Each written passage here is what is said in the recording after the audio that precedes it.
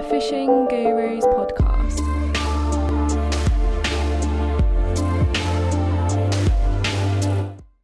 Tommy, I've done my little bit of research, and one thing I have got to ask you about, and I don't know why, this is from other sources, is VAR. Oh, don't go there with that. Come on, tell me about VAR. No. Scrap it. You're ruining football. I didn't even know what it stood for. Well, I couldn't don't even agree know more. Do you know football's round? Do you know that much about football? Yeah. Right, okay.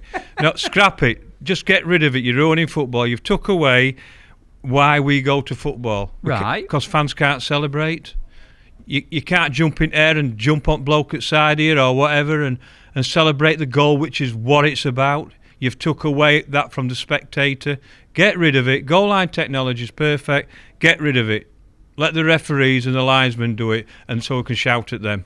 Tell you what, that's a solid opinion, that one, Toby, Matt, I have isn't to it? say, he has summed that up perfectly, word for word. Yeah. Do you think we could use it in fishing in any way? What, VAR? Yeah, to stop you catching. Yeah. we'll definitely go to VAR every time you catch a fish. Talking about football, I know that one of your massive other interests is football. Yeah. Come on, who do you support? Well, Leeds. I mean, crikey. My father and grandfather come from Leeds. And so I was a naughty boy when I was 8 years old. My granddad took me down to Ellen Road and he says, if you're naughty the rest of your life, you'll have to watch this rest of your life. And that was my punishment, and I've been punished ever since. Fantastic. But do you go to a lot of games and we're stuff season then? ticket holders. Me and my lad go, and we've took his grandson, who we're all called Thomas. We went there last year for the first time. We took his grandson for his first game. So yeah, we're season ticket holders. So we're quite passionate about it, and at the moment it's been really good. We've really enjoyed this season. Apart from we can't go see some of the best football we've ever seen at Ellen Road, and that's a shame really. But all football fans are the same. But yeah, I love my football. It's like I go fishing with my daughter and I go to football with my son. Awesome. So as a man, I've got the perfect combination. Love it. Absolutely You've had love a it. phenomenal season there, haven't you? Oh no, staggering. Honestly, they've played some the football they played, like we were talking about the game earlier, weren't we? Staggering. Yeah, and to take points away from a team like Liverpool. We took 4 off Man City, and what Marcel has done is quite staggering, and what the board have done to get him and things like that, and he's took to the city, he's took to the fans. Yeah, fantastic. I mean, it couldn't be any better for us at the moment. Did we tell you, Matt? Did we tell you about that story? Didn't we? Where their manager Bielsa, so he figured out that the average Leeds fan had to work 3 hours a day to pay for a Leeds match ticket.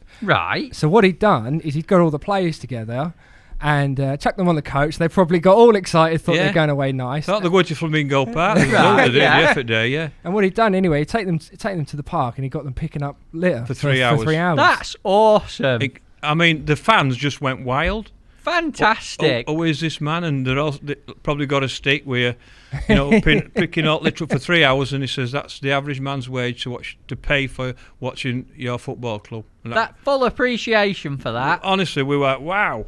All the fans, and we just love him to bits. Amazing. Yeah, it is amazing. It's been good, and long may it continue. So we'll see. Fantastic. And you mentioned your son earlier. You've got a bit of a family theme going with the name Tom, haven't you? Tell me a bit about that. This is interesting. The first son is always called Thomas, and it goes back, I think, 8 generations that I know of. And of course, I was called Thomas. There were 4 Thomas Pickerings in the same room.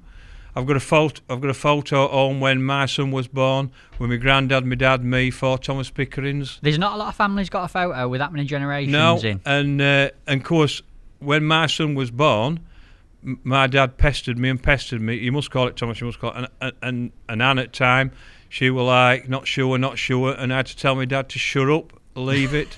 And then when Thomas was born and it were a lad, I was sat there and I looked at Anne and my heart were beating because I wanted it to be called Thomas. But of course, it's both of them. She just said Thomas David. And honestly, I ran to the phone, Dad, it's a little boy. And it went silent. And I says, we're calling it Thomas David. And he just busted into tears and just went, I'll ring you back. Put the slap phone down. And I stood with a phone in my hand like that. And then, of course, when my lads were having a girlfriend, were having a baby, it came up and Thomas went to family, explained it, and their family just went, if it's a boy, he'll be called Thomas. And they were absolutely brilliant. Never even questioned it. And when he was born, Thomas. Amazing. And with that moment, I knew how my dad felt when I rang him, and how important it was. And I said to him, lad, you've done your job now. It's up to him now. Great bit of family history. Yeah, that. it's incredible. Trouble is, in our house, when you shout Tom or Thomas, everybody looks round. Well, while we're talking about you, mate, I can just say welcome to the Fishing Gurus podcast. Oh, I can't tell you what a pleasure it is to be here. Well, you don't have to, because it's an honour. No, it's my mate, pleasure. honestly. Thank you for coming. It's a pleasure, it really is. I've been looking forward to it. I'm excited about it. I've never had headphones on and one of these stuck in front of me, so it's new to me as well. Brilliant. One thing we've got to talk about is something that's happened very recently, and I've got to admit, I haven't read it yet, and I'm not going to until this podcast is done and out there. But you have recently written a book, haven't you? Yeah. It's called Born to Win. How did that come about, Tommy? Well, the strange thing is, I've been on about doing it for years, and people have said to me you should write a book because I do a lot of these, tell stories, blah blah blah. And when it come to lockdown, I thought, what am I going to do in lockdown? What am I going to do? And I just got, because I'm not a writer, I don't write or anything like that, and I just got a piece of A4, and at 1, world champs, 2, world record, blah, blah, blah, blah, and I read them down, and I got to 30, and I thought, all right, so that was a good start, put it down, got some more paper, wrote the first one, and I wrote in 2 weeks 30 stories. Wow. In my terms. Amazing. But then I needed someone to write it in journalist forms, to put it in a book, and I knew the person I wanted, and I knew from when I worked with him years ago, I'd called Alan Barnes.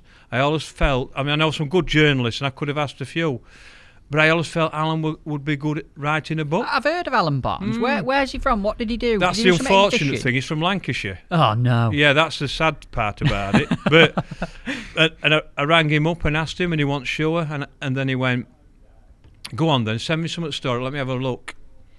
And I sent him 6 up, and he rang me back, he says, these are no good. I went, why? He went, there's Rotham in Yorkshire. I went, yeah, what's wrong with that? He said, there's only all that'll understand them. And I've gone, well, you better turn him into readable Yorkshire, but don't take the Yorkshire out the stories.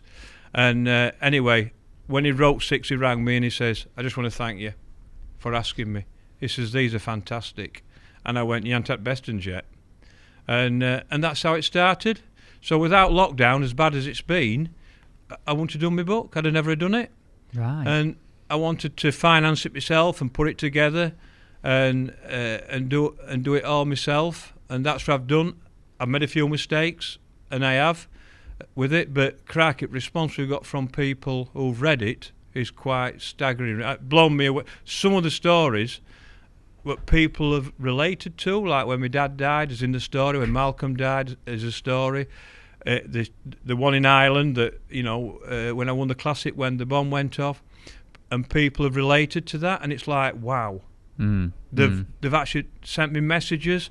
Thanks for putting that story in, and wow, but I wish I'd have, because of lockdown, I couldn't get to people to get information. I couldn't get photos or anything, but without lockdown, it would never have happened.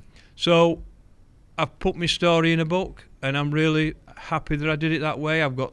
Because when I wrote it all myself, I just said to kids, I've done it now, I'm not bothered if you don't go in a book form, because I've actually put them, I've wrote them. And they're like, wow, that's amazing. And I says, it didn't bother me that much about doing it then. And then I went to another friend who put it together, and apart from we forgot to put page numbers in and another little problem, which is unbelievable, right? That's how it happened. Without lockdown, it would never have happened. I'd have never sat down and done it. Selling it's been quite difficult because we can't get to shows, exhibitions and everything like that. But the response I've got on Facebook and everything has been, I mean, put it this way, I've sold more now than I would have expected. And we can't get to the people. We can't get to shows, exhibitions where people buy things. So, but the book itself, I'm really proud of it and really chuffed. And it's amazing as you're going through things, you change. Because originally it was going to be called Bionic Bleaker. I was just going to ask you, the title "Born to Win." Where did that come from? Right. it was going to be called Barnsley Blacks, and it was a photo of the Barnsley Blacks on the front.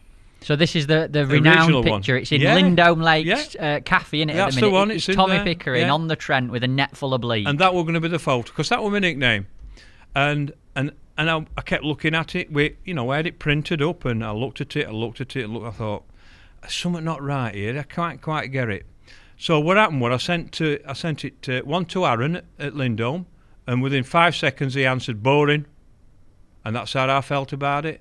And then I sent it to my friend in Adrian van der Heever in Ireland, and he said, Tommy, it's an iconic picture, it's fantastic, but it's not a front cover of a book. And he sent me that, which I found out since Frankie, Jam and Jelly, he was the one that took it, and I didn't know. Wow. I didn't know he took it. Right. He told me, and I apologise, Frankie. I'm sorry, but he took. But it was Adrian that sent me. I didn't know where it come from, and I went. For them people that are listening, there's on the front cover of the book. If you don't know, it's Tommy in his England kit, looking obviously very serious in some sort of managerial concentration mode. But what a picture! But I didn't get it. I didn't get it at all, right? And I sent it to 4 or 5 people, and they all said that's fantastic, and I didn't get it. And I'm like, what? And so I did another couple of photos. Emma got it, Alan got it, and I'm like, I don't get it. So what I did, I went into town and I went to bookshops, and I looked round bookshops, and that's when I got it. It's a book. It's a book cover. It's for people to go, oh, look at that. You've got to attract people to the book. The Barnsley Blacks, I want to attract them. And then the name, Born to Win, that's all I want to do is win. And when I was a kid, they called me Born Winner. He's a born winner, that young'un. He's born winner, him. That's what they used to say to me. Right. And so I was going to call it Born Winner. So what I did, I went Born to Win, Born Winner, sent it to 3 or 4 people, and everyone picked Born to Win. And so the next thing is you look through the book, and there's a red rum book called Born to Win and something else. And that's how it started. And I still want 100% sure. And but I'm so glad I did now, because people will remember Born to Win, which people won't remember, because it's a book. It's cover of a book. It's the first thing you see. And it was only when I went to these other shops and saw other books and see the sports person in that funny pose and things like that. It's the pose that attracts the people to the book. It is very, very serious and deep looking. And that's why I put the photo. There's a photo inside of where that photo's come from, to show you where England set up. We were having a bit of a meeting, and obviously it looks like I'm getting somebody telling off with the look of it. So, but I can't remember where it was taken. But apparently it was Frankie that took it. But right. it was Adrian that sent me it. So I'm sorry, Frankie. I've got to ask you, when you were writing the book, Tom, what was your favourite part to write about? If you had to pick one little bit, just to give people a teaser, what was your favourite part to put together and write? The thing is, they're all special. That's why they're in the book. But I love the South African one. There's a story about I've been to South Africa 5 times, and that's still special to me. When I went over and coached them and helped them, and to see how they've come on, and then you'll see the lions and the safaris. And they took me on these trips. They took me to Cape Town for a holiday. There you go. That's a great picture, that one. That is not many people have got a picture like that. No, they are. And I've got one somewhere with some little young tigers as well. So what are they, lions? They're lions. So this is going to sound really serious. Sorry, mate. Are they like friendly to be around? Oh, You're not nervous or anything. Look at the no. size I mean, you're of lying the on paw. him. Oh no! You can't believe the size of these animals. But they are. You pay extra. You can go in and you can lay with them. And at the end of the day, like if they nip you or bite you, so be it. But that's a picture, folks, of Tommy laid on a grass floor with 3 lion cubs, and there's another one laid down behind him as well. And there's loads behind me as well. There are a load of them. It's. How did that come about? Well, when you go to these safari parks, they actually breed them. We are these people in safari parks. There won't be no lions in or any animals in South Africa, because they'd just be poached. So they breed them and take them to these parks. And I can remember going to one of these parks. This park is like 27 miles squared. It's like you drive round and you look for the animals. And I took a video of we're driving round, and my mate Case from South Africa, driving me round, and you drive round, you're looking for the animals. And he went, stop. I went, what? He went, look there. I went, what? He said, there's 2 cars here and they stood. And I've gone down, and we've pulled behind them, and there's 2 lions walking down, and they've gone into the field. He says they're hunting. So we've drove round, and we're watching them at field. You can see the heads popping up like this, and all of a sudden they've come along, right, and they've walked in front of my car, and I'm videoing them walking in front of the car. Literally yards in front of you. 2 yards in front of the car, right, and then just gone right slow, just hunting, looking for these impellas, or whatever they call them. So anyway, it was like, wow. That were a wow moment in my life, right? It was like, you watch them come out and come, the wild animals, right? And they went off. And so next day I went fishing with some lads, and Big Jumbo, who won the World Championship, were there. And I told him the story. And he looked at me. I said, what's up? He went, I have been to that park 4 times. I have never seen the lions. Wow. Tommy flies in from England and they walk in front of the car. And I went, really? He went, he was absolutely livid. He were actually, they walked in front of the car. He'd never seen them in 4 visits. That's how you had to find them. And it were incredible. Amazing. What an experience. But the week after, I went to another one with Adrian and his family. And we're driving round and we found the lions in this park. The week, 2 weeks before we got there were a Japanese family driving round, and the dad got out to take photos, and they ate him. Never. No, they ate him. No, they ate him. In front of the kids and family? Yeah. No. They ate him. I mean, there's that many signs on that says, "Get out! Don't get out your car. They'll eat you," sort of thing. He got out thinking they were tame to take closer photos. Well, he got a close one, all right, straight in the stomach. Yeah, it's true that. Yeah, they ate him, and it were. I mean, that shocked me. Well, they'd never had a Japanese before, so it was first time. Yeah. So, yeah. I mean, it's quite staggering, but that's how real it is. Yeah.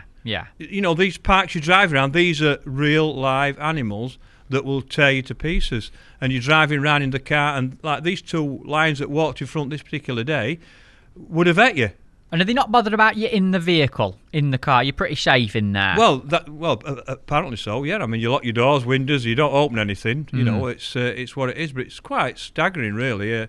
But I loved my 5 trips to South. I've had some great moments there. When did it come about then, Tommy? Did it come about from fishing a world champs there, or coaching the South African team? When did you first go to South Africa? What happened was, right, in the early days, when I started coaching the ladies, the first year we were in Slovenia, and there was a lady called Anne, and her husband.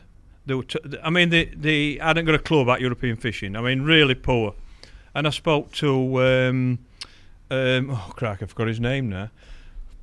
The manager, who was Anne's husband, about going over, and we spoke a couple of times. He'd rang me, text me about going over and coaching, and I told him, look, I give him a blueprint of what to do and everything like that. And he got shot in his own home, got killed. No. Yeah, burglars come in and he got shot.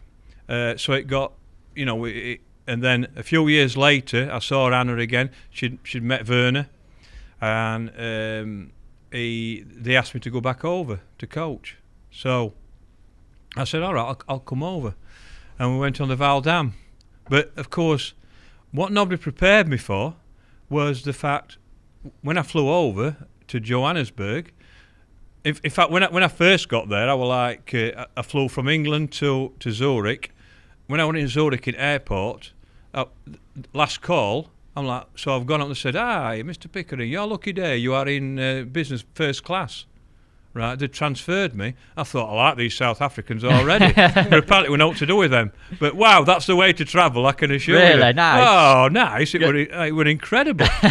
And anyway, when I get there, I got out and jumped in car and met them. And then you're driving past all these townships, right? Well, if you've seen them on telly, you think about it. When you see them live, it will like, oh, wow. Tell me about them. What do you mean by a township, Tommy? What's it like? It's where all the communities, the black communities live, the workers, they call them, that work in the airports and places like that. And it just looked horrific, especially for someone who'd never seen it before. And they were massive because this is where all the workers, and I went, what's that? And they went, oh, it's where all workers live, it's the townships. And then when you get into the nice parts of Johannesburg, it's like a different world. So it shocked me a bit to start with, and then I went in the house where what they call it had been, I forgot his name, I should never forget his name, got killed. And I was like, wow, like this is, I couldn't sleep at night. Then when I went to bed that night, all the 4 bedrooms, everything's electrified. The gates, you open with gates. You walked into your bedroom, it's all wired up and guarded. It's natural to them, but for me, nobody told me. I was like, where the hell am I? Wow. Must have been scary, that, Tommy. Scary? Honestly, I can honestly say I was petrified, but then I got used to it. To them, it's second nature. And I started getting used to the what goes off and the culture and everything like that. And I grew to love the country. I love wild and things that are raw and wild. And then we went to the Vaal River and we went fishing on the Vaal River. And I quickly I learned them about the fishing side and what to do and European style. But I also learned them about breeding maggots and making, because they had no ground baits or anything. Right. I mean, they gave me this ground bait and I went, what's that?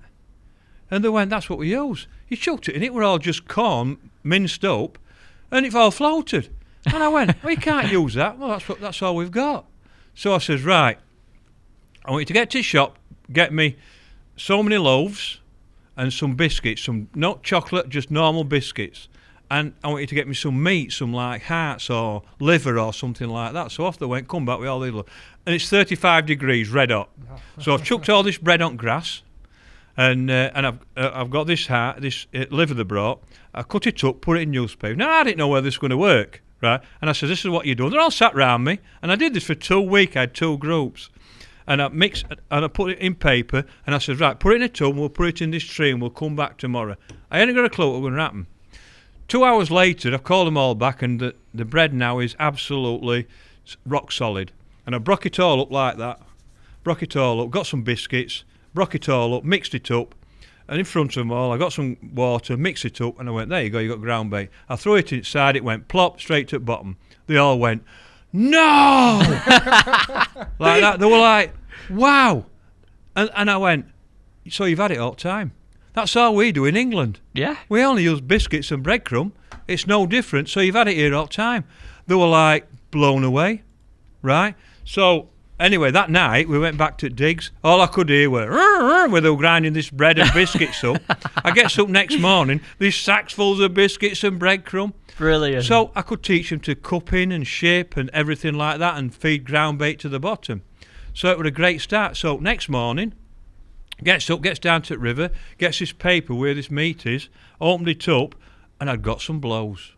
Right. I was like, wow. What do you mean by blows? That Well, flies are blown on it, and I've gone, look, there's some blows there. Showed them what they were, the little clumps of white. I still didn't know they were going to be maggots, so I've wrapped them back up, put them in a tub and somewhere cool where it was a bit cooler.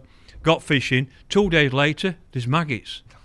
They turn into maggots. And they'd never had maggots before? No, they want a maggot in South Africa. What did they use as bait before that? Corn. And some little worms, right? So they're all like, what? So I'm watching them grow and I'm giving them a bit more meat to feed up. 3 days later, they're proper maggots, right? So they're all, get them all a couple. They were using dragonflies and all kind of things on there. You won't believe what they had to use. So the group that came the next week, they had maggots, they had ground bait, breadcrumb, they had everything. Right, because what they were doing, the mates were ringing them through, telling them what we were doing. They'd bred maggots, and a couple of them had come with their own maggots, and from that they learned how to breed maggots, how to make ground bait, and everything. What a stepping stone to show them, though, from not having that. Well, the thing is, nobody knows. I mean, they used to come over. They were a laughing country. They were always bottom, always struggled, and then all of a sudden. They've won. I think ladies have won 2 medals, a silver and a bronze. The men have won a gold.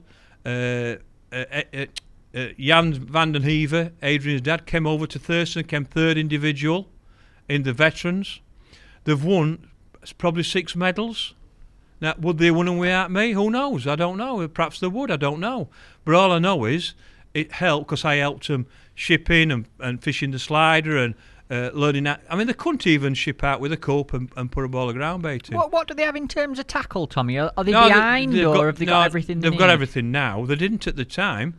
I remember when the team came over from the vets, because what I said to one of them, you need a place to store your stuff, because they used to buy the stuff all the time. And they went to Jan van Schendel's, sorry, not Jan van Schendel's, Marcel van den Hivers. No, Marcel's Vandenheim factory. Yeah. And I said, go there and you want like 10 lots of stuff and just build up of it. So every time you fly over, because it was costing them like $2,000 every trip, and store it there, pick it up and then drive to the place you're going to fish. Yeah. So, and that's what they do now. That's what they actually do. But they've got all the stuff, and if you saw them fish, some of them are fantastic now. They're great fishermen. They've got some great fishermen. What they do in bank angling, with dibs and dabs and everything like that, is a different league. You know, they learnt me lots about dibs and dabs and putting... What's a dib and a dab? Well, flavours and colourings and things like that. Right. It's all come from South Africa. These are the boys when it comes to it. They're like, it's quite staggering. So from that, they took me to Cape Town and as a holiday, and that were like, wow, what a place that is. Same trip? Oh, same trip. How long were you there for then? I went for 2 weeks on the first one. So I did 2 coaching sessions, it's like 4 days each, and then 4 days in Cape Town as a thank you.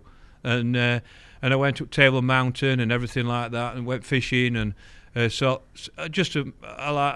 of the things, I lost one of my phones and had all the photos from Cape Town on. Oh, no. And that were a bit of disappointment for me, like, so I can't look back now. Yeah. But that were a special trip, and from then on we had a great bond. I had a great bond with South Africans, and they've just got better and stronger.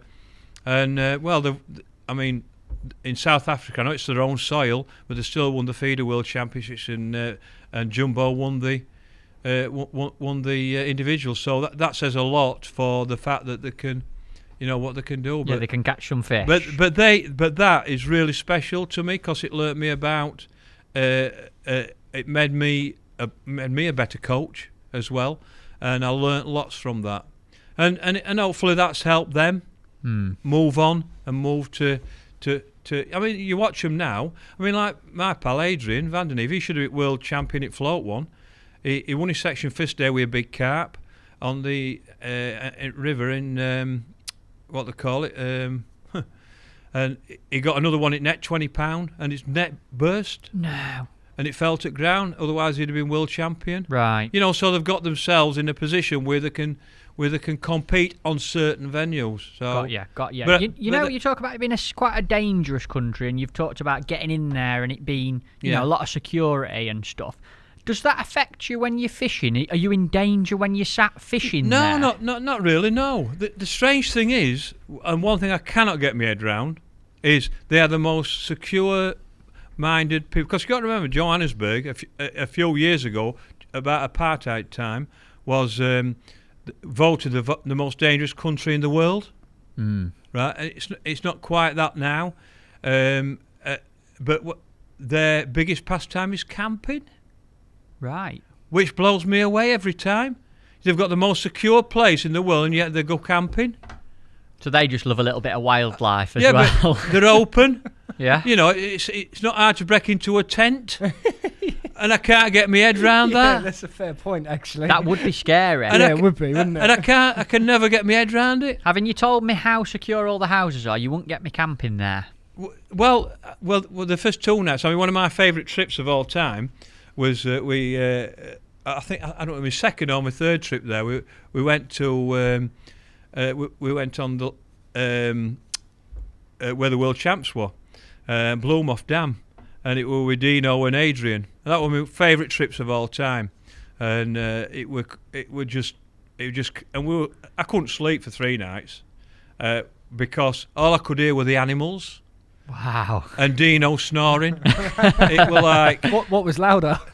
Dino snoring without a doubt. But I could hear the animals. Where were you staying in some sort of right out in the sticks? Then, outside at water. Right. Wow. At Bloemhof, and we had a thunderstorm one night, and in 5 minutes I counted 115 flashes of lightning in 5 minutes. 5 minutes. What an experience, though. It was like it was just like if somebody had got some music on, it was just like a pop group singing. It was like that, incredible. I've got it in my video on my phone somewhere, and it was quite staggering. But it was the best trip ever. I mean, there's a photo of me and Dino and Adrian, and it was just a great trip. Right. Sat there, they were cooking breakfast and meals and barbecues and braise and stuff like that, and then just sat there with a beer, and then next morning get up and have a fit. It was just the best trip. Well, I know that there's been world champs in South Africa. Did you go to both feeder ones there? I went to one. I went to the first one. Yeah. Did that come about because of you going to South Africa in the first No. place? There you go. Sorry, I just had to dig that out. That's great picture. it's a Great photo. Well, What's that? A catfish? That's a catfish. Yeah. Oh, they call them barbel. They're known as barbel. That's not a barbel. That's a big old barbel. In South Africa, they're called barbel. Wow. But it's a staggering place, The and size of the venue. Yeah. that's one of my all-time greatest photos. That's I love that photo. So there's a big net of fish, folks. Obviously some big carp and stuff, and then there's a massive catfish. Tommy and his 2 South African friends. It's quite staggering, really. But like no, the World Feeder Championships started because of South Africa. They put it forward, so that's how it got started. They nominated, and of course, I don't know which country's second, third in it, whatever, but that's how it got started, really, with the South Africans. We have to thank for the World Championships. And how did you find the Feeder World Championships in South Africa? Oh, a bit annoying, really. I think we got his first. Did we get his first? No, we got a medal. We got bronze. We joined second with Hungary. They beat us on weight, but it's one we let go. Really, that should have been his first win. And we had we got a couple of things wrong. We did all right first day. Second day we didn't quite get it right. Can you tell us what you think you could have done better? Well, yeah, end of daylight. I think a couple of spots. It's full of fish, but they didn't want feeding. You couldn't feed them, and we perhaps put a bit too much stuff in. We didn't change enough, and we had 3 good results and 2 bad ones. And the trouble, one of the biggest problem was we had Mick on A1, and you didn't want to be the first 5 or 6 pegs. Right. The fish had moved up into the middle, and he were on A1, and we tried to get him to catch these up when we should have just let him fish, and I think we'd have had 3 or 4 more points. We'd have certainly got a silver, and we'd have pushed him. Yeah, you're talking about Mick Vales being on the end peg. And it was the worst end peg that's ever been in match fishing. There's just no fish there. Got you. And the first 5 or 6 you didn't want to be.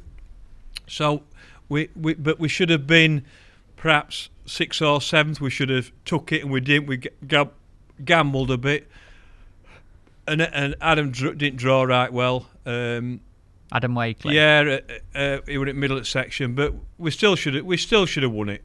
Right. I look back and think, when you look back in your life and think, I'll let that one get away. And I think that were a bit of inexperience on my behalf as well, because I was fishing. I wanted to fish, and I think I probably got a couple of things wrong on that one, but. It's what it is. We come away with a medal. I mean, lads went last year; they didn't come away with a medal, so that's probably even, a worse feeling. But I come away and think we should have won that. We should have won that one. We certainly should have been second.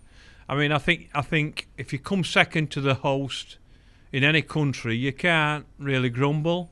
That's a good result. Second's never a good result, but.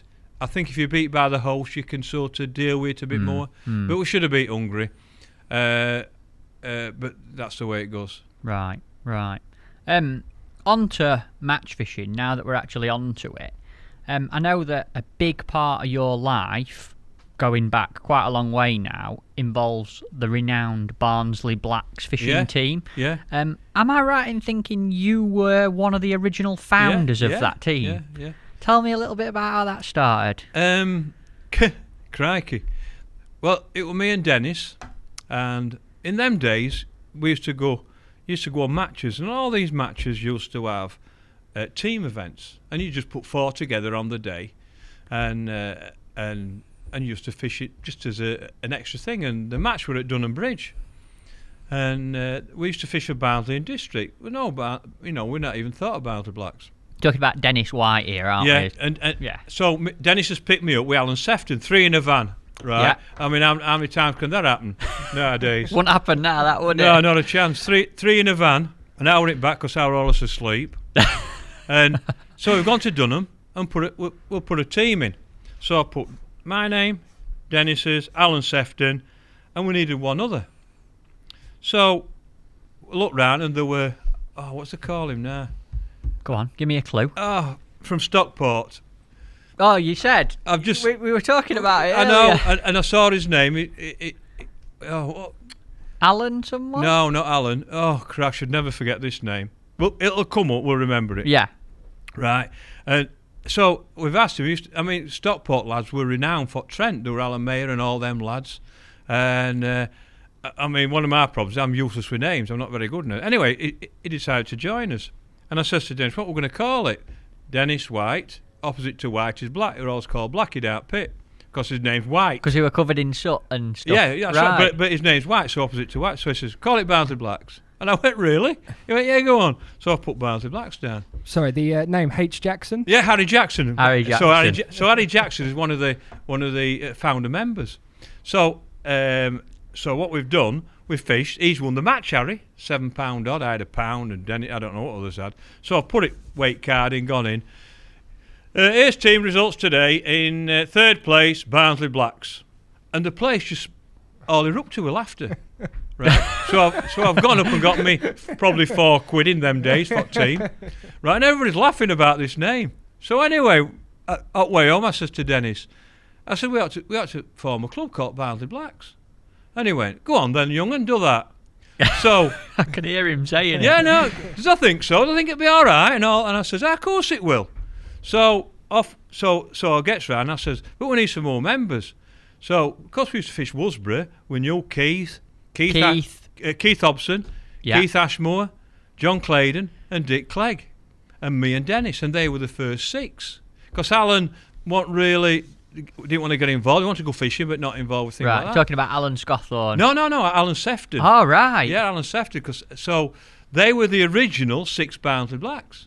Wow. Right. So them 6, then we went round doing all the same sort of thing, putting teams of 4 in, teams of 6, and then one of the lads says, let's put a team in Angling Times Winter League, and I says, oh, all right then, and by this time we were looking for other members then, so we got John Allerton, Adrian Broomhead, Dave Thomas, Stuart Thompson, Bob Walker, Jimmy Baxter. Jim Baxter, Angling Star Jim Baxter. Yeah, from Sheffield. Wow. So I don't know all them names, but I know obviously quite a few. But them 12 then, right, we put a team in Angling Times Winter League, we joined Trentman Winter League. We joined that. So we've gone down there and we've won it. We've beat them the first year in. We've actually won the round of the Winter League. So the semi-finals then are on Attenborough Gravel Pits. We've gone down there. We've won that, qualified for the final at Coombe Abbey. Fantastic. We're going in touch with Ivan to come and help us. Ivan Marks, another legend. And we've gone down and had practice and done different things. And it was the first day ever I met Stevie Gardner, because in the final I drew next to Stevie Gardner. And I had 3 bream and he had 2. So it still owes me £1 from that day as well. I won't get it. I won't get it. So, and we won it. We actually won it. So first year in, we've actually Angling Times champions. The Barnsley Blacks. The Barnsley Blacks.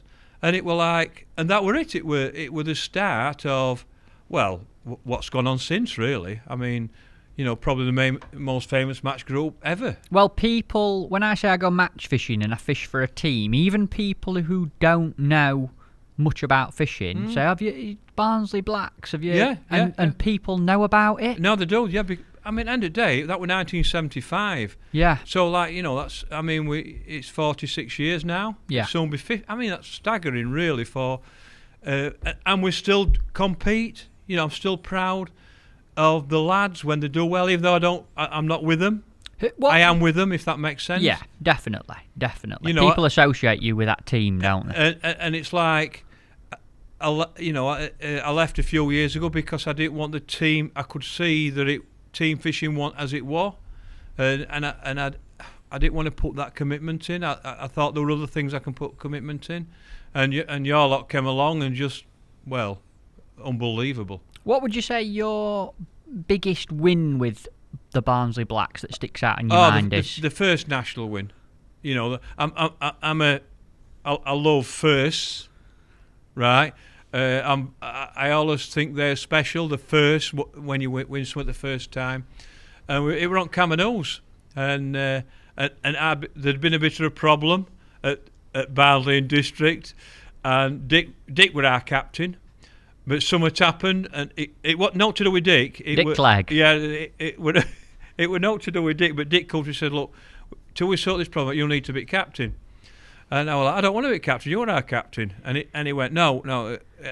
What it was, they tried to get Dick out, right, and somebody else in, and we didn't accept it. Right. So the committee and Dick had decided this year it wouldn't be him, and they asked me to do it. So the captain, it were on Camino's, and we went down. Oh, it were horrific. It were like catch a fish. Really rock hard fishing. Well, I dry netted. I didn't catch one. Right. In my section, there were only 14 catches. Out of how many in a section? 80. Something like that. I think there were 78, 80. And I never had a bite. I come back, John Allerton, John Smiles have won the section. Results were good apart from mine, but you've got a dry net. But so had most teams. There were only one team without a dry net, and that were Notts Fed. We just expected them to win it. And it come up third, so-and-so, second, Notts Fed, and we all went, "What?" We're all like, "Really?" And we're all just looking, waiting. Who's won it then? Right, sort of thing. National champions for 1979, Barnsley District. Well, we went nuts like that. Oh, awesome. I mean, you can see a photo. I mean, look how young we are. Look at that for a photo. That photo is brilliant. Look isn't who's it? the centrepiece. What's with that hair, Tommy? Yeah, well, I had some in them days. But Flipping I heck. was like Shirley Temple, I'll be honest What with you. I'd give for a head We of hair all had. like that. Look at everybody's hair just about. Even Keith had a bit, look. That is a right picture. I can see Dennis next to you Yeah. there. Look at how cheeky he looks. Well, that sums it up perfectly. Yeah. But there's Bob Walker, John Claydon, Allerton, Nicky Harrison. I mean, look at that next to Dick. That's Alan Scott on that next to Dick. How old's Alan Scotthorne there, Tommy? I'm not 100% sure, but about 18. Look at him. No, he might not be 18. He might be 17. What a team. And we won it for first time. And now Barnsley, of course, hold the record For the most national for the wins. most national wins. And it's they overtook Leeds, or the vehicle Leeds, I'm not quite sure.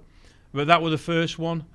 And so that were always really special. I can imagine. It were always, wow, we've won it. We're national champions. And it's like, and when we won that, there wasn't a World Club Champs, so we didn't go to one. But, that set it all off, really. The Cool Mabbit one, the Angling Times, were that we realised we could be a team and we could actually compete. But that were the one winning national championship, because that's what it were about. Forget about today. In them days, that were it. That were the big match. National champion.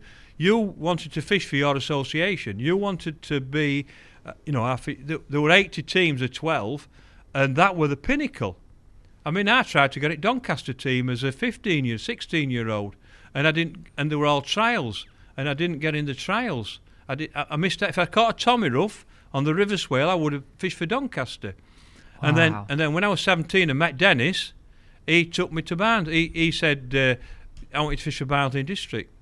And so I put my nomination in at 18-year-old. And on my 18th birthday, I went through to Barnsley, and my mate were a delegate, and I sat in a pub, and they picked the national team. And I got picked on my record of just basically a club angler. But I got in, so I fished my first, and that was on my 18th birthday. Right. And so I got picked for my first national on my 18th birthday. And there's another iconic age at 23, which I'll tell you hopefully in a bit. Quite ironic that both my two big achievements, or two of my big achievements, were on my birthday, like birthday Lucky presents. day, innit? Yeah, it? that's not bad. Cracking. And so it's like, that's how it was in them days. You put your nomination in, and the committee picked the team. Then you went and fished, and that's how it was in them. But that was the big match. People don't, and it's one of the things that I fell out with team fishing a little bit in that way because people didn't take it like we used to take it, and other things become more important. Tell me in a little bit more detail about what you mean by that. Like, why did you actually leave that team? Because obviously you've been such a big part of it for so long. It were England, really. Right. I knew we're never going to fish for England, so why do I want to run round fishing all these places, team fishing, like running, because you know how much effort and time goes into it. You dedicate your season to it. Yeah. And I didn't want to do that. I didn't think it was fair on the lads that it's not fair. I don't want to fish that, and I want to fish this, and I want to do what I want to do. It's not fair. You can't do that in a team. And because I was never going to fish for England, I thought, what's the point? I knew that Mark weren't going to pick me. So I went down a different avenue. I went down the commercial avenue. And that's all it was, really. Right. I still want Barnsley to win. If me and Dennis still ring each other when they've done well and talk about it. It's still in his heart, really. What's your take on like Barnsley now? When you look at it now, obviously it's a totally different mix of characters. And what's your take when you look down and when you see that now? When you see us going away on the World Club Champs and stuff, how does that make you feel? I feel quite proud, actually. Jealous and proud, because I haven't forgot that I was a former member. No matter if I don't show things, trust me and Dennis are still, and Dennis more than me, if that makes sense, because he is Barnsley through and through. And whereas I've never been a Barnsley lad, but he's a Barnsley lad. And so it's really, it's so important to him, and I know that. But what the team has done is quite staggering. I know the competition's not as fierce as it was. There were probably 10 teams, 12 teams when we used to fish it, and there ain't that now. There's Starlets and there's Dorking, and you've got to beat them. And I don't mean that disrespectfully and to take anything away, but it's like when I look at your young'uns, wow,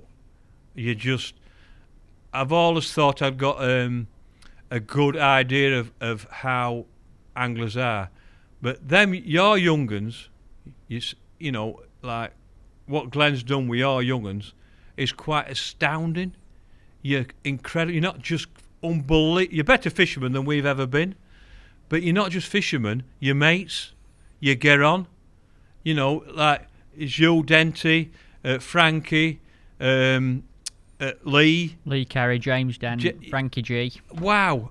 When I watch you fish, I could sit and watch you all day. And that's beside the other lads. You've got, Andy Geldart, Nicky Crooks. Yeah. I mean, I don't know some of them. I don't know them well enough, but I know you've got 5 or 6, not just great anglers, world-class anglers. You could represent England in the World Championships, and nobody would argue. You're that good. And Glenn's put that team together with the help of other people. I know Lee's has a bit of influence, but you've got the Master Alan as well on looking over that. So you can all look up to him, and it's just wow. And like I can remember when you won. I mean, one of the things I always wanted to do was win World Club Champs, and when you won that, I was in the right mess. Can I tell you a story about that? Yeah. When you were talking about Dennis and him being Barnsley through and through, well, that week we won the World Club Champs. It was St Quentin on a canal in France, and Dennis came away with us, and we all love him to bits. Got so much respect for him. 100%. And he was with us all week practising, throws himself into it, doesn't he? And there's no denying he's getting older now. Oh, yeah.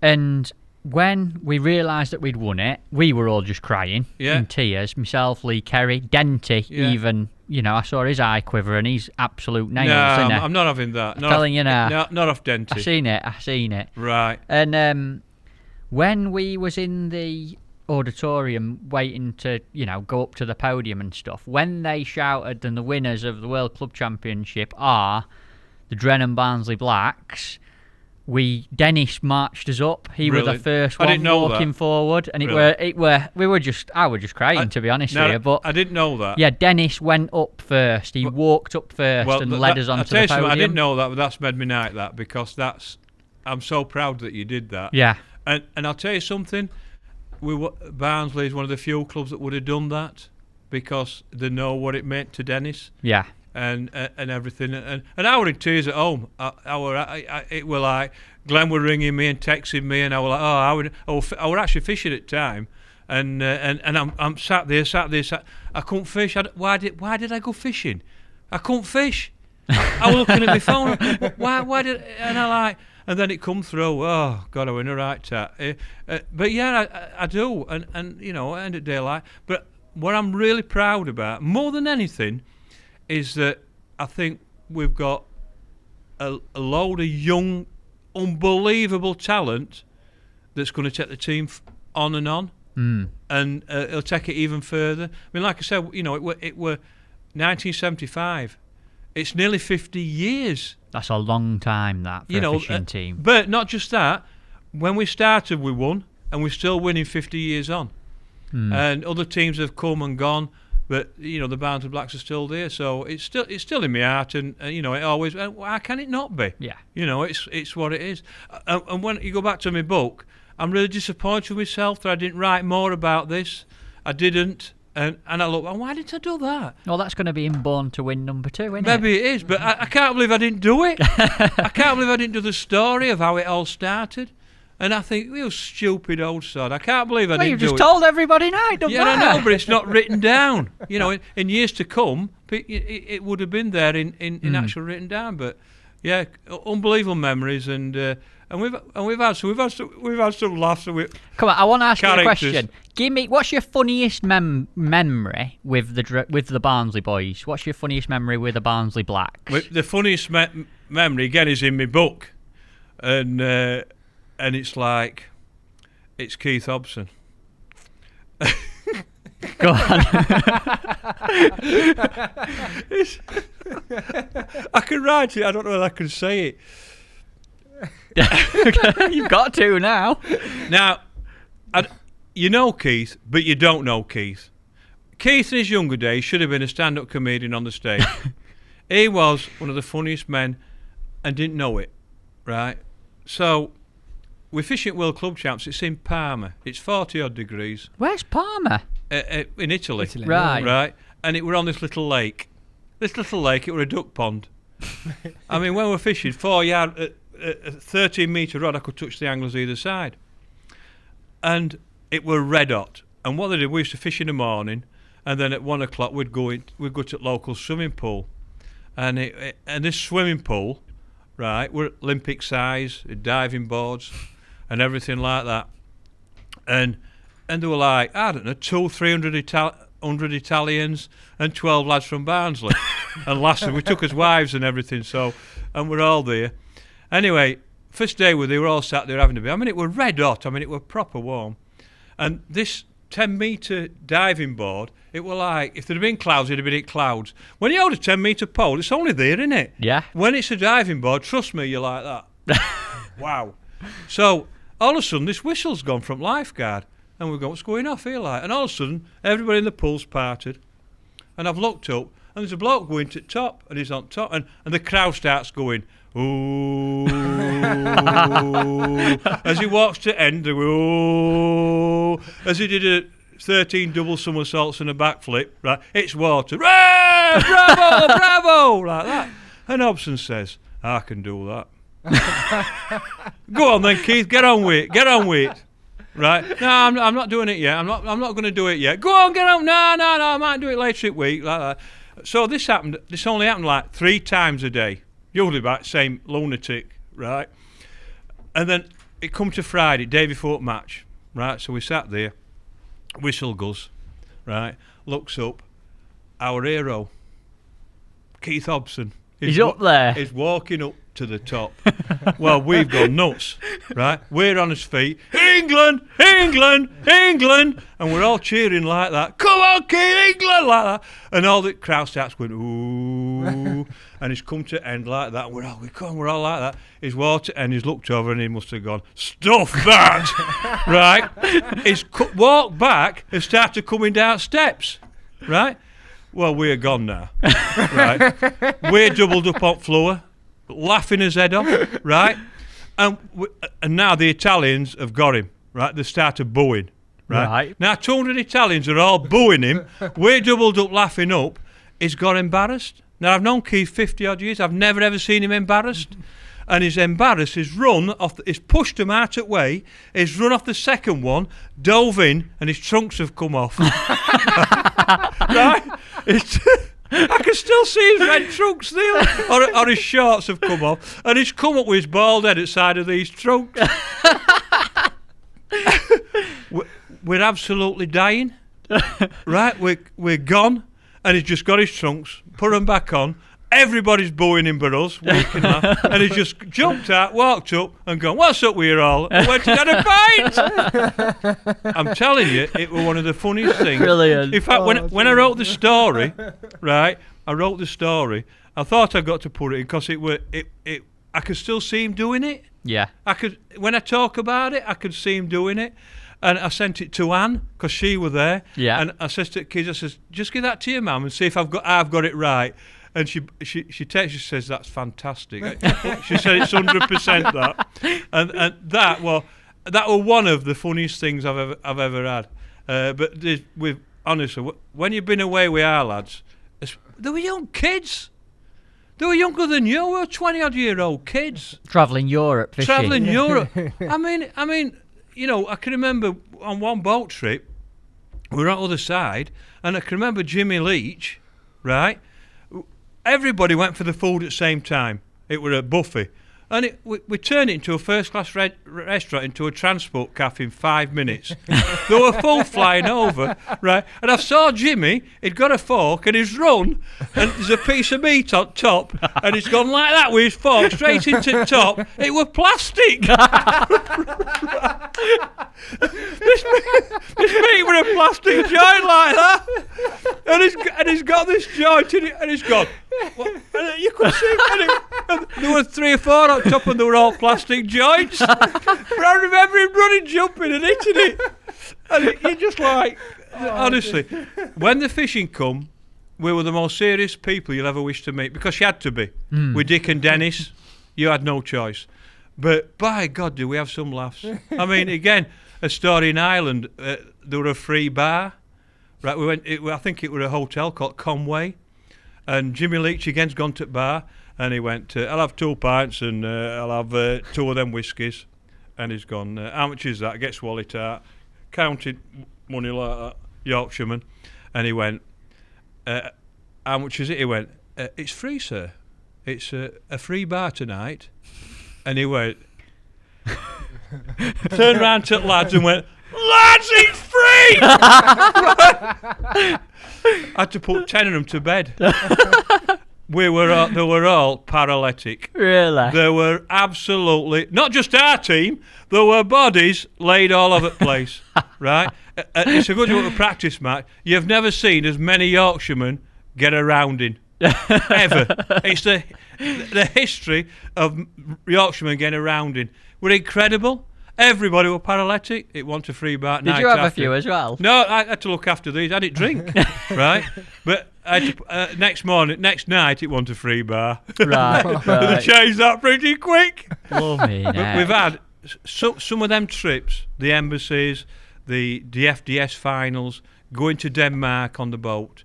Wow, priceless, special moments. I mean, I think we won Sealing Classic. We won the knockout 4 year on trot. As Barnsley? As Barnsley, yeah. We got there 6 year on trot. Tell us about that competition, Tommy. Well, it were a knockout. You fished teams, team to team, and you knocked them out like FA Cup. And then you got to a semi-final. Then you had to get top 4 of a northern semi-final or a southern semi-final. And then 4 teams went, and we actually got to the final 6 year on trot, which were quite staggering, really. We never got beat at Worsborough. We got close a couple of times. Bradford and Gould gave us a good run, but we never. The second team got beat, but the first team never got beat at Worsborough. That's Worsborough Reservoir, right next to Barnsley. Yeah, and but the away trips, of course, we used to sometimes go to places we'd never seen before, and there were like had to learn about it. Put a lot of work in it. They were hard to beat, some of these teams, but we managed to get through. We had some right ding-dongs with Goldthorpe and Smithers, as they call in them days. I mean, like to the death. Right. They were proper die things. Was there some rivalry between them local teams? Put it this way. Us and Smithers, that then become Goldthorpe, were the biggest rivalry between us and them ever in match fishing. Why? Tell us about it. Because it were rivalry. Oh, no, these were to the death. Right, but we were mates.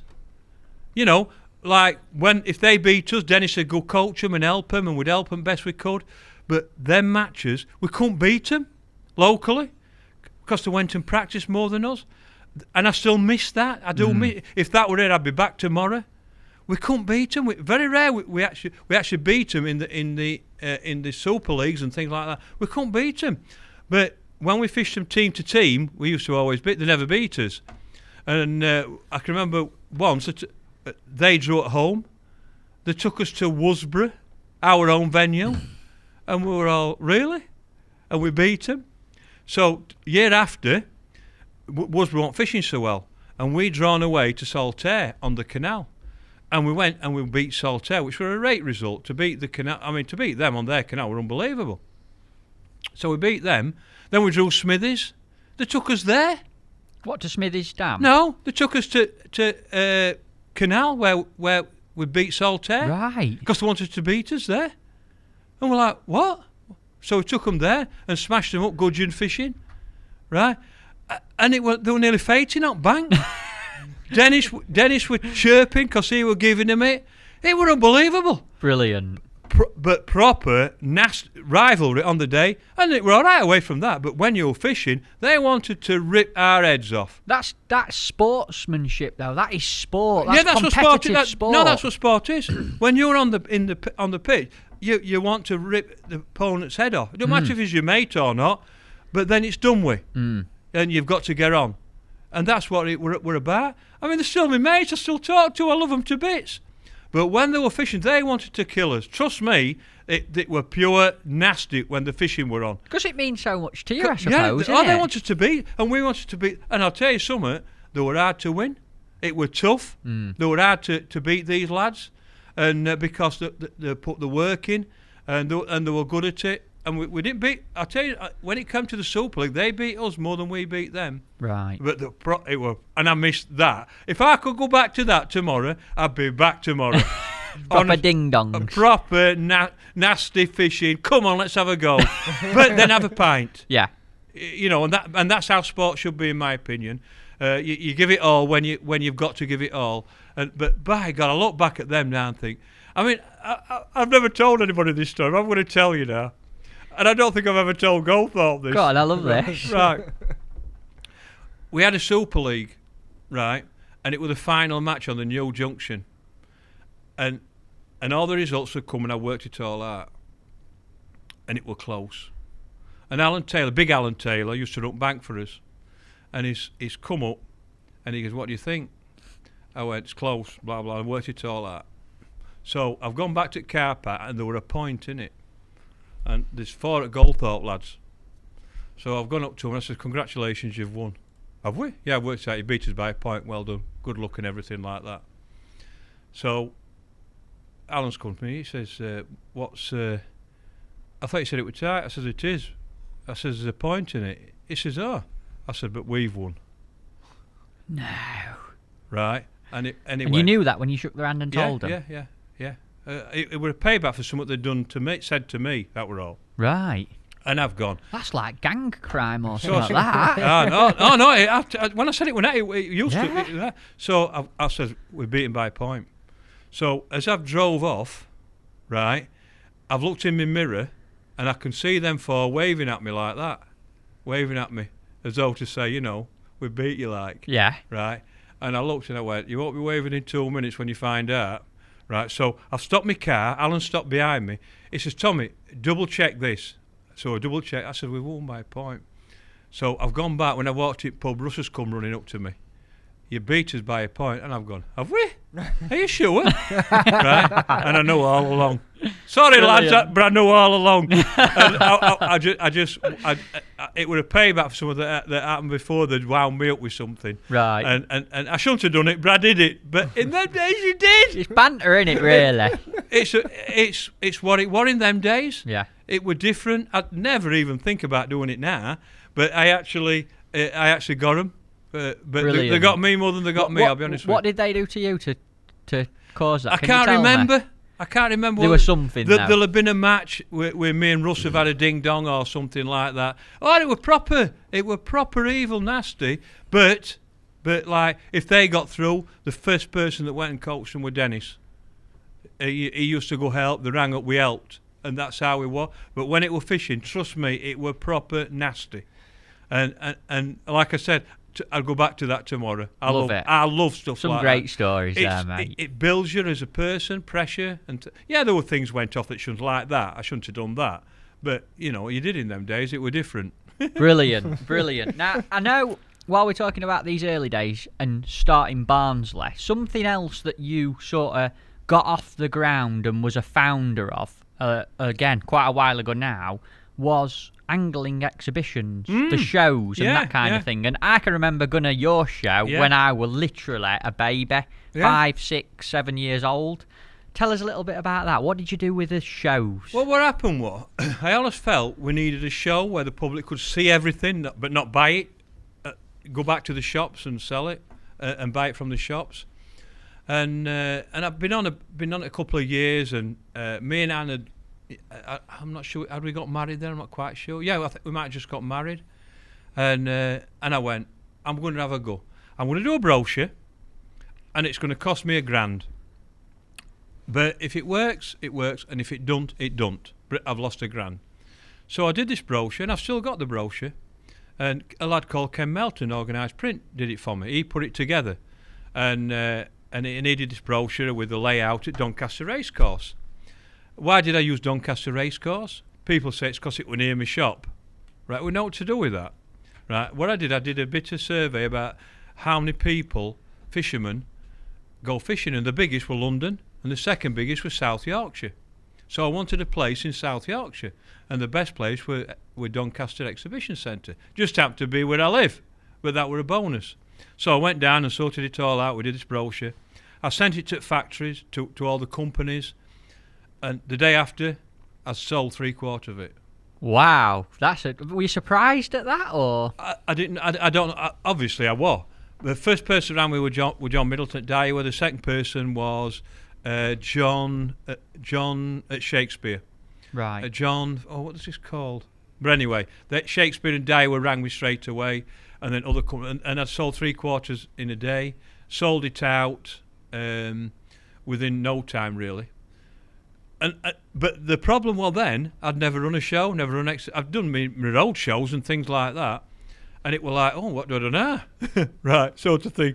So we planned it, and we had this first show, and I think 7,000 people turned up on the first one, which people said there'd be thousands, and there were, but I didn't know what to expect, and I thought, 7,000 turned up, they all moaned that they couldn't buy. And I went, yeah, but I don't want it to be a jumble sale. I didn't want it to be like Chatsworth where people take the rubbish to get rid of. I want people to see the good products, but the companies can't sell because of the shops. And I said, I can't do it both ways.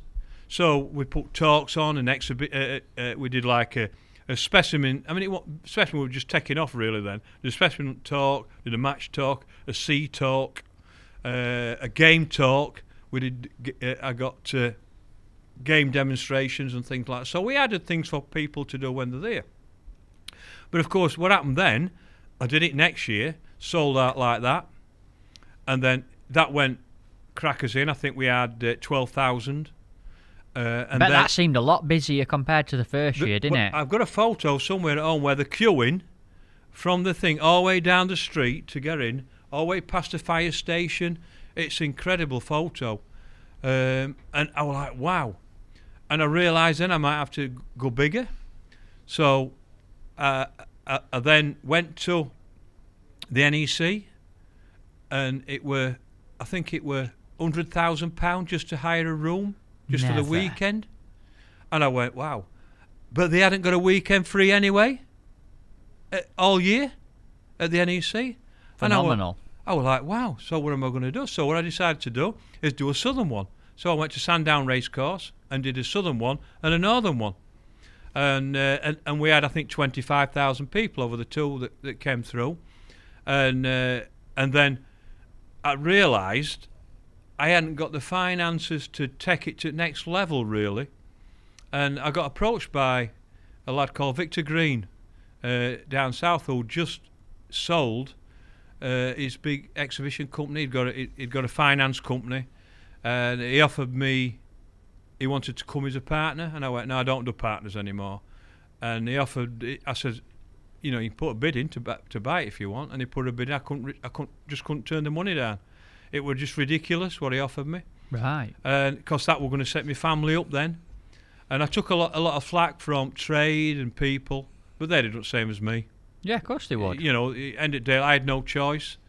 I realised I couldn't take it further, but what it did then, it split the trade up a little bit, which I regretted a bit, but it were understandable as well. What do you mean by it split the trade? Well, Tommy? all of a sudden the Angling Times did their show.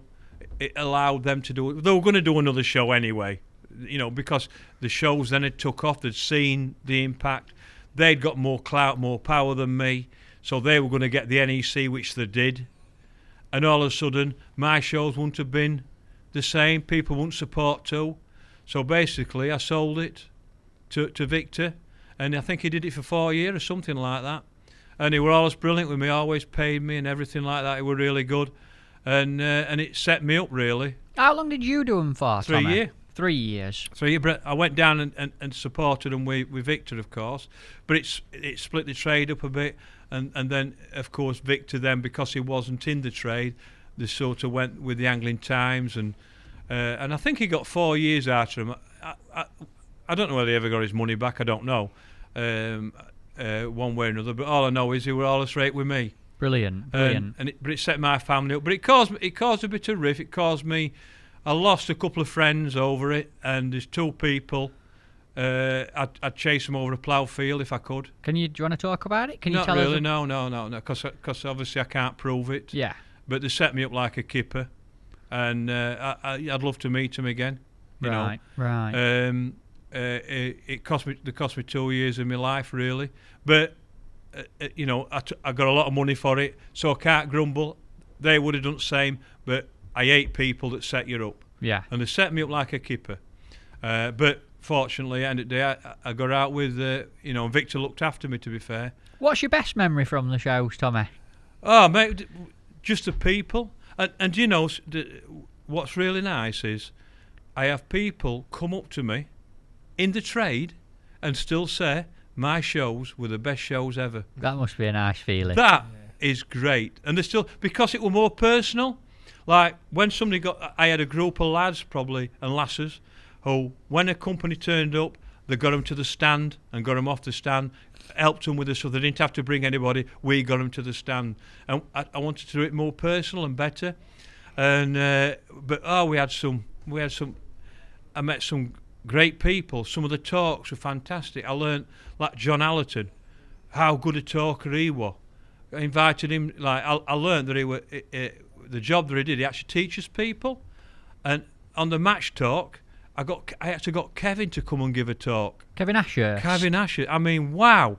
That to me is like God coming. That's phenomenal. My granddad talked. Well, he used to talk about Benny, even Kevin's dad. Kevin come and give a talk. And then I got John to come. People wanted to come. And I got, in the Spessy world, I got Yatesy to come. Wow. They all wanted to come and talk at my talks. You know, and I paid them. You know, they didn't. I paid them. I think I paid them all. I paid everybody the same. I think I gave them all 100 quid, which were a lot of money then. Yeah. You know, and I went, and the travelling expenses. Everybody got the same, but like I got Yatesy to come to go. That was like wow, because he's caught this big car that, and it's like massive, £44, whatever. Not that Richard Walker. I forget how big his was. But like, I got John and I got to get Kevin actually came and give a talk. Right. I mean, Ian was the best talker in angling, and he were always there. Ian in heaps. Right. He were always on the thing because he were awesome at it. I mean, I got Dennis to come and they were awesome. They were fantastic. But to get some of these people to come and talk at my shows, I still think about them and. I wonder what would have happened if I'd have still been in Sheffield. I don't think I would have been because I think Angling Times would have took over. Yeah, someone big would have bought it out. And so I got a bit of stick at time, but I got paid for that stick. And at the end of the day, like it set me and my family up. It was start of like Van der Nine. And like Pete Clapperton brought a right team of experts. He brought Marcel over. And they were doing demonstrations. When people just get into ground baits and things like that.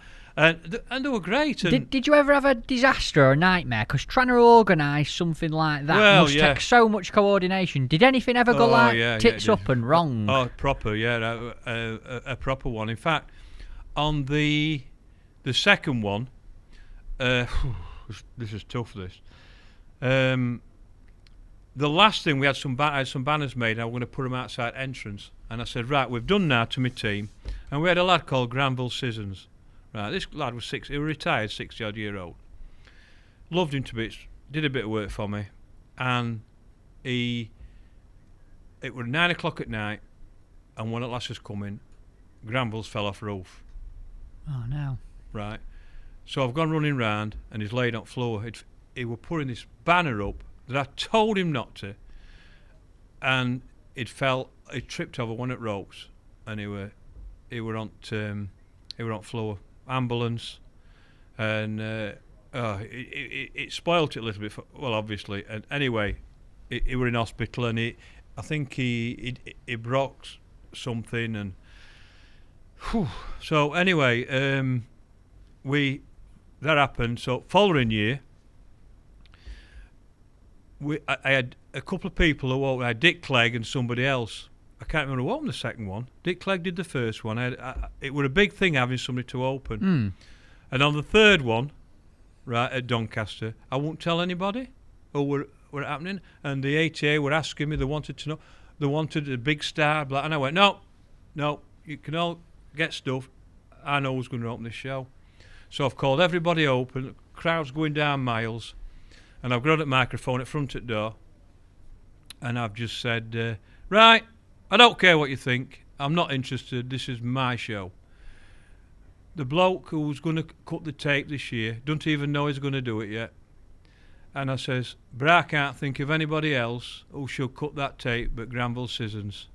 Wow. And I could see if I turned round and he were gone. Right. There were tears coming down, and him and his wife came over. I'm filling up now talking about it. Wow.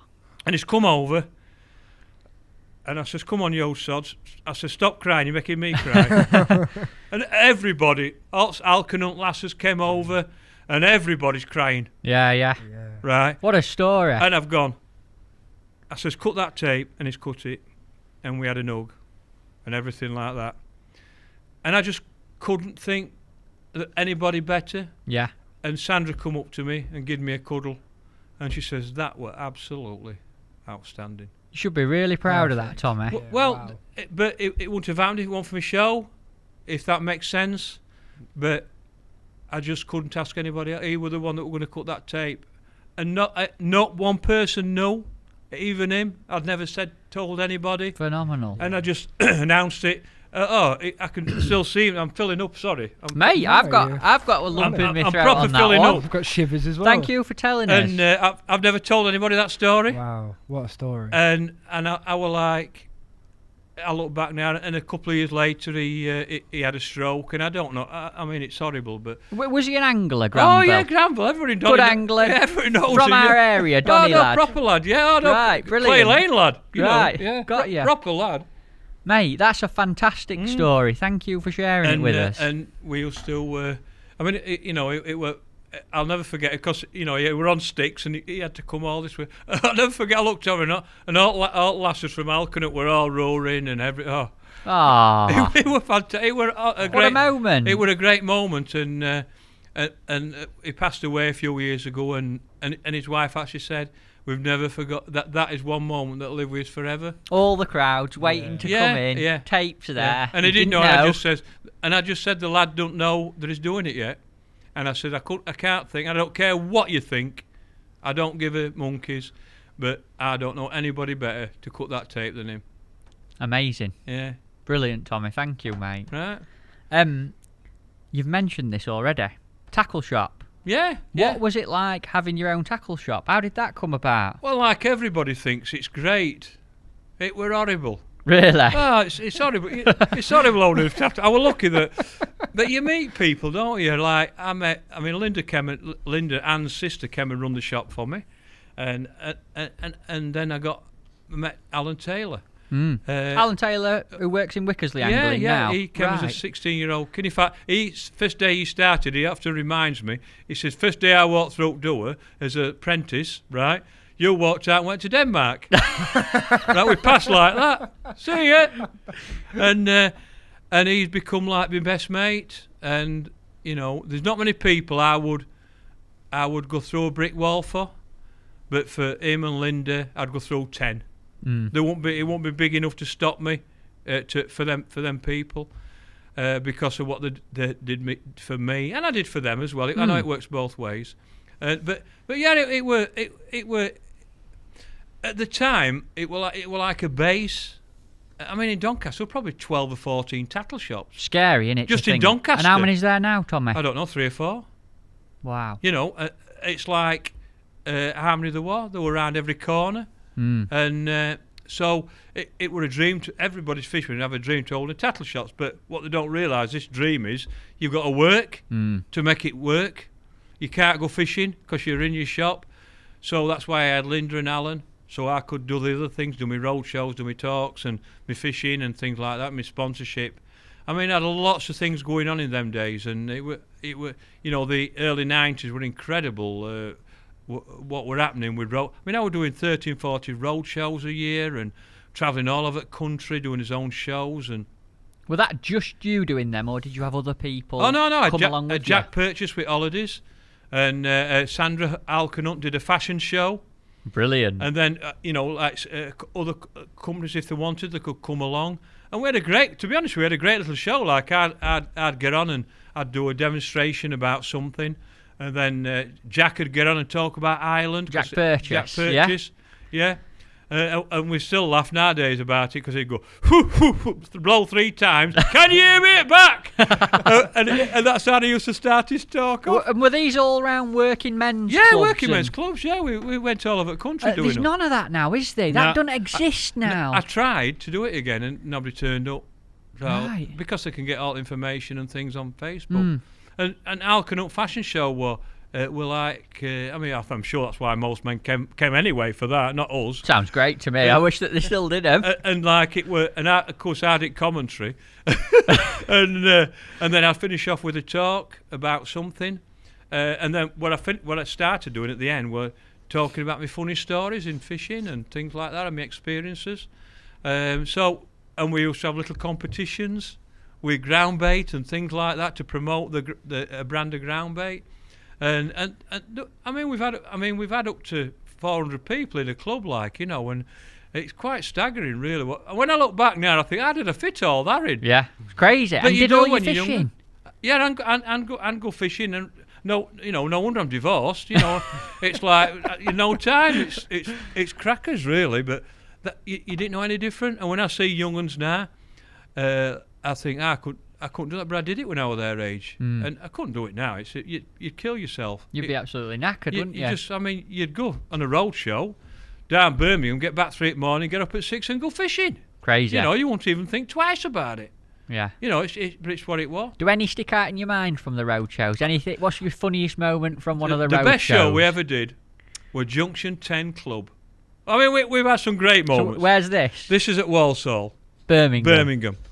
And what it was we used to sell tickets through Angling Times, and we'd sold 410 tickets for this Junction 10 club. Oh yeah, mate, we've had 700 people in our club. Oh, it's massive, our club, right? That's what they told us. So I sold 410 tickets, and so we've gone up convoy. I've led, Jack behind me, Sandra, and Alan's in the car. We got lost. He says, "Turn right here." Went in to see went into Co-op supermarket, took wrong turning, so he got a telling off for that. Carries on, pulls outside this club, Junction 10 of the M6. That's what they call the club, Junction 10. And we've gone, looking round like that. Where is it, club? Right? Open doors, and I've gone, no! Honestly, your place is bigger than that by a million miles. It were like, well, we're going to get 400 people in here. Hey up, mate, I thought you said you could get 700. Oh, yeah, when we have these raves, right? There's no seats or anything like that. And we've all gone, oh, no. So we've managed to put some seats and these things, but it were the best night we've ever had. Fantastic. It were buzzing. It were fantastic. And and we still say, I don't know how we got everybody in. We were turning people away at door. We could have got 500 in easy, but we couldn't get them in. We couldn't let anybody else in. If fire people had come, they'd have shut us down. Yeah. 100%. Everybody was like, that stood up. I bet they loved it though. I bet it was But it a was right great. atmosphere. It were the best one. In fact, funny, I spoke to Alan about it at weekend, and he went, Junction 10 was still the best one. and he were right. It was still the best one. But no, we've had some great ones, and travelling all over. The best one, I'll tell you the best one. That was the best one I did with mine.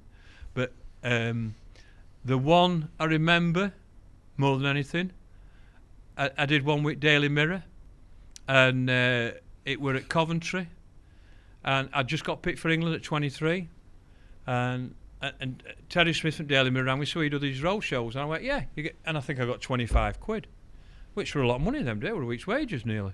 I said, yeah, I'll come, no problem. Just for one night's work? Yeah. And so I drove down to Coventry, and on the panel, right, he introduced us. He went, right, a young whippersnapper. It would pack this working man's club in Coventry, like ridiculous, right?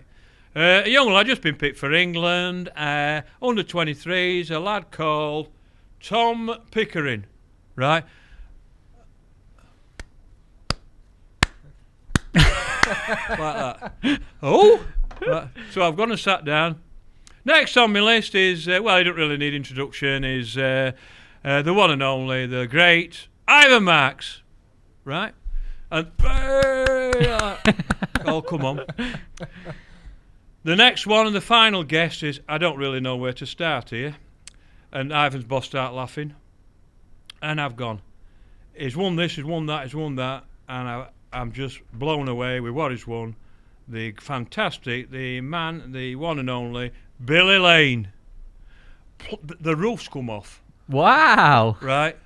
Like, you can't believe. And I've gone, wow, me and Ivan jumped to his feet like that. And Ivan turned to me. Did you not know Billy Lane were coming? Yeah, Oh, right. Of course I did, yeah. Right? But I'd never met him before. I was 23. So Ivan's turned to me and he went, he's my hero, him. Wow. So I was sat with my hero, Ivan Marks, and he was sat with his hero, Billy Lane. Wow. Because Billy Lane was world champion, wasn't he, as well? He'd been a world champion. So I'm sat at the side of my hero, and he's sat at his. So when I answered a question, they all went to the bar and got the drinks, right? when Ivan answered, it were brilliant. When he answered, you couldn't have heard a pin drop. Tell me about Billy Lane. What were he like, Tommy? I didn't know him that well. I didn't know him. In fact, when I went to, I were honoured to be asked to give the speech at Ivan's funeral, and I told him that tale. And Alan Lane, Billy's Lane, he's not with us now, Alan, he's passed away, but he was in the audience, and he come up to me after. I didn't know that. I didn't know that Ivan was my dad's hero, like. And that's what he said to me on stage, and I said, I've never forgot it. He said, I didn't know. And it were like, wow, that's quite unbelievable. I went, I know it was. He said, did you and my dad get on? He said, because he once told me that you fell out. And I went, I didn't know him. I never spoke to him really, and I never did because he was before my time, and it was the only time I'd really met him. We're at that thing because we didn't go on the same circuit, same matches. So and I said, no, Crikey's one of my heroes, one of my all-time greats, you know. So and that's a true story, and I'll never forget that because I was sat with my hero and he was sat with his hero. That's 3 absolute legends from 3 generations all together. Correct. That'll probably never happen again. Perhaps not, but it were, and that were I was 23 at the time, so that were 1978 when I was just coming through, and you know, I mean, end of daylight, that's 44 years ago. And obviously Billy and Ivan, neither of them are here now. And I'll never forget it. Wow, what a moment. Yeah, and you look back now and think, oh, I wish I had a photo of that. Is there not one kicking about anywhere? Well, no, there might be because Terry Smith from Daily Mirror might took a photo, but crikey, well, you know, it's one thing that that photo would have been priceless. Anyone listening in who were at the show or who knows, if you've got it, send it in. Now. Get in touch with us. Oh no, if somebody's got that photo of us 3 Saturday, I'll tell you now, I'll send £1,000 to a charity. There you go. For that thing.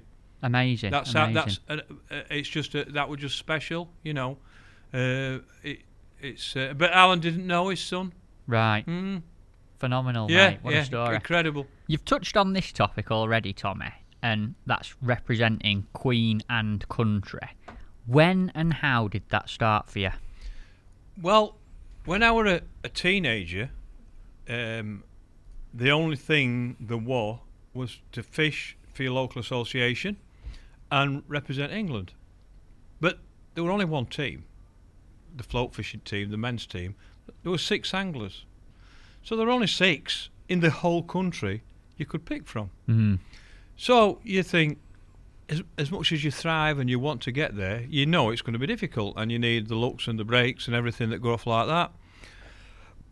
And we had a national championships on Welland, and I was catching these skimmers, throwing the ball of ground bait, that's what me and Dennis did.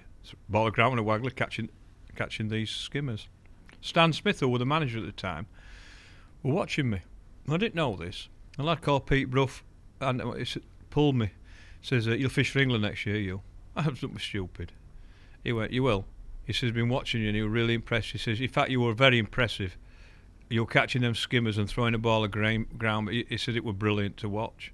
There were a big crowd watching me, apparently. And I think I had 60 odd in the last 2 hours of skimmers, and I won the section in national. And I took it as a pinch of salt, like.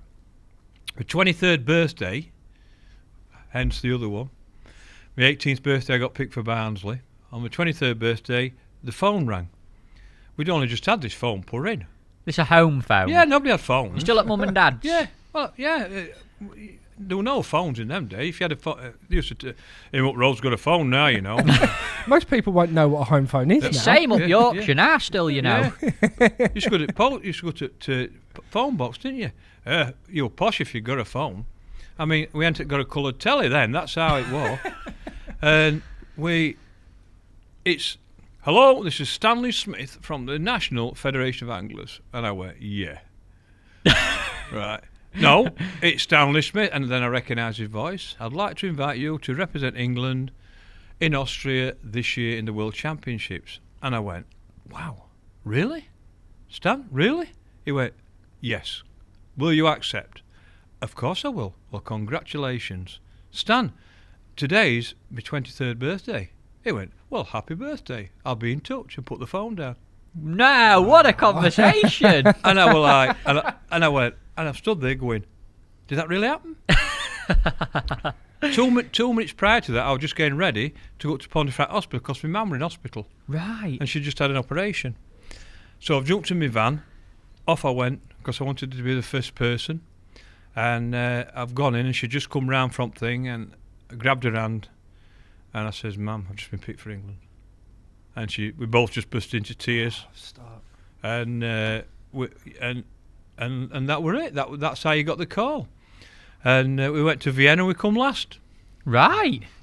And that was under Stan Smith. Yeah, it were. it was the strangest match you can ever see. But I went with Stan and he picked me 3 times on trot. Our reserve year after he picked me a reserve, and then we went to Germany on the 3rd year, and we won a silver, come second to Germany. I think 4 section wins in a third. The Krempus come along and stole the show, and that was the first thing we saw of Wolfgang Krempus, and he won it twice actually. He won it a few years later. But that was my first one at Austria in '78. We come last. It was strange in the fact it went. I mean, I won nearly every session on a slider. In practice, we're talking here, yeah. Me and Dennis used to go down to Worsborough, catching to Rye Hill, practicing slider fishing. It was perfect. Bit of wind on, bit of tow, ball of ground bait. I was awesome at it. And I think I won every session by the last one when Ian beat me. He'd sorted this. He did it a different way, slider, and he sacked up in the last hour. He sorted a method out for him. Come to the day of match, who's going to beat us? It was like, we got it to a sen. Nobody were into it, slider fishing then or all like that. And it were incredible. It went flat calm, and we couldn't get a bite.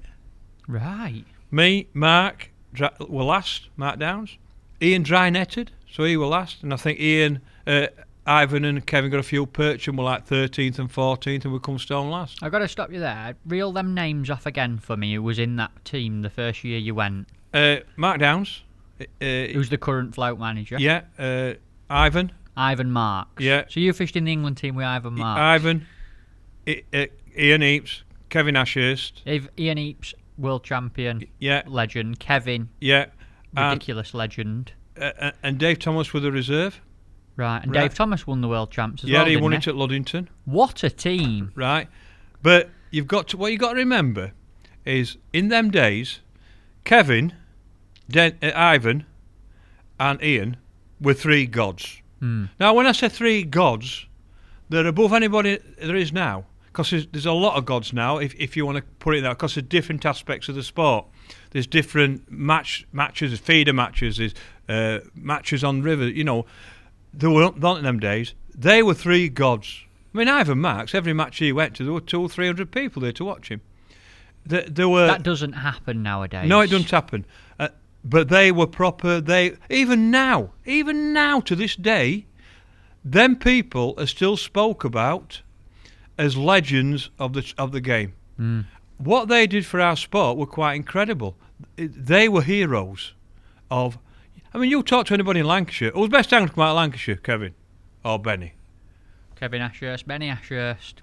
You know, Ivan was my hero. You know, you talk to anybody in that area, and Ivan is still God. There were proper gods. And Ian, Ian was like, he won world champs in '75, but he made his name because of that, and then because of his rows, his talks, his shows, and things like that. He was an entertainer as well as a fisherman. But they were 3 proper, like, you can't believe, higher than anybody nowadays. Because there's more of them nowadays. People will pick a commercial fisherman, they might pick a river fisherman, they might pick a roach fisherman. But that was the pinnacle. That's all there were.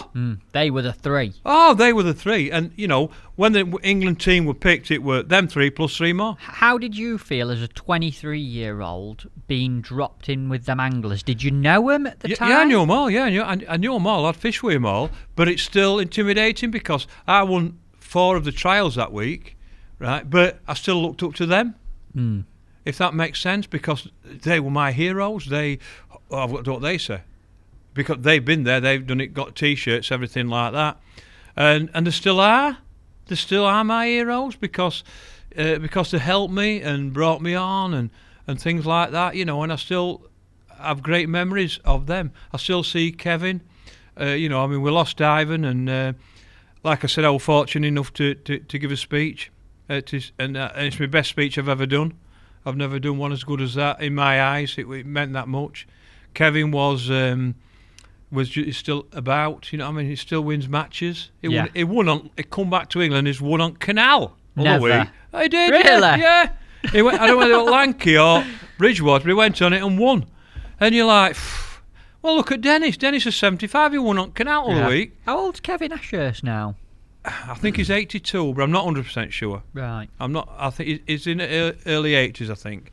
And but that's the beauty of our sport. You could, if you've got your health and your fitness, you can still compete. You still got your head. You can still win on certain matches. You can still compete and win, and that's the beauty of our sport. It's not a sport of an age. You can win at 10, and you can win at, if as long as you can get to your peg and you can fish, you can win at 100. Exactly. I mean, Dennis could hardly outpole, but he won a match because he won't give in. He still wins a lot of matches, doesn't he? I said, all I said to him, what are they whinging and moaning about? Well, my back's gone and I've done this, I've done that. They don't have any problems holding the hand out for envelope at end, does there? Right? That's not ever a problem. The shoulder's all right when they're going like that to get envelope at end at match. And that's how they are, because they're competitors. Yeah. Somebody says to me, when are you going to start competing? I said, when I'm dead. And he went, what you mean? I said, when am I ever going to stop competing at all? I says, and when I'm dead, when it box you put me in, make sure the screws are big uns. Because you'll unscrew them and go and book on an open. Exactly. I says, but that's what we like. I've been in England set up, and our fish were the best anglers there's ever been. I don't care what people say. Everyone's got their opinion, but our fish were the best. I've been so fortunate, so lucky to fish with in the same team as Ivan, and Ian, and they're not even in my favourite 5. My favourite 5 who I've ever fished with, right, is Kevin, Bob, Stevie Gardner, and Dennis, and me. Kevin Ashurst, Bob Nudd. And that's an England team that you've been away with. Them 5 are unbelievable, talented, ruthless, want to win, and Dick Clegg behind you. Tell me about fishing under Dick Clegg, Tommy, because obviously you were with Stan Smith for 3 years. Yeah. Then was Dick next in line from in as England manager? Well, what happened was, there were 2 candidates really. There were Clive Smith and there were Dick. But Clive passed away. And I often wonder if he wasn't ill and thing, would he have been the England manager? Probably so, right? Because he'd got a reputation before Dick. So what has happened since might never have happened. It might have been better, but it might never have happened. Because I don't know, and you can't really think, but I often think, I wonder if... But Clive passed away. Really sad, young age, 30-odd-year-old. But he was a natural leader. He organised Crofton Attic and Birmingham, and they won loads of things. Tremendous angler, but a tremendous leader. And whether he'd have got the job, I don't know, but he wasn't there when it came up. So Dick put forward and got the job. And what a job. And what he did, he put a team together, and he turned us into ruthless fishermen that wanted to win. And win. How did he do that? When you say he turned you into it, how did he change you? What did he do to make you different? Well, he spoke to us and told us what he wanted. I want to win a gold medal. And we went away, we practiced, and we did everything. And his mentality, it was his mentality that changed. It changed our individual fishing. They were quite happy with us being and it's what I learned about everybody's got. You can't all fish the same, so you shouldn't have a team plan the same. You might have, for example, when I was at Mincho, I couldn't catch these Scardler, and I don't think I should have fished for them. I should have just bleaked it and took 2/6 section because I couldn't catch them, and I wasted an hour in a 3-hour match both days. Just things like that, and it just turned us. It was mentality. It's all about in your head what you want to do, and it just turned us into individual winners. Let us work it out to sort our style, and let us get on with it. And he just and that's what he did. And he did it single-handedly. He didn't have no help. There were just 6 lads and him. That was it. No assistants. No, I don't know how he did it. No bank runners. Not in them days, no. And then later on, he brought Mark Addy in to help him. because it got probably a bit more professional, a bit more this, and he realised he needed somebody else. But he did it all single-handedly, and he just picked anglers that could win. And that's what it were about. He knew all it were about was getting a gold medal. He changed his attitude years later, whereas a medal were good enough, but it wasn't in them days, right? And that's what he did. And we'd have gone through a brick wall for him, and we did, and he did for us. And I didn't get picked every year, and then when it come to early 90s, I lost my way a bit. I didn't do the right things. Nobody's fault but mine, and I blamed everything by what the problem was. The problem was me. Right. I didn't do the right thing. So when I become a manager, I kept telling them, do the right thing. Don't let me take the shirt off you, because when you take your shirt off you, it's hard to get back. So if you want it, make sure you do all the work before. Work hard, get your results. I don't have to change the team. Because once you lose that shirt, which I did, it was hard to get back. When did you stop fishing for England, Tommy? Well, I never stopped fishing for England. I didn't get selected. It was change of management, really. Mark Downs, Mark Addy took over, and they picked me in Bulgaria for Europeans. I won my section second. I didn't get picked first day, and then I didn't get picked that year for Paris, and there were a couple of things went off. I don't want to talk about them because I can't, basically. And I realised that were it. That were the end. I'd never fish for England again. And it was a shame because I think, there were a couple of matches I should have been picked for, but I knew I won, so I changed my fishing. How did you feel when you realised you weren't fishing for your country anymore? I felt gutted, actually, because that's all I've ever known. That's all I've ever wanted to do. And the problem was, I realised I wasn't going to fish for England, and then I went through probably the worst 2 years of my life where I got divorced, and so we're going through a really rough time, like a rough time. Tell me about that, because is that probably the darkest place you've ever been in? Oh yeah. It were horrible. I mean, anybody who gets divorced, usually it's not nice. But I went through this before. Lots of things happened, which weren't very nice. But it certainly affected me. I were heartbroken because I knew I wasn't going to fish for England, and of course I've just lost my wife's gone, and it's heartbreaking because I couldn't cope, and things were happening, and I was trying to go fishing, and things were happening. And one day, when I realised I were in a bit of a mess, I were at Allcroft, and something happened during the day, and I drove off, and I stopped at the moat outer, and I could have gone into the moat outer, or I could have gone home. And I sat there, and I went the right way. I went home, and I made a phone call to get some help, because I knew I was in trouble. And I went counselling and other things for 6 months, 7 months, to sort me out. And in fact, one day I'd been talking to Alan at Hayfield. Alan Scotthorne. Alan Scotthorne, and I don't know what I said to him, but it can't have been good regarding me. I'd had enough, and this, that, and other. And there were a match on Sunday at Canal, and I didn't go. And all I can remember is being woke up by this big noise banging on my door. And I've gone downstairs, opened it, and it was Sandra Scotthorne there. And she went, "Oh, thank God, you've opened the door. Thank you." And I've gone. They thought that topped me, son. Wow. That's how much of a dark place she was in at the time. That's where I were in. And she just burst out into tears. "Thank God you've opened the door. I was just ready to smash it down." And I realised that I were in a lot of trouble myself, right? Which I understand when people go through these and it happens, because I didn't do it, and so I understand it more than anybody.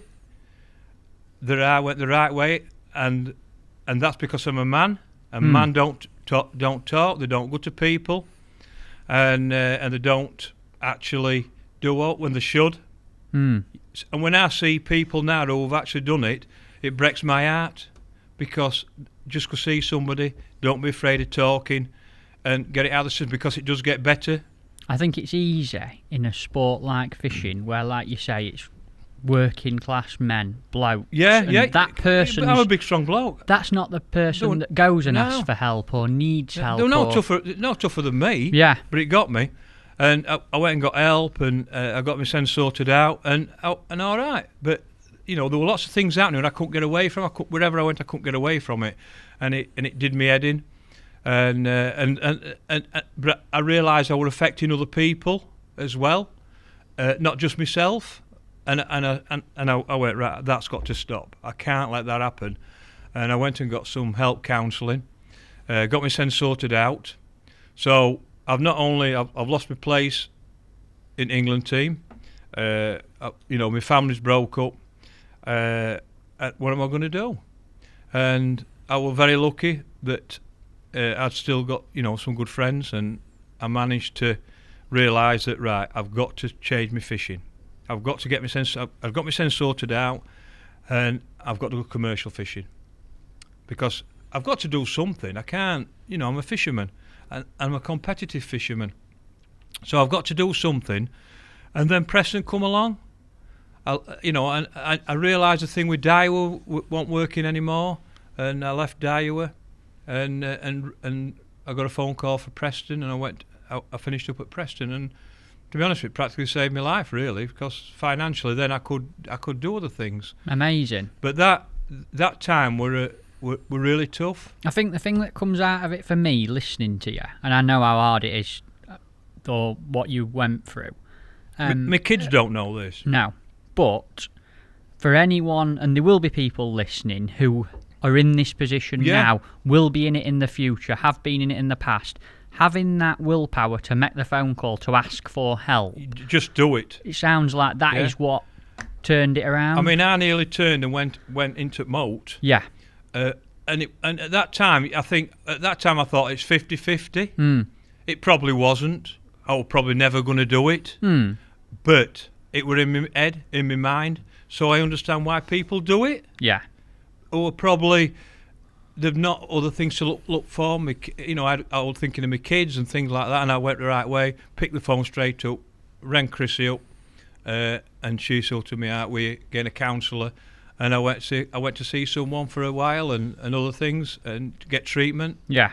And so as strong as I think I am, and people think I am, it got me because I didn't know what to do. So I think this is from the bottom of my heart. Thanks for sharing that on here, just because say the same. I think people listening, that'll help a lot of people out. Well, at the end of the day, I mean, a lot of people are in this position, but you can't be. I mean, I can only speak by experience, and it helped me, which meant then I got my sense sorted. I could go into the next stage of my career, and that's what I did. And it's and that's what happens. The set time's a big healer. I'll never forget what happened, and there's still a payback to come. Don't think I forgot, right? But I can deal with it now. Yeah. And I couldn't deal with it then.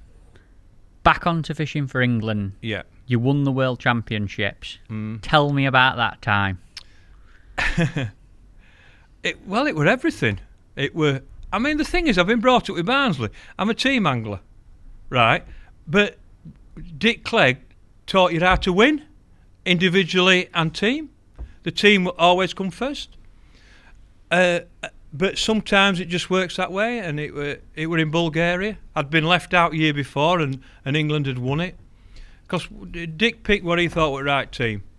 And so he won, so you can't argue. End of the day, just because I wasn't there, I'm only a fisherman. End of the day, they've got a gold medal. That's all that matters, And 3 times in my career, I've had a chance of doing hat-trick. Once with girls, once with float team, and once with feeder team. And it's never been done in team fishing. Alan did it, individual, which is the greatest feat in angling ever, in my opinion. Nobody's ever done it with team. And this was my first chance. And we're going to Bulgaria. We'd won in Portugal. They'd won in Holland. The hat-trick. Bulgaria. On a Wagler venue. Was it Plovdiv rowing course? Plovdiv rowing course. We went practicing and we caught all these little fish, and it was pretty obvious it was going to be a maggot job and just lose feed. And anyway, we practiced all week and I got it team. And I've drawn. First day I drew B section, and I've gone and 20 minutes into the bite. 3 hours, remember? We only get 3 hours. And a wasp stung me on my hand. I've never been stung in my life apart from that once. That's the only time I've ever been stung. And Roger Morton come and put a dabber on it like that. And it chucked back out, float went and I got a carp. Stung into action, I was. Got another one, and another one. And I won section. So next day I've drawn C section. Now in C section we're a different section. 1 to 10 it was full of fish near this bridge. You didn't want to be 11 to 28, 7 I think it was. A kilo at best weight. So Dick's drawn me 25 or 26. Right in the poo bit. All like that. So, but Wales had won it day before, so they were flying. We were 4th, I think, or 5th on day 1. And so I've cast out. Float went under, got a vimber. Cast out again. Vimber, chub, little carp. Bite a chuck. Thought this is all right. Keep catching. Roger Mortimer's running up backwards and forwards, and he says, "You're third. At worst, maybe second." Anyway, Dick's come to me halfway through. He said, "Look, Wales have won it. We can't beat them. Just try and get us an individual gold." And I says, "Right, I'll continue. I'm doing all right." Like he said, "Brilliant. Just win it for us." So, and I've always remembered and respected that. And so I'm catching fish, and about 10 minutes ago I shouts to Roger Mortimer, "Hey up, Rog, when I'm in section," he says, "You're definitely third, you could be second." And I went, can I get a goal with third? He went, "No, you need to be second at best and rely on a couple of other people." And I says, "Right." And I just said, "God, if you send me a carp, I'll go to church this Sunday." Float's gone wallop like that. About 2 minutes to go there. I've gone clonk, and it were a carp. Never. Right, and I've gone like that, and I've pointed the rod at the fish, and I've wound, and I never. Because in a world champs, it's got to be clear of the water. It's got to be out the water, netted and out the water. And I've pointed like that, and I've wound it, and it swam. I've just pulled it straight up like that, and netted it and picked it up.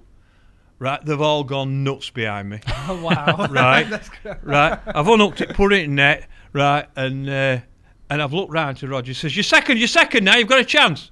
Right, boom, Ultra's gone. And I've gone, wow. And I'm thinking, what's happened now? So anyway, they started at my end, weighing in, and I've weighed, I think I don't know, 5 kilo 900, 6 kilo 900. And I've weighed in and Roger, he's second. I think Ronnie McLeod beat me on one of the Scottish lads beat me in one of the early numbers, so I've come second. So I've got a first and a second, and I'm stood there. No phones are up like that. There's no information, and all reporters are running about backwards and forwards. And we know there were 3 people really. There were I think it was Richard Branston. He come second, so he's got a first and second. Beat him on weight. Cassini had got a first and second, beat him on weight. So all I had to do now, Spud Murphy beat Cassini by 4 ounce. We thought Cassini had won it, but Spud had beat him with 4 ounce. But then there were Barbetta. He'd won it day before with a big weight. He only had to be second, and he's won it. We heard he were in top 3, and we're all stood round waiting. And all of a sudden, Italian manager come up, and I went, excuse me, Barbetta, the sector. And he went, I'll never forget it, he just went, 3, like that. And I went, 3rd in the sector? Yes, like that. I'd won it. World champion. Amazing. And I've looked round, and Dick's running towards me. You've won it. And, there's a photo of me and Dick cuddling. And I just said, right, I've got to find Dennis. I've got to find him. And he were in next section. Off I run. And I'm running looking for him, and there's thousands of people there. I'm pushing my way through them. Dennis! And I run past him, and I saw him sat on his box like that. And he went, I shout, Dennis! He went, "What? I won it!" And he jumped up, and on them films with them lovers meet on sand, like that, and Clout, it was just like that. We just met like that in midair, grabbing each other, cuddling, and I'd won it, world champion. Wow, amazing! How did it feel? What were you feeling inside when you realised? It's people will think, "No, I don't believe you," right? And I still say to this day, if I could have had a bronze, a team, a gold, because we had if I could have swapped the medals, I would have done. And people almost said, I don't believe you. But it's true. At that time, I would have done. Would I do it now? Not so sure, because I respect it more than I did then. Because and you'll know this yourself. You've been a world champion. You've won gold medals. It's strange because you're the person. You're the person that everybody's. It's quite difficult. You expect to win. It's quite strange. It's only when I look back now I go, was that really me? And I do. I think, wow. So when I know somebody's won individual, I always go up to them and I say, proudest moment of your life. But you'll not respect it till you get older. Right. And you look back and you think, wow, that were me. The world is a big place. It's a massive place, and you are champion of the world. It's a massive place.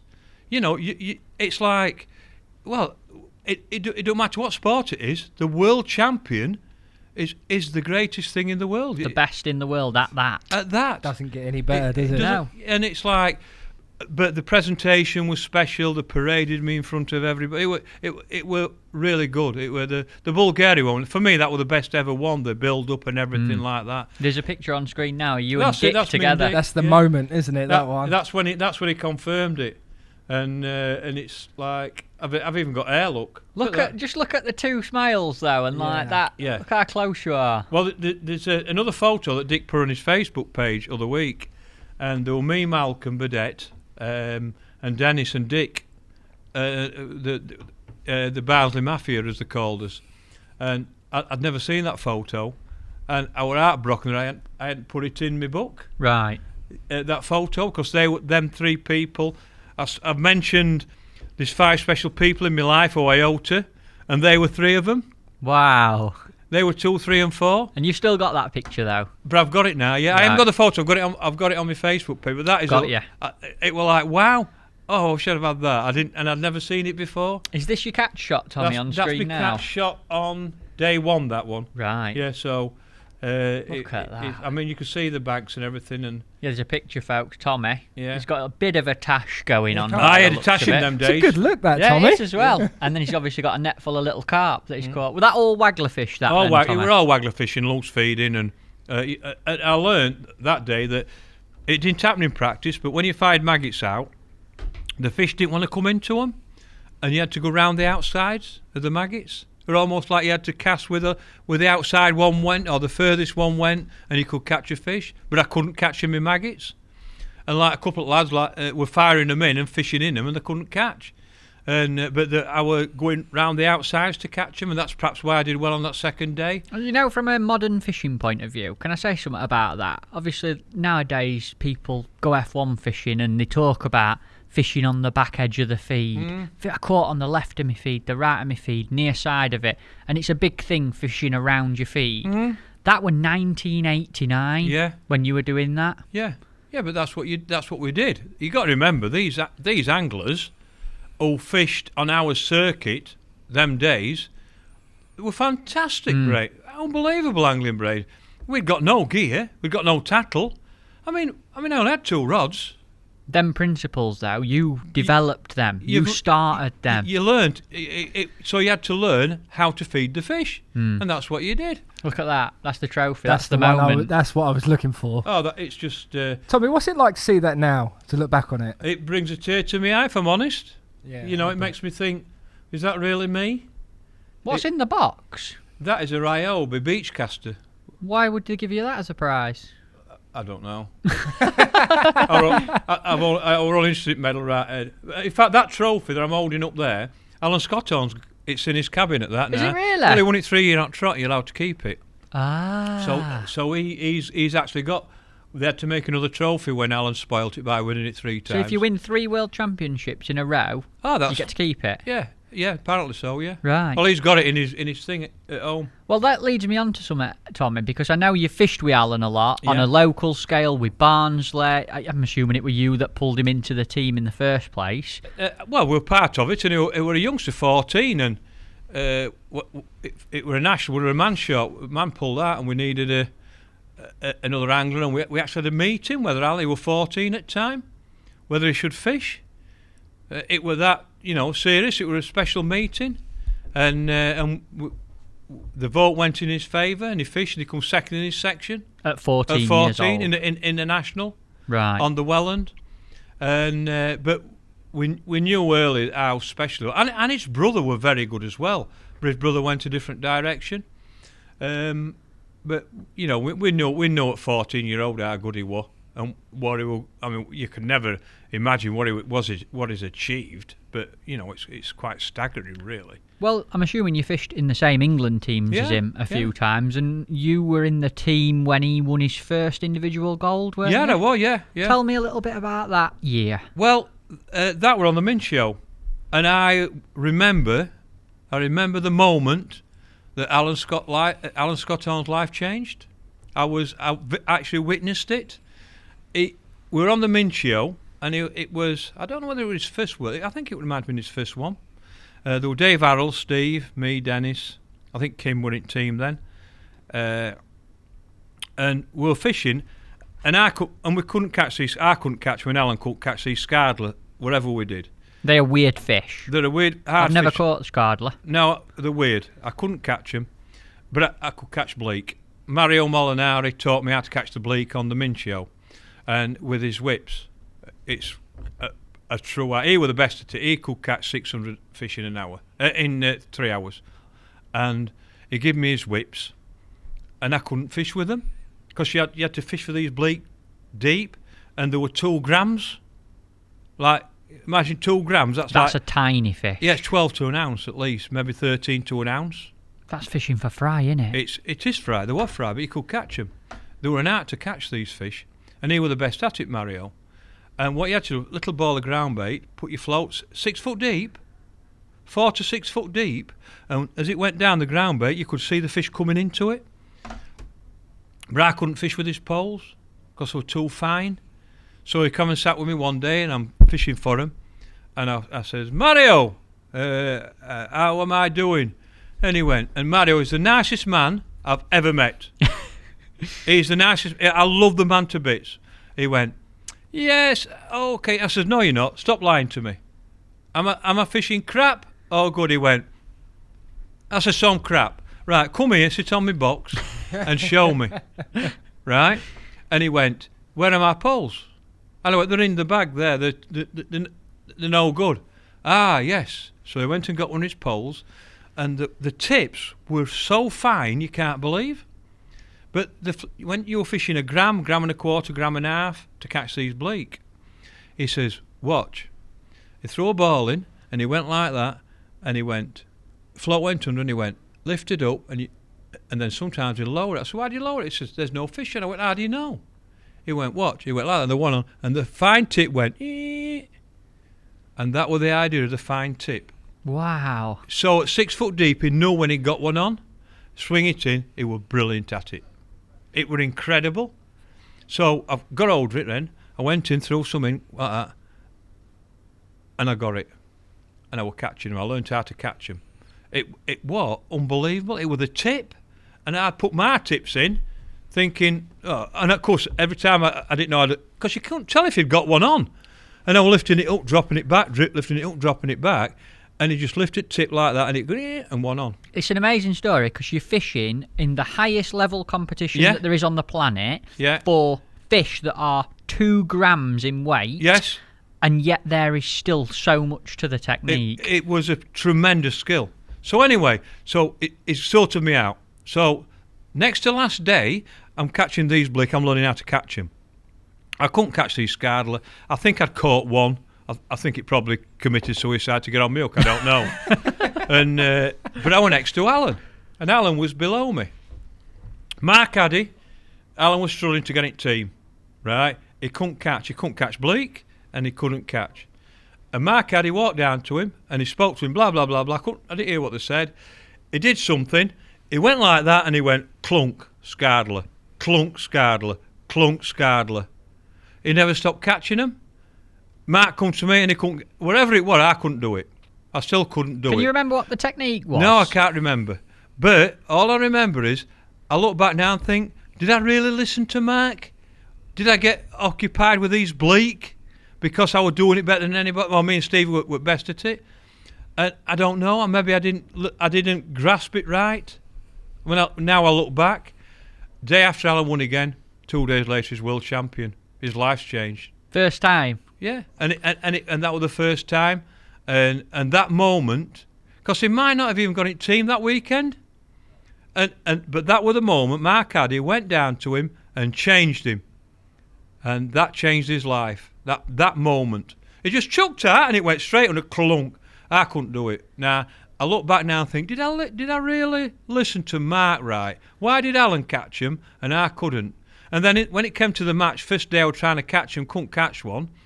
Picked me bleak whip up. I think first day I had, I think I had 400 or something like that in fact, Mario come down and he shouted, "Tommy, you are like an Italian!" And I went, "That'll do for me!" Right? And he shouted that top of his voice, and I've never forgot that. And I think I caught, 300 or 400 in a couple of hours. Then the day after, I couldn't catch the bleak, and I caught little Scardler in the side. But I'd wasted, 2 hours fishing trying to catch him. But it's hard in 3 hours. It's obviously 4 hours now, isn't it? So it's different. Yeah, and it does make a difference. But 3 hours it was tough. Yeah, I can imagine. It was tough. And but that was the moment that changed Alan. In my opinion, he might disagree, but I think that was the moment that changed Alan's life, because all of a sudden he caught him, he became world champion. Because I don't think he'd have got in the team if Mark Addy hadn't showed him this technique of catching him. Because it was close, and he might, because it was probably his first one. Dick Minter said, not this year. You've had the experience, but because he caught all these fish, he were in team, and won 2 sections. It's a little bit of a fate thing almost, isn't it? Yeah, but that's what happens. You need these breaks sometimes. You need things to happen. Things don't. These anglers are very skillful, but you still need a bit of luck. We're fishing for fish we can't see. Yeah. You need something to happen. But I think that was the moment that changed his life. And then he just went on, won it next year, year after, and 3 year at trot. For me, that's the greatest sporting fishing achievement ever. What a feat, yeah. To win it 3 times on trot is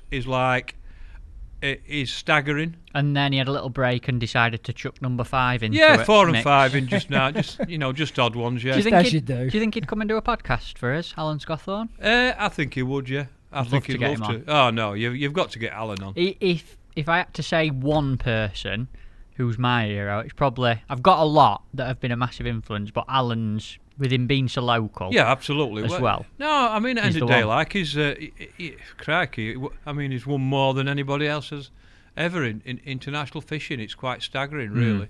But, I think... why wouldn't you want him on one of these? I'd love him to come. You could just do a full podcast just on World Champs wins. Yeah, you could. Yeah, you could, yeah. Unbelievable. What's your take on the England float team as it is now, Tommy, when you see it? Oh, that's a good question. I'll tell you the biggest problem.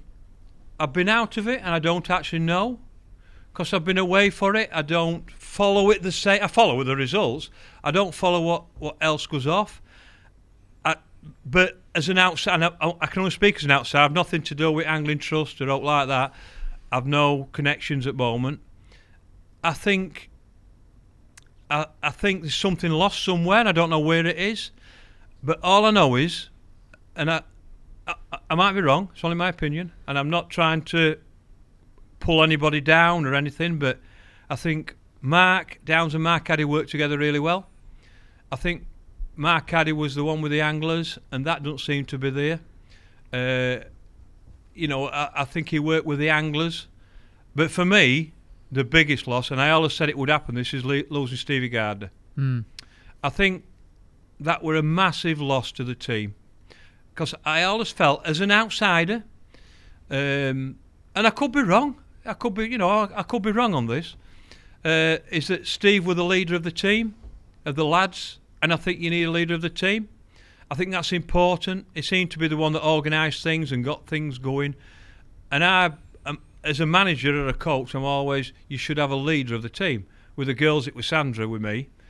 With the lads, when I did the feeder team, when I first started, because it were new, I needed a leader of the team, because they don't want to talk to you, the team, but they'll talk to the leader of the team.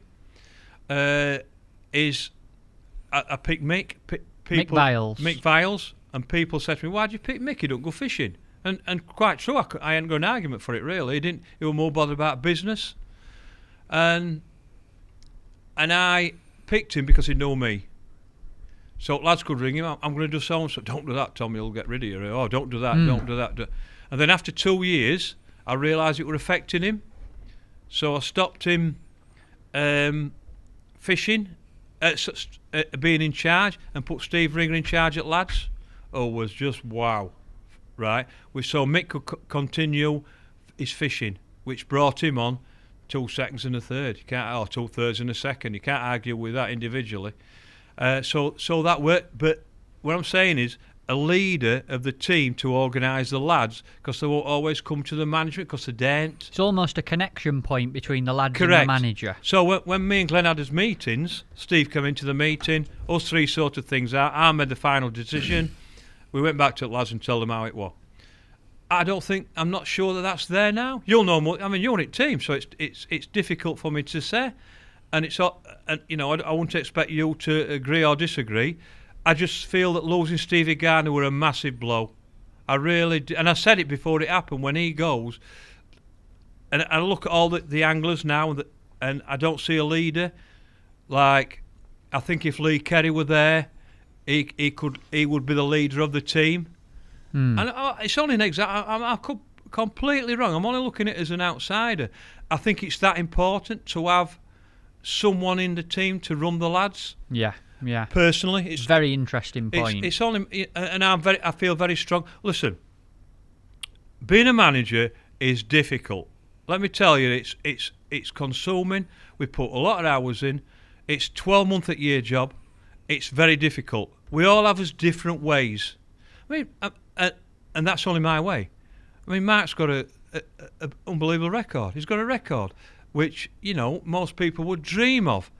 I'm not here to argue or said wrong things about Mark.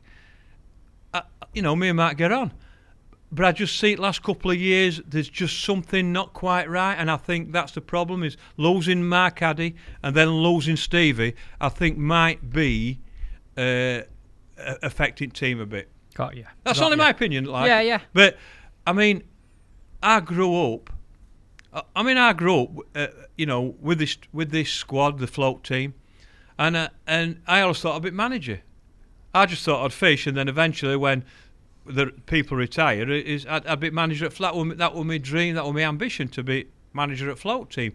That didn't happen, and won't happen. But I got managed to be the feeder team, so I've sort of fulfilled part of my dream. But I still look at the float team and think, maybe if, Can I ask you something then? Yeah. If the opportunity came up to manage the float team now, would you do it? Well, it's not come up, so it's not even a question I can answer. Right. There's not a job or anything or anything, so you can't even comment on it because there's somebody in that job, and I'd never comment against somebody else's job. But what you got to remember, I'm 66 soon. That's the problem. Yeah.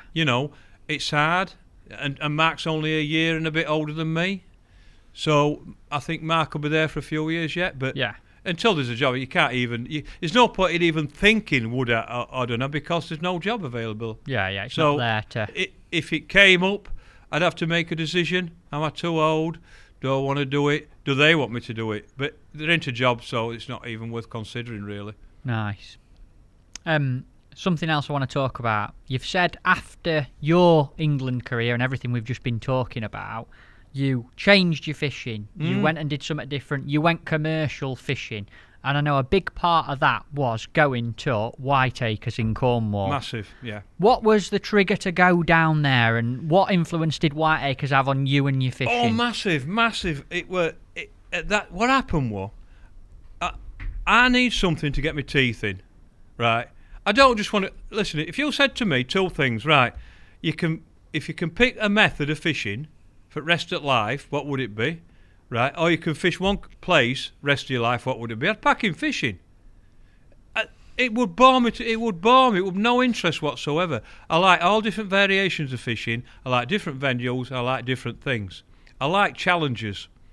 And when I realised I got changed fish, I thought, right, commercial, and we're just starting. I just started with Preston, and me and Ricky were working on new things for the future for commercial fishing.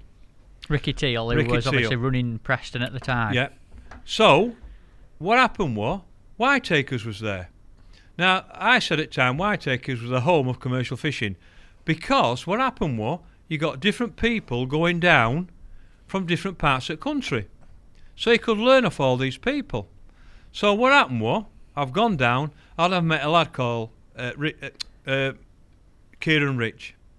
Right. Now, Kieran is the most, probably after you, the most laid-back person in the world. Right. But the first week, what I didn't know was he likes to drink. Right. Right. So the first week, we booked this caravan together. Kieran must have been quite a young lad at the time. No, he was. But he was obviously a very talented lad. And so what happened was, I got to know him, and I come and stop with me, we'll be rating that. So I've gone down, and I says, right, if we're going to do it, we'll share, like. So I've gone in, and he's pissed up. Right, he's drunk in pub. This was Saturday night. So next morning, he's woke up. I went, right, listen, let's get one thing straight. If you're fishing with me, you don't get drunk. I don't mind a beer, but you don't get drunk. I take my fishing serious.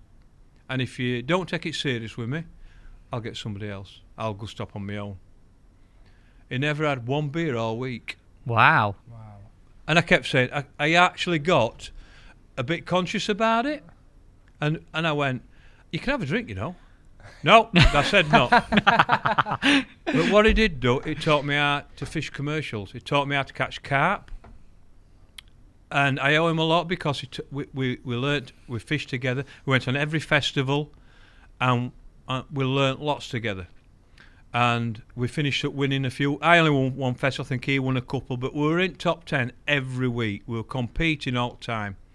And he learnt me to change my mentality. Tell me what he did. Tell me what few things did he show you that made you that much better at that kind of fishing? One of the things I learnt very quickly, when most people go to commercial fishing first, they fish for carp like they fish for roach. Like they've come away from silver fishing and want to catch carp by the same tactics. And he turned me into, no, little pot floating. And that's what he did. He stopped me fishing for carp like fishing for roach, and changed my styles round. So I was actually fishing for carp. And that's what he did. So I started changing my mentality and learning about different things like that. And meat was just coming out, and he taught me about liquidised meat. I mean, we were using liquidised meat in the feeder years before some of these anglers thought they'd invented it. We used to mix it in with casters, and we were putting liquidised meat in with casters, blocking it off in the feeder. Nobody knew. And then we'd been doing it for 2 years, and then, we've just invented that. No, you did. We've been doing it for years. And we had an incredible run. And we're doing well, and then of course I brought it back. I brought it back to Yorkshire and started doing really well. But what happened was, one of the things I learned, this was before pellets. Pellets ruined it really for lots of things. I learned that the first week was the Lancashire week, when all the Lancashire lads went down. Then the middle week was always the Midlanders from Birmingham come down. And the last week was the Southerners, the Milo Festival, the Southerners. So, if you went on the first week, all the Lancashire lads used worms. The worms mad. Second week, they all wanted meat and corn. Midlanders. Last week, Southerners spray maggots. So if you went on the first one, right, worms, you thought you got an edge. When you went the second week, you couldn't catch them on worms, because they're all chucking meat and corn in. And then if you went on the third with meat and corn, you couldn't catch them because all maggots going in. So after 2 years, we learned on the first week, whatever happened, you had to fish worms. The second one, you had to fish meat and corn, and the third one, you had to fish maggots. Wow. So the anglers almost changed the diet of the fish. Of the fish, correct. And I learned that very early on. Right, so we learnt when you go to these venues, study the baits that you can fish, because that's what the fish want and are used to. And I remember Kieran telling me a story about, and this sums it up perfectly. They went to, I think it was Morelands at the time. They went to this place and there were no meat and corn allowed. It were like maggots and casters. 2-day match, Saturday maggots, casters, Sunday anything. And there were loads of £100 all on casters and maggots, fishing shallow and whatever. The day after, you could fish meat and corn. So Kieran thought, I've just caught £180, I'll just fish caster. Never hooked a carp. All then with meat and corn, all elastics all over the place. Because that's what we're going in, so that's what the fish feed on. Right. And we learnt very quickly that this is what you got to do. But pellets came and spoilt it a bit, but there were a routine. So on the first week, Lancashire week, you fish worms. Second week, Midland week, you fish meat and corn. Third week, you fish maggot. And we brought these things back into Yorkshire, and I started doing well. And I quite enjoyed it, really. And then, Fish Show started and things like that. And we wanted to get in these big finals, and then all these big finals started. But at the same time, I was still thinking of England and watching it and different things. But I realised that a lot of these commercials, they were going to take over. All of a sudden, lots and lots of people weren't interested in England anymore. Like I can remember, I was at Allcroft one day on a Monday, and Alan had won it, I think, for the fourth time. And I were on Reed, and I got a phone call. It's Alan. I didn't know he'd won it. And he went, "It's Alan, it's Alan." I went, "Hey, mate, how you going?" He went, I've won it again." And I've gone, "What?" He says, "I'm world champion again." Right? I jumped up off my box, and I was cheering, shouting, but nobody else did. No one really knew or respected what had happened. No, nobody else did. Right, wow. And when I finished talking, I looked round, and everyone was just fishing. I was gobsmacked. Yeah, not even comments. Alan's won another world champs, Dave. What you think? Nobody said that. Yeah. And I was running around, I was punching air, and I thought, oh, that were quite weird. Mm. And these are people that know Alan. Yeah. I fish with him. And when he come back, I said, he says, yeah, he said, it's quite weird that I've noticed that myself. And I thought, is it gone? Mm. And I don't actually know why. Is it because we don't promote it enough? Because when we come back with a feeder, when we promoted it well, people are interested. I don't know. People can't relate to it anymore.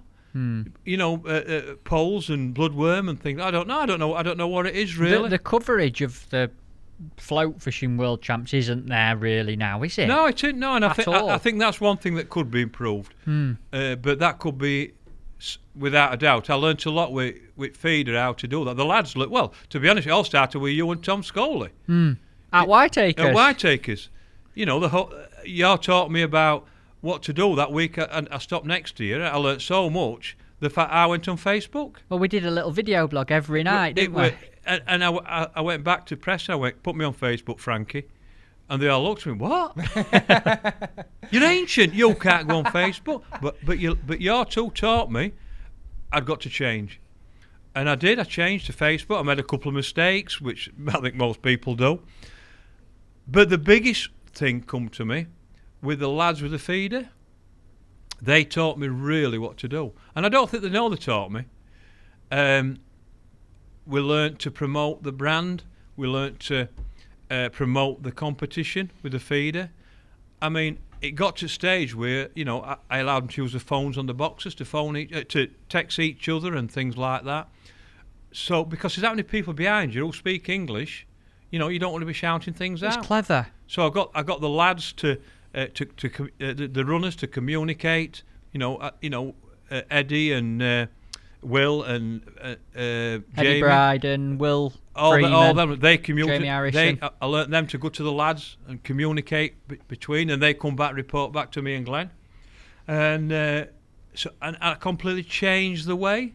That makes total sense though, Tommy, because if I can imagine feeder fishing, Steve Ringer catches 2 by putting worms through the feeder. Yeah. You cannot turn around to Lee on the next shout peg and it. say, Lee, I've just put worms in and caught 2 bream, because the Italian who stood That's behind right. goes away. And So- whereas a little WhatsApp group, lads, I've just caught 2 bream putting worms in. The phones used to wear out, right? Now, I mean, it were always checked. They couldn't just do it automatically. They had to check with the runners, but that's what they would do, then pass it on.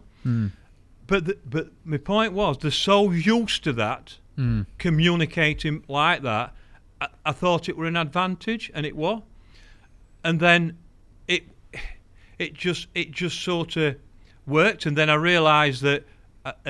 So I talked Press into sending Frankie out. Were fantastic.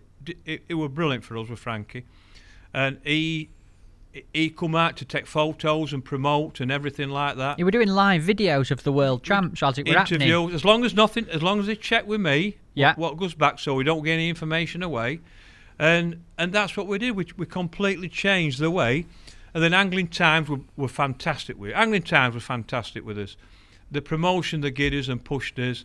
They sent Lloyd out, who became part of the team really, and they were really good with us. But at the end of the day, we looked after them as well. So, and that's the only thing I don't quite see from float team, and whether that's a problem, I don't know. But all I know is that if there's a sponsor there, they need promoting, and I don't think the Angling Trust do enough on that side to promote the sponsors. Like, I think there should be somebody, and I'll probably get in trouble for saying this, but I've said it before, is that there should be somebody on every World Championships, a PR man. How can you expect to get sponsors that when there's nobody there promoting it? Exactly. Everyone, there should be somebody there, and to promote the brand, to get sponsors. Even from the Angling Trust, the governing body for our sport, sending they could almost do with a media man or woman 100%. Themselves. No, they do. They need what, like a Frankie, what did for us, going to every World Championship. That's his job. This is the England team fishing the World Champs. I'm here for the week. What? I don't think you need to be for a week. I think if you get there, for 3 or 4 days, certainly for the matches, and maybe 2 days previous, so you can announce a team, blah blah blah.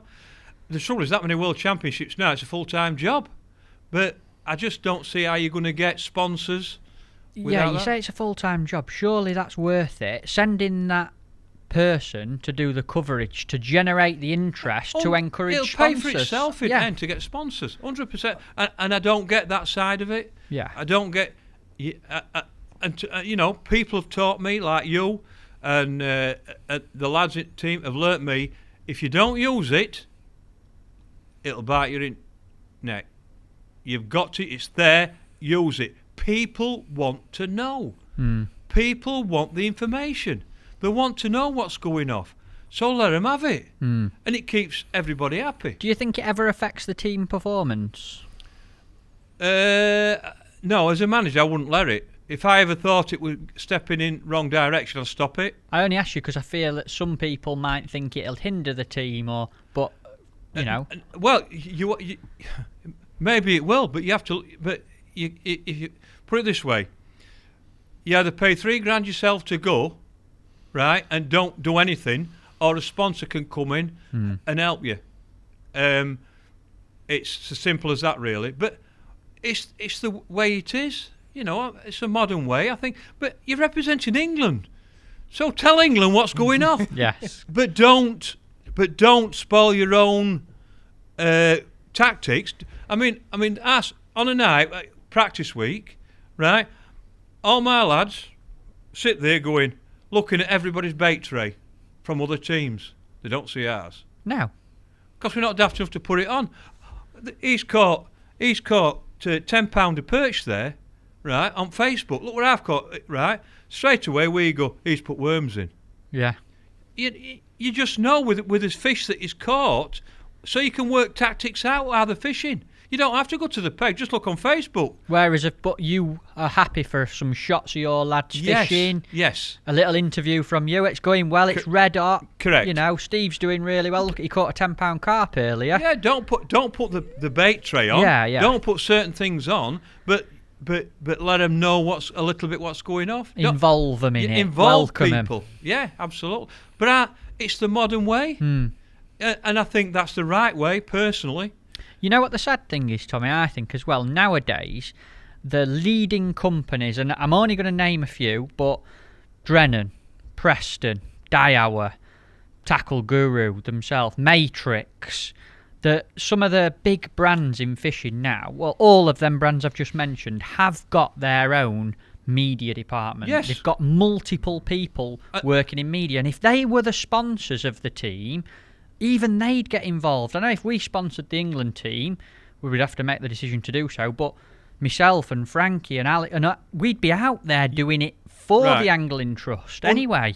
Yes, but you're doing it from your point of view. The Angling Trust have got to do it from the Angling Trust point of view to promote the other brand, or to promote Angling Trust. It's got to go on their website and things, and that's my point. I think both should be there. You're to promote your company, them to promote the sport. While ever the Angling Trust aren't there doing it though, Tackle Guru's not. There's no interest generated to get the sponsor there as well. I think they're relying on you. To be honest with you, and I think that's the wrong way around. But it's only my view. But why aren't we using it? And hopefully things will change because we've got a new person in charge now who seems to be doing a lot Jamie more. Cook. Yeah, he seems to be doing more personal things and doing things and getting involved a bit more. So it'd be interesting to see if it does happen in future. And I'm not just talking about I'm talking about the sea anglers and the game anglers. There's not just us course fishermen. There's other world championships. Yeah. Could be the same thing. The bottom line is generating that interest and promoting our teams doing what they're doing in a good way can only be a massive positive. Massive. It promote the sport. Yeah. End of day, like I mean, when the match was at Home Pier Point, I didn't get picked. Right. There were 30,000 people there. That's the world champs in the UK. Oh, we're interested. Yeah. Now I still think they will be interested, but I don't think we'll let them know personally. But I think this day and age, I mean, if I'm chucking 12 grand to send a team out and nobody promotes it, I ain't going to do it anymore. Exactly. Why would I? Why would it if nobody... You'd be furious if that happened. Whereas if you put your 12 grand up to boost the Fishermania money, you would get your name on television. Absolutely. You'd get your name spread out there. You'd be Be all plastered over everywhere, Facebook, wouldn't it? social media, Instagram stories. Everyone would be talking about it. I just think that side is a bit negative, and it could be a bit. I don't know. It's only my view.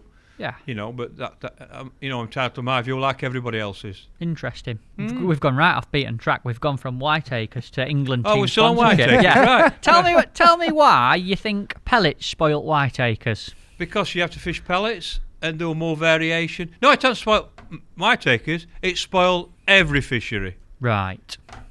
And I voted for them. They were a vote with the anglers. I just think that the fish are preoccupied. You can't catch on lots of other baits now, and I think it just spoilt it a bit. But you have to learn and adapt and do it. And now you've got to use fishery pellets. You're relying on other people with fishery pellets. What do you mean by that? Other people using them? No. You go to a fish, you got to use their pellets. There might be a crap pellet. There might be horrible pellets, so you're relying on that being a good bait. Now the fishery, I mean, I go to Lindholm and he makes sure they're all good pellets. But there'll be some fishermen at some places that buy them cheap, and the cheap ones don't catch fish. They're crap. So you go there, pay a big day ticket, buy the pellets. If they're good pellets, it's not a problem. But some places are not. So you're relying on that bait. Got you. So and that's that's one of my gripes. I don't mind buying the pellets because I've got to buy the pellets anyway. But I want it to be a nice pellet that I can soak if I need to. I can do different things with them. But it changed. It changed lots of things, and the fish now are just pellet fish. You know, they're reared and everything. But I still wish it were old school. What, maggots, casters, and meat? Yeah, I do. Right, yeah. right. How many Whiteacres festivals have you won, Tom? I only ever won one. Did you? I had maximum, I think, 7 times, and only ever won one. When you say maximum, the best point 36 points. Wow. I had. I think I worked it out one day. I think 30 odd times I've been in top 10, but I only ever won one. And when I won it, there were 2 of us had 5 wins, and I won on weight. Right.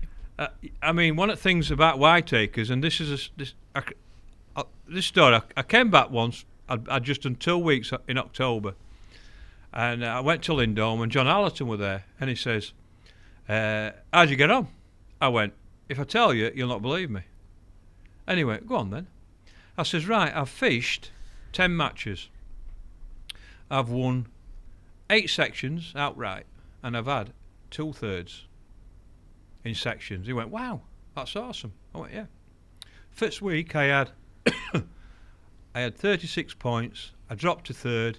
I think I had 400 and something pound. I can't remember exact weight, and I come 4th. No. He went, "What?" And I says, second week, I think I had 36 points. I can't remember whether I've got that quite right. It might have been 34, but I think it was 36. Dropping a 3rd, I had 300 odd pound and come 6th. No. I've caught nearly 1,000. I've caught 800 pound of fish. I've only dropped, and I can throw them away 2/3. And I says, I've come 4th and 6th. And his mouth were open now, like that. And I went, Mine is. on the first one, I lost an £8 carpet net, and I've gone like that, and it's come off. If I've got it, I've won the festival. And I says, the second week, last cast, my float's gone like that. When I was 30th section, I've struck and missed it, and they shouted time.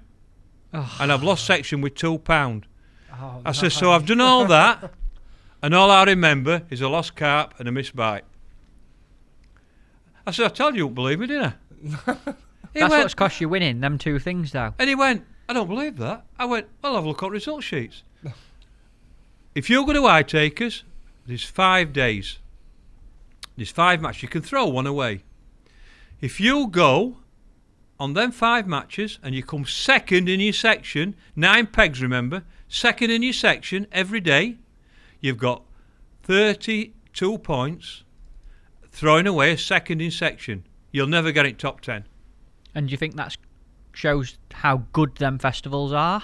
It's incredible. You'll never get it top 10 with 32. Whenever you remember 32 points, get it top 10. Never. Exactly. And that's you've second in section 5 days on trot. And that learnt me there's only one way to fish Whiteacres, section wins. You've got to win your section. So you have to fish. So one of the things I've always been good at is I'll draw my section peg and I'll go, right, what's in my section? Let's say, I don't know, I'll go somewhere and I've drawn peg 20. Right, them 9 pegs, I'll go straight to the ball. Which are my 9 pegs? You know them eventually, I think, and you go. At Whiteacres, just to put people in yeah. the picture, there's a board up in the drawer, Yeah. and you can see all the pegs on the lake, who's in your section, so you can figure this out quite easy, can't you? Yeah. And so I've gone like that, and my first thing is, right, what rank is my peg in them 9 pegs? Have I got the best or the worst? And I look at that. Then I look at the board to see the anglers that's on the other peg. To see if, and I don't mean this disrespectfully, is the one at top names on the best pegs or whatever. And I try and work out my peg, because I know I've got to win sections, and I work out what I've got to do. So when I draw my peg, I don't know what I'm doing till I know what the other anglers are. And if there's good anglers on good pegs, I knew I've done. But if I were on the best peg, I knew I could win my section. And that's how I worked it all out. And that's the way I worked my matches out. And that's what I did all the time. And sometimes you just can't do out about it because there's better anglers than you on better pegs. It's just what it is. But that's how I work things out. I tried to analyse it before it start. Right, today I've got to gamble. I've got to do something to make them fish come in my peg, to beat him. And you might blow out, but what you're trying to do, it don't matter, because you're probably going to blow out anyway. But if I were on best peg, I'd got to win. Yeah. And that's what you got to do. Did you very often draw the best peg and not win? Did that happen much? Oh, of course it does, yeah. That happens sometimes because fish move and fish swim. That happens in any type of fishing. I mean, you know me, I'm worst drawer in the world, so very rarely I'm not best peg anyway. I'm sorry, but even I had to laugh at that one. What's your attitude towards bad pegs, Tommy? Because I know there's a lot of us do I don't like them. Neither do I. I don't like bad pegs. But there's a lot of joking goes off. Des, for example, Alan, yourself. We all do it. Yeah. You draw a bad peg. It is tradition. You've got to have a moan about it. I've got to have a moan. But Anglish inside, tradition. in your fishing brain, how do you tackle a bad peg? You know you can't win. That's the beauty and the horrible thing about fishing. Sometimes you know you just can't compete. So if I were at Whitehead and draw a bad peg, I would just praying and hoping on the good pegs in the section there weren't the best anglers. And I don't mean that. I'm trying I totally understand right, it. Yeah. Right. Because I knew I couldn't beat them if there were the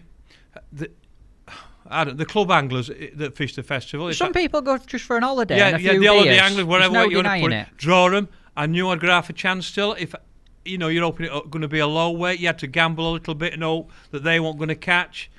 So you're relying on that really. I mean, I've been to out and won off bad pegs, but it's because probably other people haven't done the peg justice and things like that. But that's the way it is. It's just fishing really, but it's just horrible as well, especially when you're in content. I mean, I've been in contention to win festivals.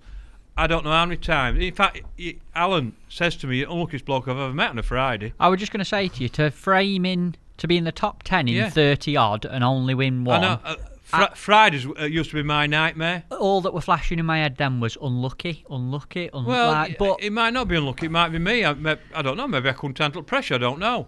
But you won't believe how many I've been leading on Thursday and blown out Friday. Unbelievable. I can remember Gwinear. 4 festivals on trot, I drew Gwinear. And on the Friday. 3 of them I were winning.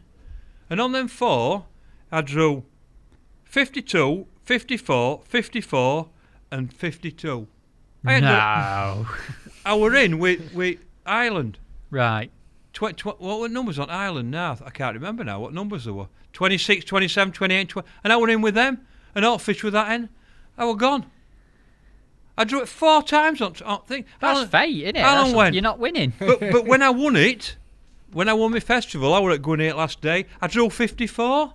Right. And I'm like, I don't believe that. But the fish were there. And I won't match, I had 130 odd pound. I got away. That was the day I got away with it. And it was blowing a gale.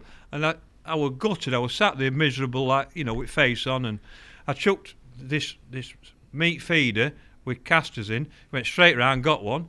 I thought, oh, hey, and I thought they'll go eventually. And I just kept catching. I had £130. I got away with it. But it was the only time they were ever at that end. Got you. The others, I just sat there like that, and they're all elastic all over the lake, and I couldn't get a bite. Not just me, it was 3 on that point, just couldn't get a bite. 4 matches on trot, I drove them pegs. I went Crazy. 52, 54, 54, 52. And I'm like, I don't believe it. Alan says, he just went like that. He went, what? I don't believe it. Even Alan was shocked, Yeah. So, but they were great. I mean, I love going to Whitehead. I learnt lots of Kieran. I learnt about commercial. I call it the home of commercial fishing because you learnt so much which you could take back to your where you live. Got you. And to your own venues because people come from all over the country. And I went back with Kieran Top. It was the first time we had these little pots on Kinder pots. And he showed me, what the hell's them like? And right. Showed me, went back, went straight up to Thirsk and won next match. And everybody stood round me, what's that end of your pole? No one had ever seen him up there before. I've never seen him. How long ago was that, Tom? I can't remember, to be honest. Crikey. Before Kinder Pots were like a buyable thing. You couldn't go and buy them from a shop. No, there were none to buy. And I can remember drawing at corner peg and I won it with 80 odd pound at Thirsk. And they're all, what's that? They're all coming up to me. And but that was Kieran. And I don't know whether somebody else has showed him, but, it was Kieran that showed me. When I first started going to Whiteacres, Tommy, the first couple of festivals I was really young. I was only 13 or so. But as I got a little bit older and when I started coming with Tom, you were always there. And one thing that you built up a massive reputation for, and I've seen you do well on it so many times, and you went through a countrywide recognition of being good at it, was method feeder fishing. Yeah. How did that method and your love for it and you being good at it come about? It's a good story, actually, because the best feeder angler were Finn. Andy Finlay. Right. He were at Preston at the time, and he'd done a few things and everything. And then I'd been method feeding. I couldn't really catch it a lot on it. And we had a press day, open day at Woodlands View, which you're not allowed to do it, but it allowed us to do it to promote it this particular day. So Finn's fishing, and we're all done his bit with press and everything like that. And Finn's going to fish a chucking this method in. So I've gone and sat with him, and Des come and sat beside of me, Des Ship, and he sat there and he went, and I'm watching him, and he was just an artist. He was like, slowest angler you've ever seen in your life. Bricky, and it were a work of art. There were no moles or like that, were all by hand. And cast it in a plop. There's one other one on. That's how Finn talks and everything. It's like that's the best Finn impression I've seen. I've got another one, right? I mean, Des straight away. Get off! Let me have a go. Get off box. So gets on, chucks it out. Sat there. Winds it in, chucks it back out. And Finn's there laughing his head off. Get out of it, box. Let me have a go. You're doing it wrong. I chucked it out. Couldn't get a bite. Literally never caught one. No, didn't catch one. Right, let me get out of my road. So, like that. No. As quick as that, right? And me and Des are like that. We're chomping a bit now. We're like that, right? So I've gone down to him, and he went, "You're pouring it on wrong. You're not letting it hit water right, right? So show us, showed us how to put it on and how to put the bait on, right? So me and Des are like that now. All of a sudden, chucked out, got one. What were the key? What were you doing different? Well, one, we weren't putting it on feeder right. When you watch Finn's, it's a work of art, right? It where you put it on and everything, it was just a work of art. We weren't putting it on right. We weren't pressing it hard enough and getting it right. So he showed us how to put it on. So I've gone home and I'm messing about with ground bits, getting brown and trying it all. And then what happened was, I started going to Lindholme. I started doing really well, cleaning it, like winning loads of matches. I won a couple of festivals. On a method feeder? A lot of it method feeder fishing. Nobody were doing it but me. And then what happened was, Barnsley were on one of these finals at Barston. And because we were sponsored by Maver, we got Craig O'Brien to come along and help us because he fished there. And he come along and he taught us about short hook lengths. His handies were longer. And he talked to me about it, and I went, all right. And I looked at it, and he says, 4 inch is a great length for method. So I've gone like that. So I've got that with with Finlay, right? And I put them two together. So what were Finn using before, out of curiosity? I think it were a bit longer. What, 8 inches? Probably something like that. I can't remember right. exactly, but it was certainly longer. But he taught us about short hook lengths. So I learned, Finlay taught me how to put it on and how to cast it so it's the water, right? Plop. Right, not splosh, plop. Plop, not splash. Yes. I remember that. It's very important. And he taught me about hook lengths. So I put the two together, and that's how it started. And I had 2 or 3 years where it was just incredible. And then, of course, everybody cottons on and they know what to do. But the hook lengths thing is quite interesting because I learned that different fish are different with hook lengths are important. Talk to me more about that. Right. Well, what it was, I was doing that, and then I went to Italy. I taught them what to do and showed them how to fish method.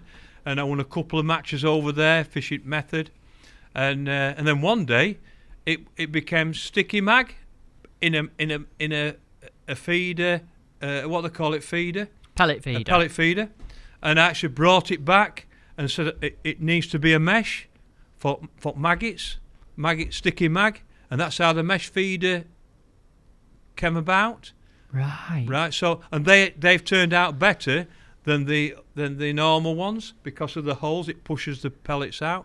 But this was for the maggots, sticky maggots, so you could push them in. And I went on the Tiber, which is my favourite river. And that's in Italy. In Italy, yeah. And I'm sat there and there's a bloke below me, and he's sat on a chair, right, just one of these chairs, chucking in. And every time I'm catching a little chub like this, and he's getting 2-pounders, and he was doing me head in. Anyway, smashed me up. Well, match 14 kilo, I had 8 kilo. And I'm like, but when the match finished, I run straight down to him, right? And as I got there, he knew where I'd come for. He turned around, he went, Pickering, your hook length was too short. And I went, no. He went, yes. And he showed me 6-inch hook length he had on, 15 centimetres. And I went, no. He says, yes, like that. So anyway, we've weighed in, he smashed me up. So I've tied an hook length on at end of match, 6 inches, chucked it out, put it down, it's gone, woof, 2 pound chub. 2 pound chub. On a pellet feeder? Yeah, same, but I just put a longer hook length on, 6 inches. Pellet feeder with sticky mag? Yeah. Chucked out again, right, got a barbel. Year after I won 2 matches. What? Why? What was the difference? No idea. But my point is this, right, every fish feeds differently. So on the plane on the way home, I was going, I wonder if other fish feed different, because I started thinking about other fish. And when it's allowed, and the fishery allowed it, in my head, I've worked it out. If you fish for F1s and only F1s, 3-inch hook length is best. If you fish for carp, use a 4. If you fish for bream, a 5. And chub and barbel, a 6. Wow. And it makes a massive difference. Is this the match in Italy we're talking about? No, that's a a better different one? No, that's a different one. That's Right. Oh, I need to tell you about that one. That's a gem, that one. Right, and I went, and it were true. When I went, I was catching barbel and chub at the big uns. It was weird, but from that I learned that other fish feed differently.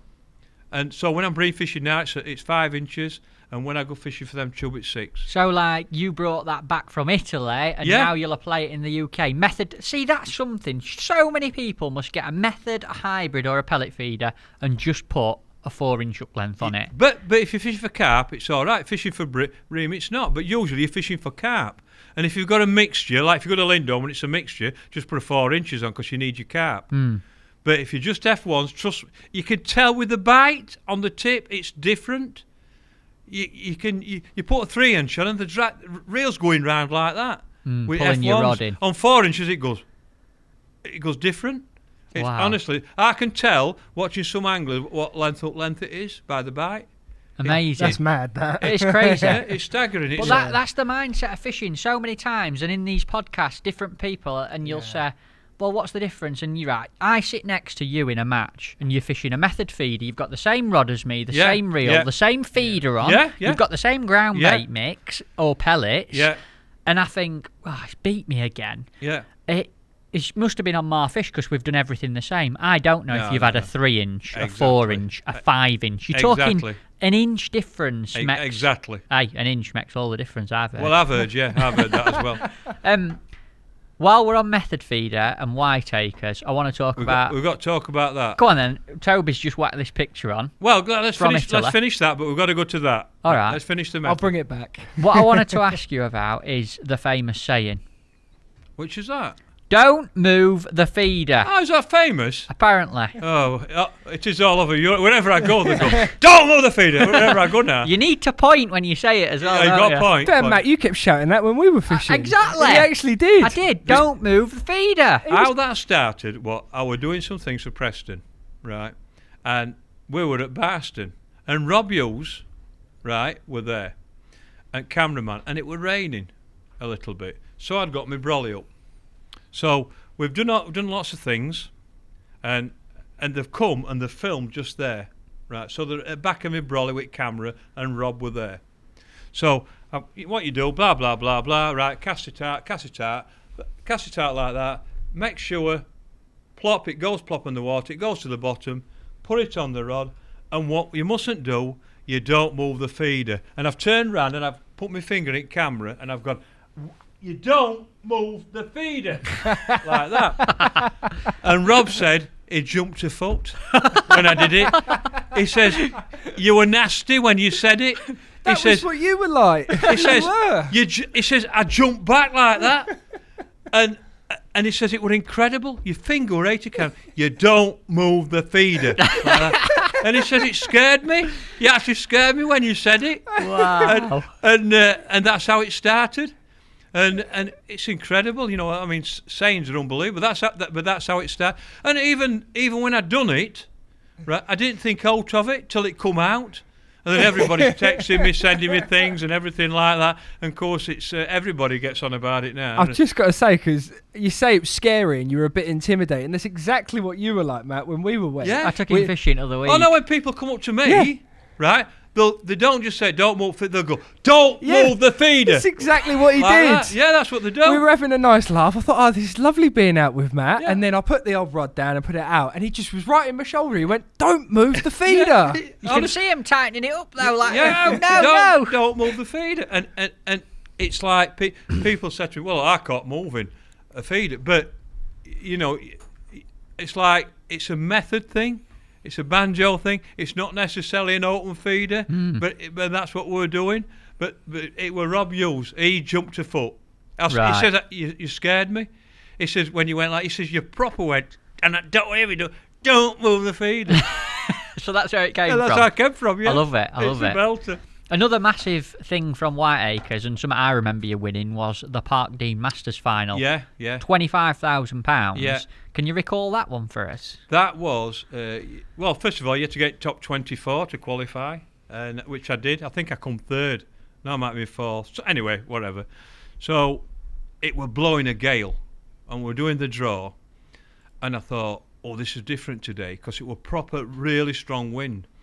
And I've drawn peg 21, I don't know, 21, but there's an island to your left, and you're fishing in Ireland, 4-hour match.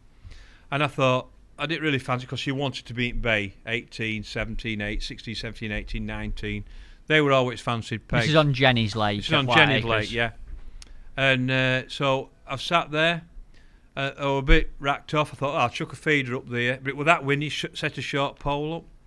One thing I can't get me around, why I never set a bomb up. And I hadn't. And I was like, even to this day, I'm like, why didn't I do that? But anyway, I've chucked up Ireland, an hour's gone, and I've had a bite, I've had a pull. And so I've got my catapults, and I started firing meat down the middle. It was like 2 pouches full. Went windad, just try and get them out there. All of a sudden, my tip's gone, getting liners. I thought, hey up, so I wound in. I put a bomb on this rod, put a piece of meat and chucked it in the middle. It's gone, like that, picked up, got one. Carp.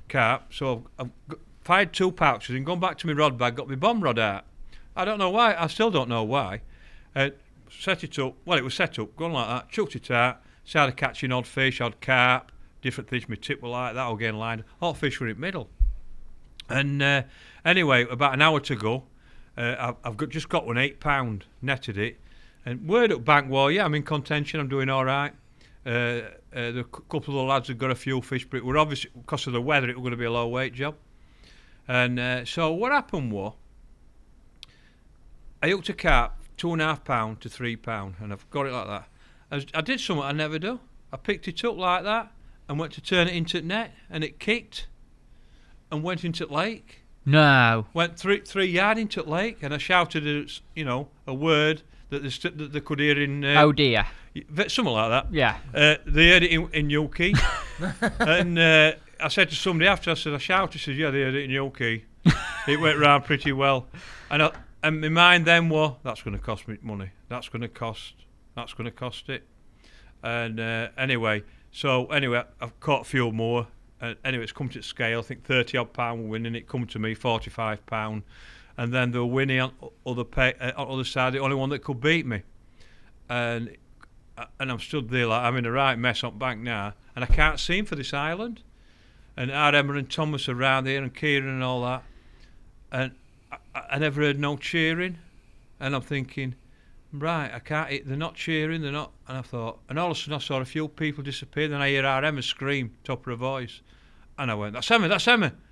And I'm looking, I could sort of running with Thomas behind her. I knew I'd won it then, and I ran that way as fast as I could, jumping in air, punching air, Fabulous. And I realised I'd won it, and it was a great moment. And I mean, it's a big event in Whiteacres. So, I'll never forget that fish. That could quite easily have cost me, and it didn't. I got away with it. And you still remember it now? I still remember it. Yeah, I still remember it. Yeah. So but it was fantastic. It were at that time. It were a big. Well, it still is. It were a massive thing. Still a massive competition to win every year now. Yeah, it's great what they did, and I have been for 5 years. I love my time down there. Fantastic moments. Learned a lot about commercial fishing. What's your single best memory of Whiteacres, Tommy?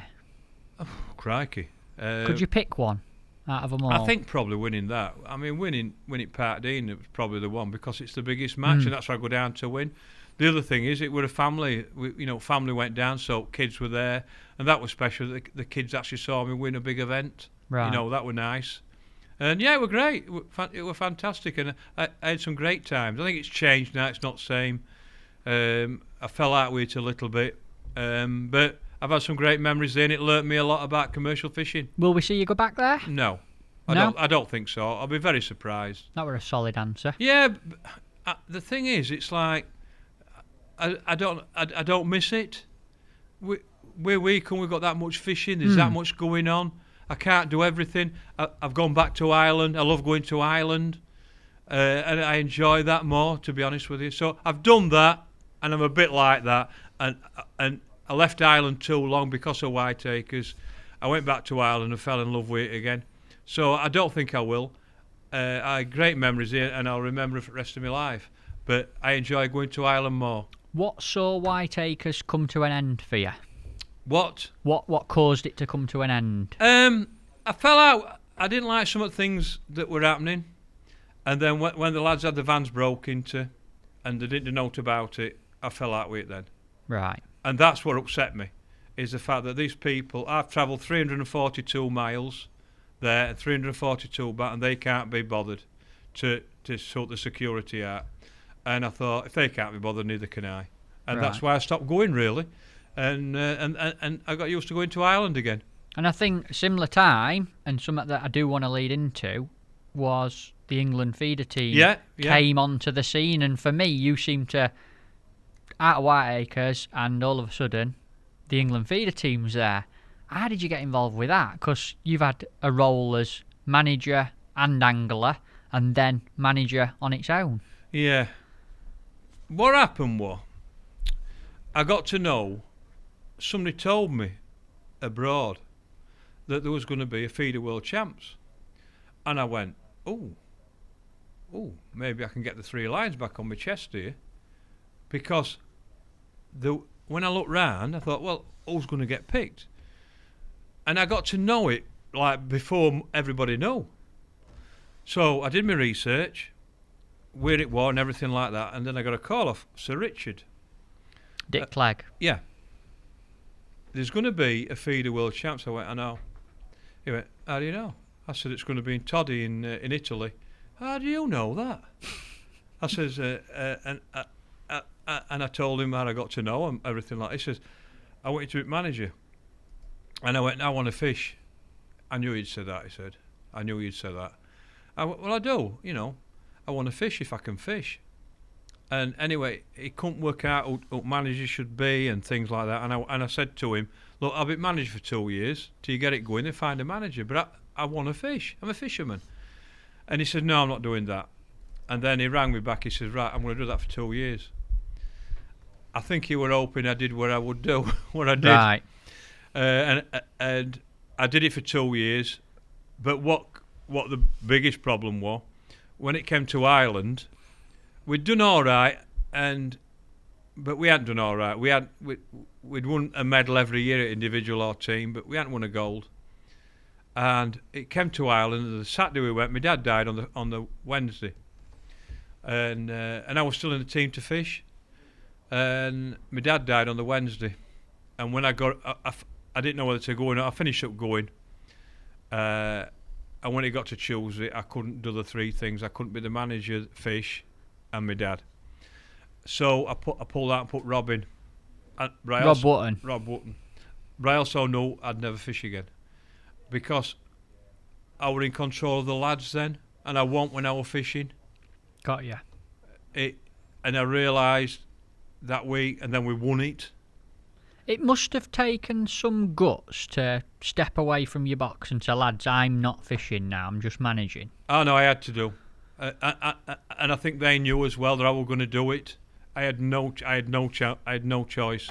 I couldn't cope, and it was affecting the team, and I knew it was affecting them, so I had to do it. I had no choice, and I said, right, so I could concentrate on the fishing and the lads, and we won it. So, and I knew then that were it. World champions. Is that the first one that you'd won as a team? Yeah, I knew. And Steve won individual. Double gold. So I knew I could never fish again. I knew that were it done. And were you sad about that, or were you happy? Oh no, I'm really sad about it. I'm a fisherman, and I wanted to fish, and still do. And then I did it, and then after 8 years, I'm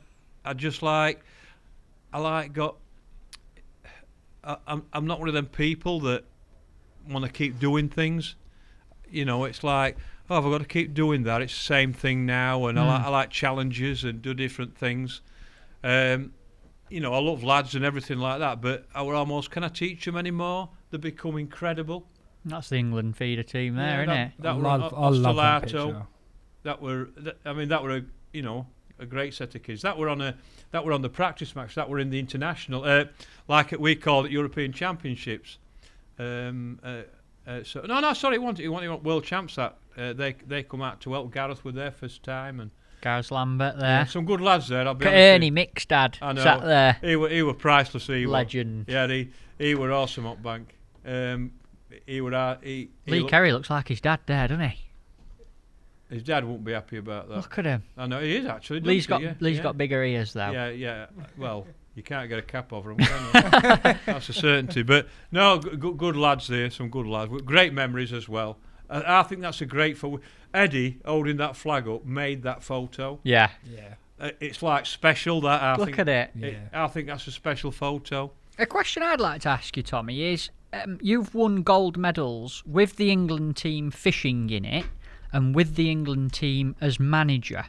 Is there a difference? Does it feel different? No. Winning a gold is winning a gold. Oh no different. It don't matter what level you fish at. You can fish. The men's, the feeder, the veterans, the ladies, whatever. It's all the same. It's World Championships. You'll get a gold medal. It feels the same. A lot of people think that it don't feel the same if you're not in float team and win it. Trust me, it don't. It makes no difference. Junior level, you've got 3 individuals, haven't you? Yeah. You're still a world champion. It's World Championships. It's the same feeling. Trust me. It was for me. That's all I can say. Interesting. I don't care if I go up vets and I win a gold medal. It'd be exactly the same as when I won in '89. It'd be no different. I love that. Such a positive. I'll get the medal and I'll give it a big kiss and big fish pump. Gold medal. It's a gold medal on the world stage. On the biggest stage in our thing. I want to ask you what your manager and what your traits were like as a manager. What is it like fishing under Tommy Pickering? I don't know. You need to ask anglers that. I don't know. I just do it. I only know my way, and I try to be honest with them. I try to give everybody a chance. I have certain rules. I'm very strict on doing the right thing. You're representing your country. You can't do this. You can't do that. What are the rules? You're representing your country. You don't do things. You don't get drunk. You don't go out. You don't do things. You're there to do the right thing. So I've tried to teach people the right way. I'll always be honest with people. What I mean by that is, if I leave somebody out of the team, that's the first phone call. Everybody gets a phone call, because I didn't sometimes, and it hurts. And I know how important that first phone call is to say you've been picked. Even if they know they're in, I still ring them and tell them. But if I drop anybody, leave anybody out, that's the first phone call. So they've got it from me. They know from anybody else. I don't give any crap. I tell them as it is. I'm sorry, I'm not taking you this year because blah blah blah blah blah blah. And if you want to get back in, this is what you got to do. Blah blah blah. That's the first phone call. Then I ring the other lads up and tell them. Whoever's a new one usually doesn't get it straight away because I make sure I'm doing the right thing. Then I ring that new person up and tell them. When I'm out there, I have 2 rules, because if you get 6 anglers and my job as a coach is to make them all brilliant, all good, the same, because somebody could get ill. It's I don't want an easy ride. I don't want an easy decision, right? And so what I do, I have 2 rules. One is, if we've won, I won't change a winning team. Rob Watton was the unluckiest angler with me. He was brilliant for me, but he was the unluckiest because when he come in, we won it. We won the Saturday, Sunday, overall. So I don't change a winning team. So the year before he went, you'd won. No, it were the reserve that I've got you for that time. So when we went second year to Holland, he had to be Superman to get it team, and he were brilliant. But I couldn't change a winning team. We won Saturday, we won Sunday, won the overall again. So we've won 4 days on the trot, right? So I knew when I picked him year after, he were probably going to be reserved because I don't change a winning team. We won Saturday, right? And on Sunday, we didn't, and we come second. So I won 5 on trot. So we're never going to get in. That's not a bad record, Tommy, on a World Champs matches, is it? Yeah, but I only remember when we come second. Because, again, I had my chance of my hat-trick. And where did you finish as a team? Second. Ah, no. Germany beat us. And that was my fault, right? Because I made a schoolboy error on the second day. But my point is, my other thing is, if I can't make my mind up, I'll always go experience. So whoever's the least experience will be the reserve. You need a get out thing, but they all know that. They all know the rules. I don't try to hide anything. They know that. If you win, you can fish again. If you don't win, I might change it. But if I can't make my mind up, whoever's the least experience will be the reserve. Unless it's Superman. And that's my rules. They all know that. They all know how it works. And I don't try to think. I try to be dead straight with people. But you have to do what I want. I'll listen to you. It's my way, and I will, like when we blew out in when we win as a team. When we fail, it's my fault. For example, when we were in Portugal, we had his probably worst day. Frankie wanted to interview me, and the day before, me and Glenn had done the interview, right? And I pushed him away. I went, I'll do the interview. And he looked at me, and I went, no, it's my responsibility. And I just stood there and said, my fault. The lads did what I wanted them to do. I'll take it. It's my fault. You win as a team, and if you fail, it's my fault because I set it up. And that's the only way I know. I'll never sell my lads down river. I'll never publicly criticise them. Right? I'll tell them to the face. Right? But because I think that's how it should be. Don't get me wrong. If they're not doing what I want, I make it quite clear. I was just going to ask you, say you're in a practice session and someone isn't doing what you want, are you firm with them? Have you ever given someone a proper telling off during a practice? Oh yeah, of course I have. Yeah, every manager has. I've had them. I've had tellings off. You have to listen. If they're not doing what you want them to do, and you can see it's wrong, you have to tell them. And if they don't do it, they won't be coming again. And it's as simple as that. There's only one thing that matters. That's a gold medal. I don't fish for any other colour bar gold.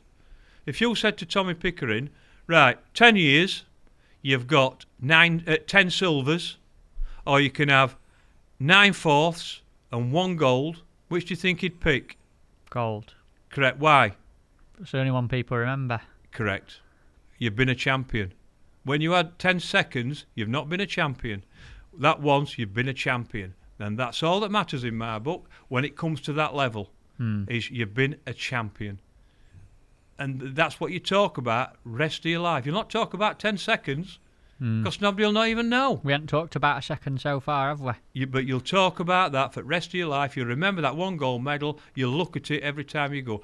I watched golf last week, the Masters, and Rory McIlroy come up with an unbelievable statement. He'd been to see Tiger, right, at his house, and the only trophies that were on show were his majors, his 16 majors. And he says, "Where's others? I don't know. I've no idea where others are." And that's all that mattered, the majors to him. That's because that's all he wanted to win, and that's all I wanted to win. Born to win. That's what I teach people to win. That's all I'm interested in. And if you don't like it, there's the door. If you're in my team, I'll take it on chin if we don't make it win, but I want to win, and that's all I'm interested in, because that's all people remember, and that's all you'll remember. You've done enough for people to remember so far, mate. When you're away on the World Champs, it's an intense time, because I know that you go away practicing for weeks before. There's months and months of planning gone into it. The weeks away there are ridiculously intense. Yeah, correct. Long days, often in hot heat. Yeah. Tommy Pickering as manager on your shoulders all week. Yeah. And then you've put them lads through all that, and at the end of them 5 days practice, you've got to pick a team. Yeah. How do you feel as manager when you have to make a decision like that? Well, it's a decision you have to make.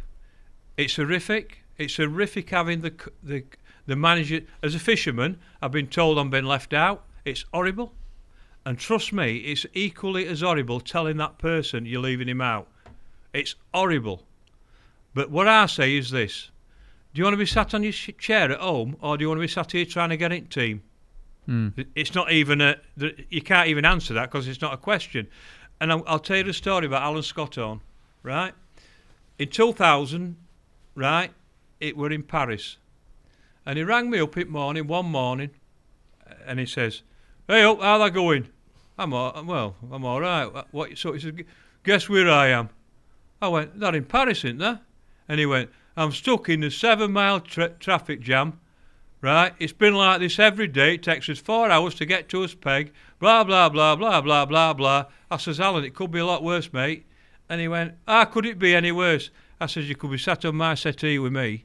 And he went, "It's great here in Paris. I love it over here. I'll see you later, mate. All the best." It's right, isn't it? I think he'll remember that as well. And he probably will. And I'll never forget that, and he won't either. Because I said, it could be a lot worse. You could be sat on settee with me. Yeah. And it were great. It were all right after that. But that's my point. It's horrible telling them. It's horrific, because I know what they're going through, because I've been through it myself. It's like when I have bad moments, and I see the fishermen with the same. I try to use my experience to help them, and it's horrible. It is horrible. I mean, but I'd like to think I was strict but fair, because you have to be. I see things happen in other things, and I'm disgusted, to be honest with you, and I don't want that to happen in my team. I want my team to do things the right way, because they're representing England, and that's important to me.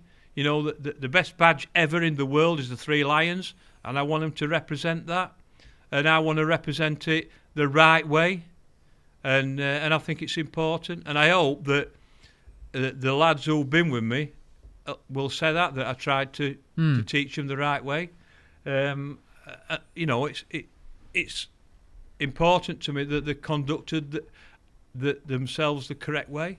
It's important. Earlier you mentioned I won't change a winning team, and the next year if I take a newcomer, it's going to be difficult for that newcomer to get in over all the experienced lads. But I know that you brought into the feeder team under your management Lee Kerry. Yeah. And the reason I know it is because Lee actually rang me the week he got back from World Champs, and he told me how much he'd enjoyed the experience, and specifically fishing under you as manager. Lee were one of the new bloods you brought into the team. What was that like, bringing him in and making that decision to put a new person in there, in the mix? Well, first of all, I don't understand why he's not at float team. But it's not my team. It's what it is, right? So when I realised, I spoke to him about it, because he would get into his feeder fishing. Would you ever be interested? to be fair, Glenn talked to him first about Glenn it. Lawrence. Glenn.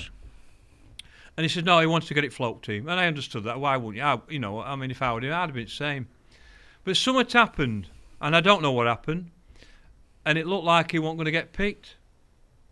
So I thought, I don't want to miss an opportunity again. So I had a chat with him. Said, look, it's no different. You've represented your country. And I think he probably took the biggest decision of his life. It probably at time broke his heart in the fact that he really wanted to be at float team.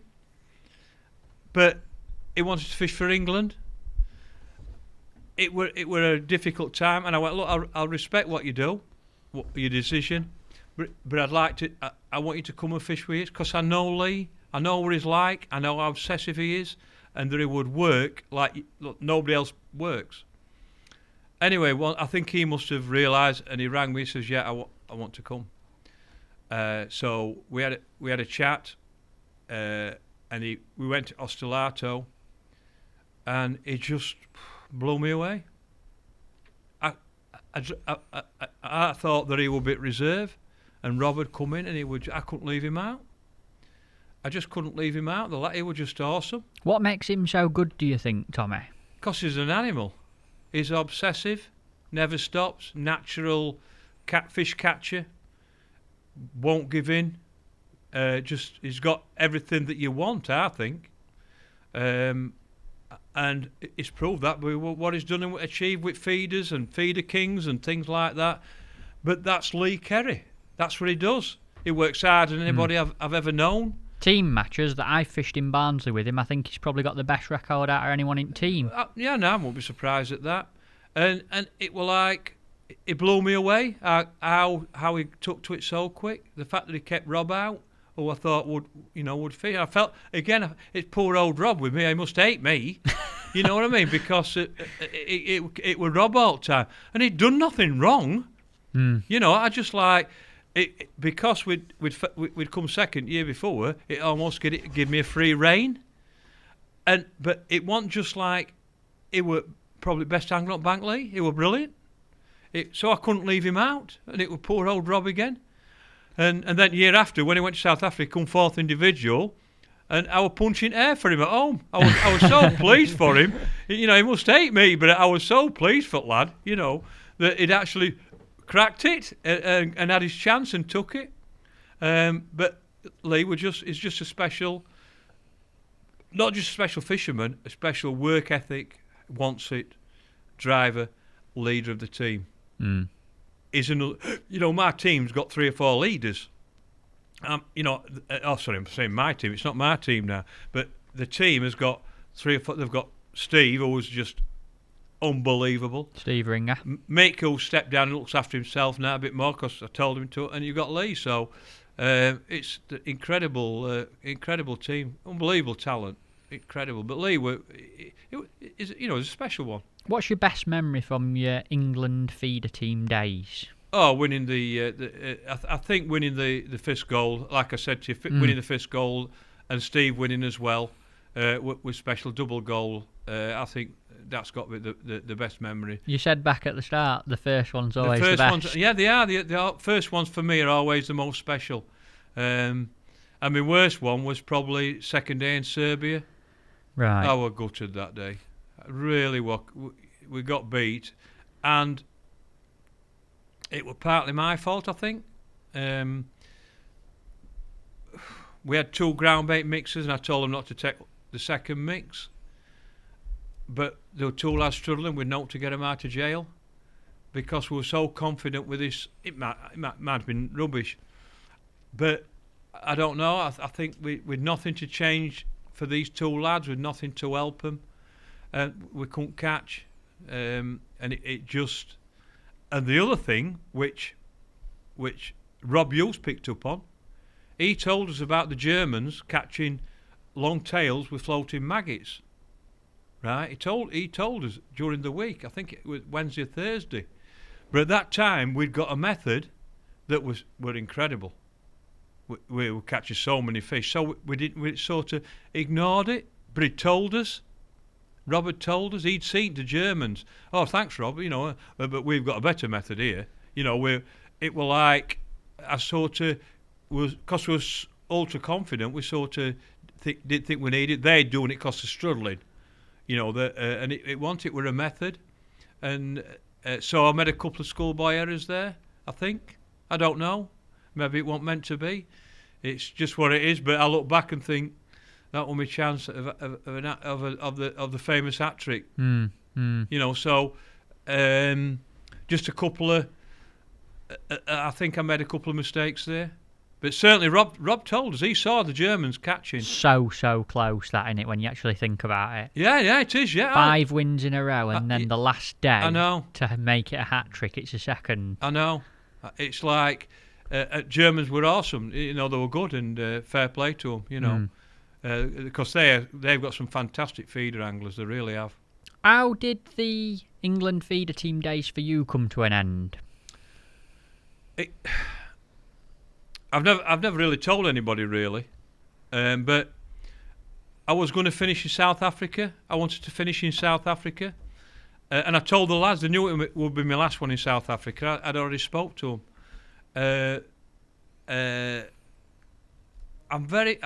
I've seen managers go over the hill, the other way. They get to, and I didn't want to do that. I don't want the people to think of me as.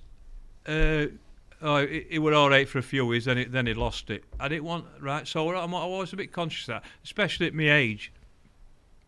But why I finished before South Africa were quite simple, really.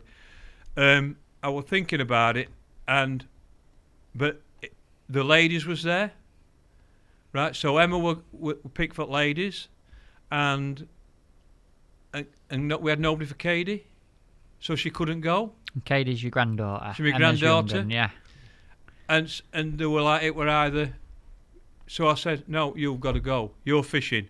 So I stepped down so I could look after Katie while Emma went to World Championships, because I wanted her to fish. And that's why I stepped down then, and not in South Africa. Big respect for that. But I wanted Emma to fish. I think it's. Yeah, she is, little Katie. So I had her for a week. Look at her. Well, 2 weeks. Does she do a bit of fishing, Tommy? Yeah, she does a little bit. Yeah, now and then. Yeah, so I had her for 2 weeks, and she cried for 2 weeks. What? Because her mum. Oh yeah, it were horrible at the time. You know, I mean, it was. She phoned her every night. She went to bed crying, and because she's a proper mummy's girl. Right. And it were proper hard, and we had a big calendar on wall with days, and every morning we marked a day off and things like that. And oh God, at times it were heartbreaking, really. But we tried everything to. But at the end of the day, it's what it is. Yeah. You know, but we both couldn't go. Because it wouldn't have been fair on Kerry, so I said, no, I'll stop at home, you'll go fishing. Right. And it's as simple as that, really. Interesting. Yeah. It's it must be nice to have your daughter in fishing as well, because Emma has also won a World Championships international ladies level. Yeah. Were you there when that happened? I was manager, yeah. Talk me through that, because that must have been a proud moment. Well, it was, but it were tough. It were tough as well. She were awesome that weekend. Like, I've never seen anybody fish as good as that. For 2 days, she were outstanding, and she won it. But the team come fourth. We missed out. You know, we had a minute to go. We had an easy silver. Hungary had walked it, and one of the Italians and one of the French both got a big fish with seconds to go and beat us by a point. So we finished up. Team were fourth, and as manager, lasses were gutted. So I never celebrated it, really, because I couldn't, because I had to be with team. Really strange feeling. Inside, I was spewing. It were great. My daughter's world champion, team's fourth. Oh, it were horrible. It were great and horrible. So I don't think, I never felt like I'd celebrated it right. The perfect celebration would have been the team winning as well. A bronze would have done. A medal. A medal would have done. Yeah. You know, we could have all celebrated. And it were like, and I didn't know how to react. It must have been quite hard for Emma as well, because she's obviously I think so, all the glory, and the team are I think nothing. so, yeah. I mean, it's hard to explain, but as the manager, I couldn't run around with my daughter and leave. Although it was really strange, and I don't think I ever celebrated it right. But it were like, I look back now and think there's only 4 families that's ever won double gold. Like Scott Horns and Tom Walters and the 2 Germans' daughter, and I can't remember the name. Only families that's It's quite unique. Yeah. There's 4 families. Incredibly unique. It's incredible, really, and it's special. But I'll tell you one thing: when you watch one of your kids become world champion, wow, that does take your breath away. That is quite staggering. Look at that for a picture. Yeah, that's an old one. That's like a magazine cutting. That one, I think, isn't it? That was sent for him. We only saw that recently. Right. And look how young she looks. Yeah, that's Emma on screen. Looks like Tommy's kissing her on top of head, folks. Lovely listening. picture, that, Tommy. Really nice. It is. It's like watching one of your kids anything achieve. That is like staggering. It's better than yourself doing it by a million miles. But I still don't think I ever celebrated it right because I couldn't. I was like, wound up, and because I was thinking at lasses as well. I didn't want to celebrate in their faces, if that makes sense. Yeah. Whether I'd have been same with somebody, I don't know. But I mean, what can you do? I mean, I remember saying at time, look, we're all gutted, but Emma, you must celebrate. You must enjoy the moment and of being world champion. But she was fantastic that week. Not that the rest of lasses won't, but I've never seen a fish as good as that. Where was it that she won, Tommy? It were in Hungary. On Zenek, is it? Something like that. Great venue, great team venue, fantastic team venue. We went back a couple of years ago and didn't quite get it right. It were more catfish. But no, she was stunning. She caught, I think, 200 and something fish in 3 hours both days. She was just faultless. Fabulous. I've never seen a fish as well as that weekend. She was outstanding. Are you quite close when it comes to fishing? Yeah, you all and time. Emma? Yeah, you talk about it all a lot. All time. Yeah. Oh no, if she went fishing every weekend and hadn't got a single moment with family, you don't have to. She competes with everybody. And that's one of the things with the ladies now. In the past, they've been called, you should stop at home and wash pots and clean house and stuff like that. But nowadays, they're not seen that way. It's like, and I remember the moment. I remember the moment when it all changed, and there were 2 Angling Time semi-finals, and Wendy Locker won one, and Sam Perkins won the other one. Right? They won the fish for their teams. They both won them individually Saturday and Sunday. And I remember Alan coming up to me, Scott on, and he went, "Great, that, innit?" I said, "What?" He says, "There's not one person was surprised. There weren't nobody surprised anymore at these lasses. How good they're competing. There's nobody complaining, nobody saying this, and it were right. And that was the moment, I think. That's brilliant. I'd never heard that story before. And I went, that's a great moment. Yeah. And I went, is nobody whinging, having a go? And now they're just accepted in the matches because, and I think that's down to, people like the Purchase sisters, Anne and Linda, Sandra, the Wendys, people like that going through it all and beating the fellas, and eventually it's all worked, and now people just accept it, and it's fantastic to see. I mean, the thing is, like, you go to an open match now and you see some at lasses and you just, hey, how are you going? And are you caught out? You don't see out different. No. At one time, it were a nightmare for them.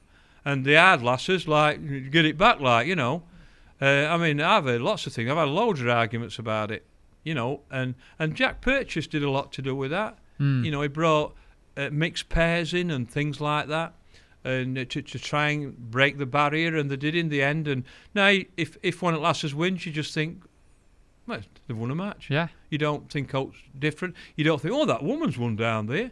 They think, oh, Sandra's won that match, or Emma's won that match. Yeah. Just just everyone's normal. the same. It's just the same. Yeah. And that's how it should be. It's great, isn't it? In any sport, that's it's how it quite should a happy be. thing to talk about. Absolutely. No, it is. But I remember the moment, because it were Alan that saw it, and it were. I mean, I think that they were probably the only lass that were fishing them Angling Times semi-final, but Wendy Locker, right? She won the Northern one, and Sam Perkins won the South. Now she's an angler. Wendy, she's nasty. Is she really? She's a nasty. I've never fished with Wendy. I've seen her fish at Fishermania when she's she was in the... She's the nastiest angler I've ever fished She with. were in the men's She's final. evil, her. Really? Oh, you don't... What makes her evil? She wants to smash it up. Really? Oh, no, she didn't want to beat you. She wants to beat you, come back, do it again. Right. Oh, she's nasty. Oh, the nastiest angler I've ever come across. Right. Gosh, I hope I don't draw near her. But also, the nicest person away from the bank. Mm. But with a fishing rod, she wants to rub it in and smash you up. Right. I loved her. She was great. Got a bit of Tommy Pickering. She like that. She'd that. wind you up. She would look what I've just caught. Angler at next pay. Oh no, she was nasty. Oh, Love it. Nastiest angler I've ever come across Right. with a fishing rod. And but she wanted to win. She did. That's the only thing that mattered. But nicest person you'll ever wish to meet. Maybe get a few of the girls on one at podcast. Yeah, it'd be though. good. Yeah, that. absolutely. Do it England ladies. But Wendy, she were great. But she were nasty. What's your fishing going to do in the coming years, Tommy? What you got on a domestic scale at the minute? It's a good question, actually. With COVID and everything, it's hard to plan anything. I wanted to fish the Vets float team, but it got cancelled last year. It's already been put back to October. And I don't think it'll happen. I don't think there'll be no world champs again. I'll be gobsmacked if there's any. And the problem with that is at my age, or the people's age, I'm 66 soon. So if it doesn't happen this year, that's 2 years we've missed. I'll be 67, and then you're competing with people at 55, 56, and all of a sudden, 2 years at my age now is a lot. It might not be at your age, you can handle it, but at my age, that's it, you've almost done. Because there's people younger taking your place. So I don't know whether I'll ever get a chance to fish that. Now, if it doesn't happen this year, there's going to be a feeder, Vets World Championship for feeder now. I've not heard anything, and it's in September, so I don't know what's happening on that, but obviously I'd like to be involved with that as a fisherman, not as a manager. You know, end of the day, I don't know. I mean, it's only September. I've not heard anything yet. I was manager or anything. So, and I've already changed my fishing for them. I've gone back to more silverfish fishing, going on because I want to still try and get in that team. So I'm doing more canal fishing and. I noticed you've been on air and cold, yeah, I've been doing quite a bit just to try and get in them teams to change my fishing again. And I don't know. I'm trying to qualify like everybody is for feeder masters and feeder king and things like that. We can't get to Ireland, so it's all up in air at the moment. It's going to be a weird year again, isn't it? It's going to be a weird year, but there's one thing for sure. Whatever I do, I want to win. I want to try and win and compete. I'm 66 soon. You know, you've got to be realistic. I can't compete with your lads now on commercials. It's summer. I can at winter, but not summer. It's hard. I get frustrated because I'm competitive and I can't physically do things. And that's the problem. Is I've learned that as you're getting older, you can't. I mean, I've got a dodgy hip. It's hard to get to pegs. I fish a long pole all day. My arm bruises. It's what it is. So I've got to adapt my fishing to that.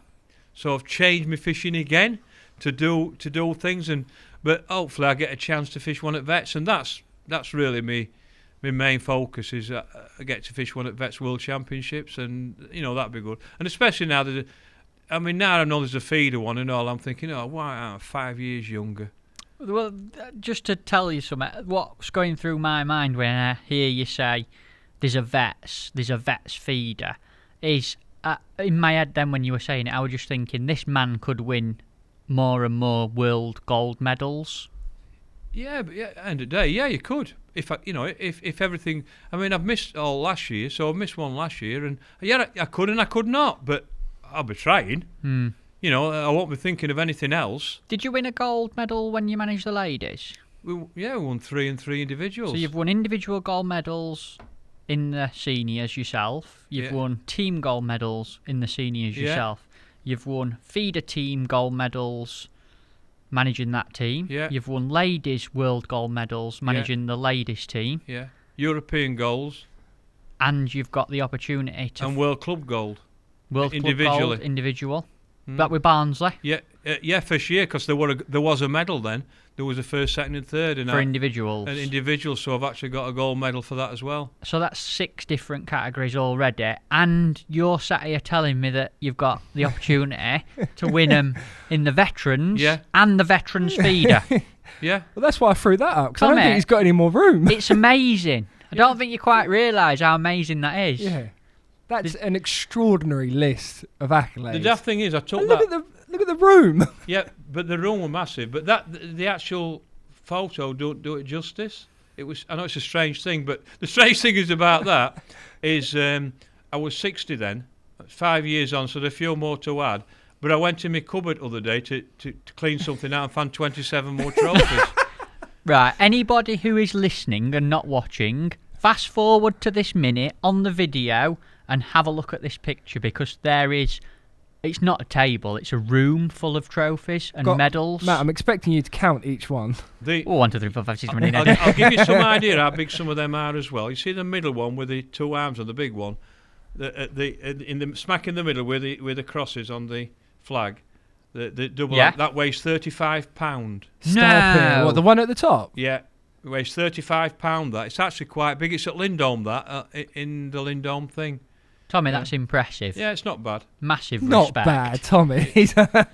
massive that's respect. really impressive. And there's some more medals and everything added to that already. So, and hopefully I'll get a few more. So, Tommy, so where is that room, mate? That was my Alan Taylor's warehouse. I was going to say you would need a warehouse, wouldn't you? it's not in your bedroom or something. I actually did it wrong. I wish I'd pushed it back to the wall and done it a bit different now. But end of the day, like I wanted it. I always said when I was 60, I wanted a photo taken with all my trophies, because I've got every trophy, my club trophies and everything, because I'm proud of every one. My first club match win, my first open match win, everything's there. I've never thrown one away.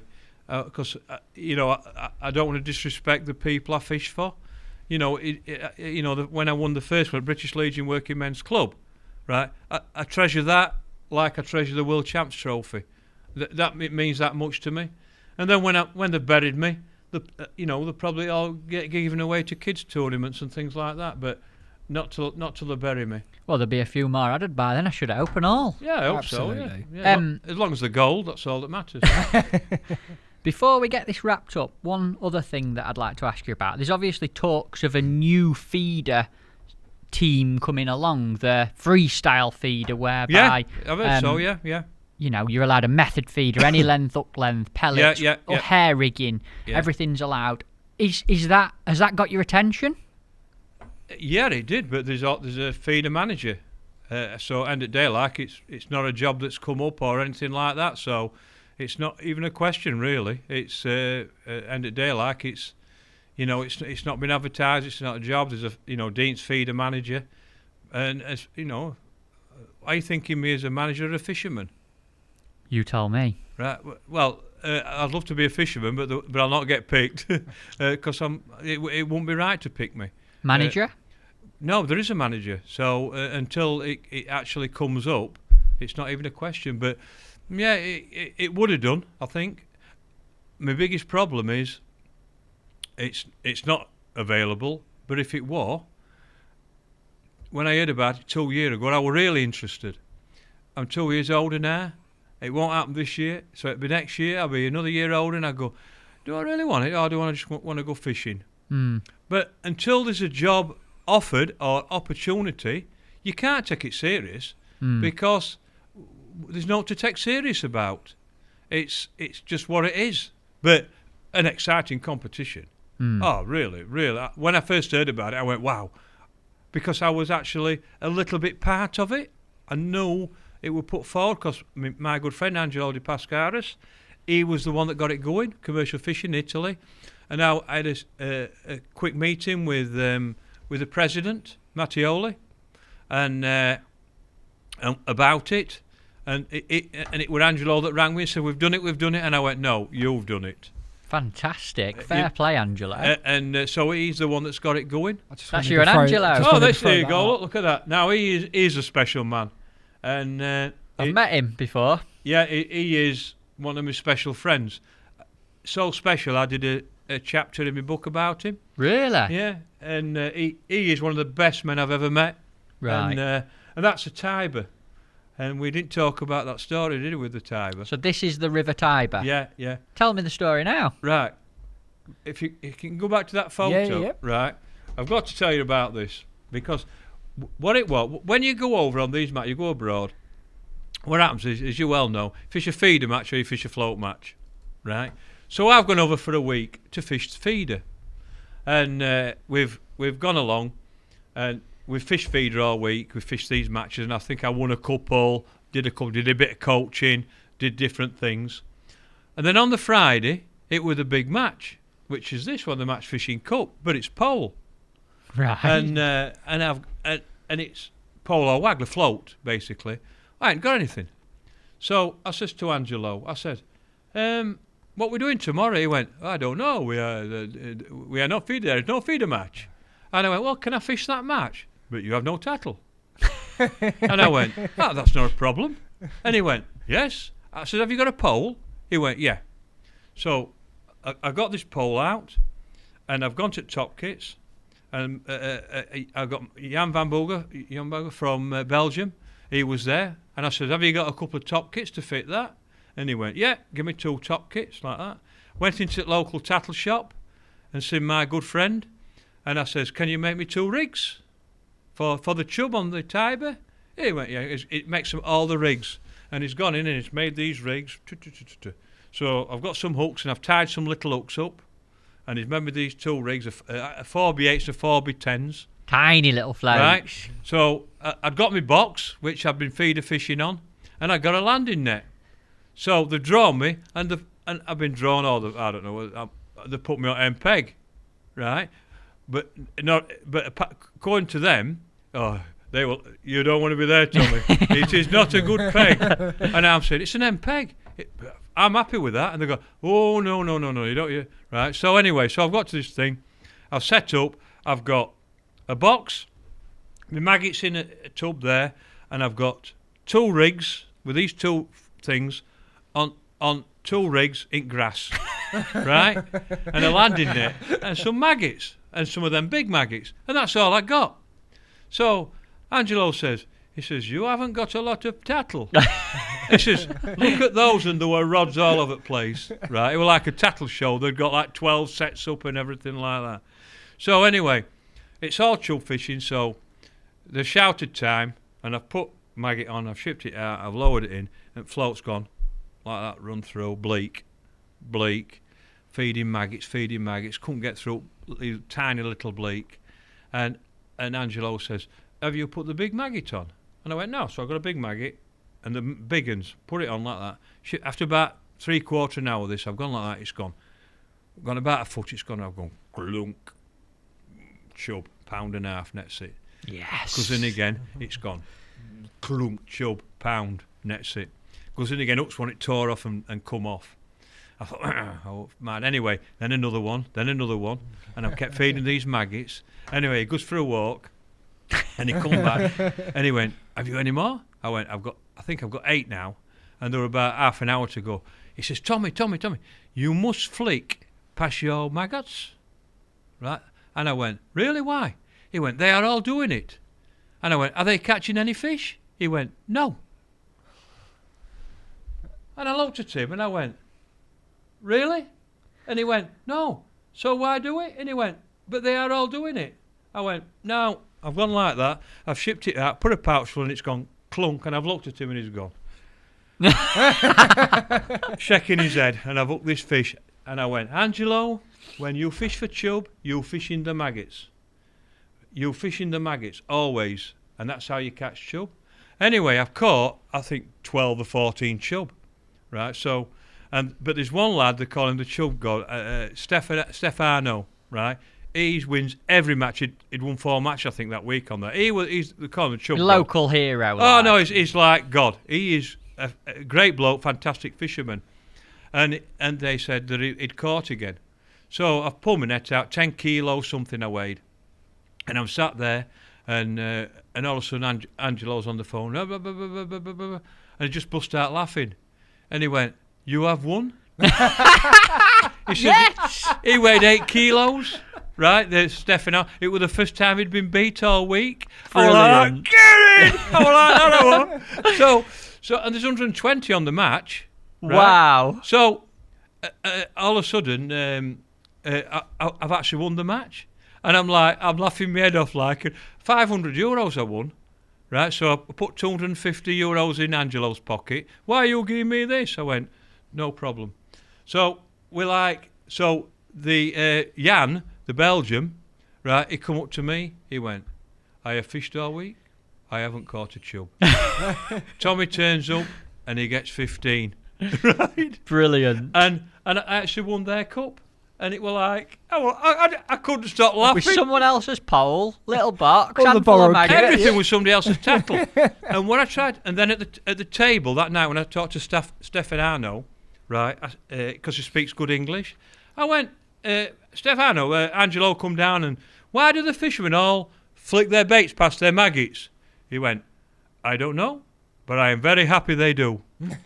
So he fishes how you fish? Yes, because he's a chub angler. Amazing. And he went, "But I am very happy they do, and I hope they keep doing it."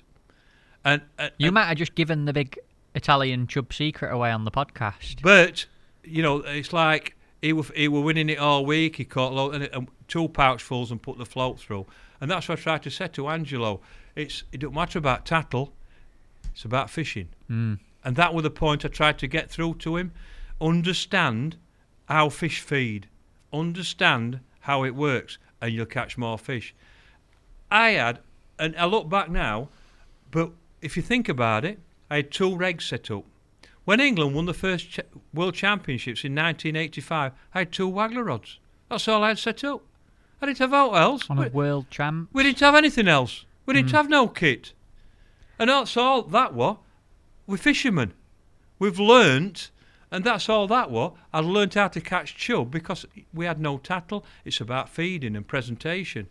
And like when he gave me them 2 rigs, they were perfect because he knew about chub. I didn't have to change them. I just put a little hook on and a maggot. The only thing that changed, I put the big maggots on. But what I'm saying is that's a fisherman, and it's just chub fishing. That's all it is. Mm. But I'll never forget what he said to me. "I don't know, but I'm very happy they do." That's a great story. And it's like it's fishing. That's what it is. It's just understanding fish. Me old experience won me that match because I knew how to fish for chub. Doesn't matter what tackle you've got, how much you've got. Correct. If you know what's happening under the I mean, water. the daft thing is, I could have got cracked off first 2 chucks and had no tattle rest at match. Because it's but it was a great trip. That really, really enjoyed that. Like a special moment. Tommy, you've talked so much about so many different things, and I know there's so much more you can talk about, and I want to have you back in on the podcast. Yeah, anytime. Yeah. There's hundreds of matches and hundreds of things that you've done that we aren't talked about, and we'd be here for days if we had to talk about them all. But you're coming back on it. I'm not giving you a choice. All right. I was going to say, that's absolutely happening. After everything that you've done in fishing in your lifetime, is there anything that you think you've left behind? Oh God, yeah. Yeah.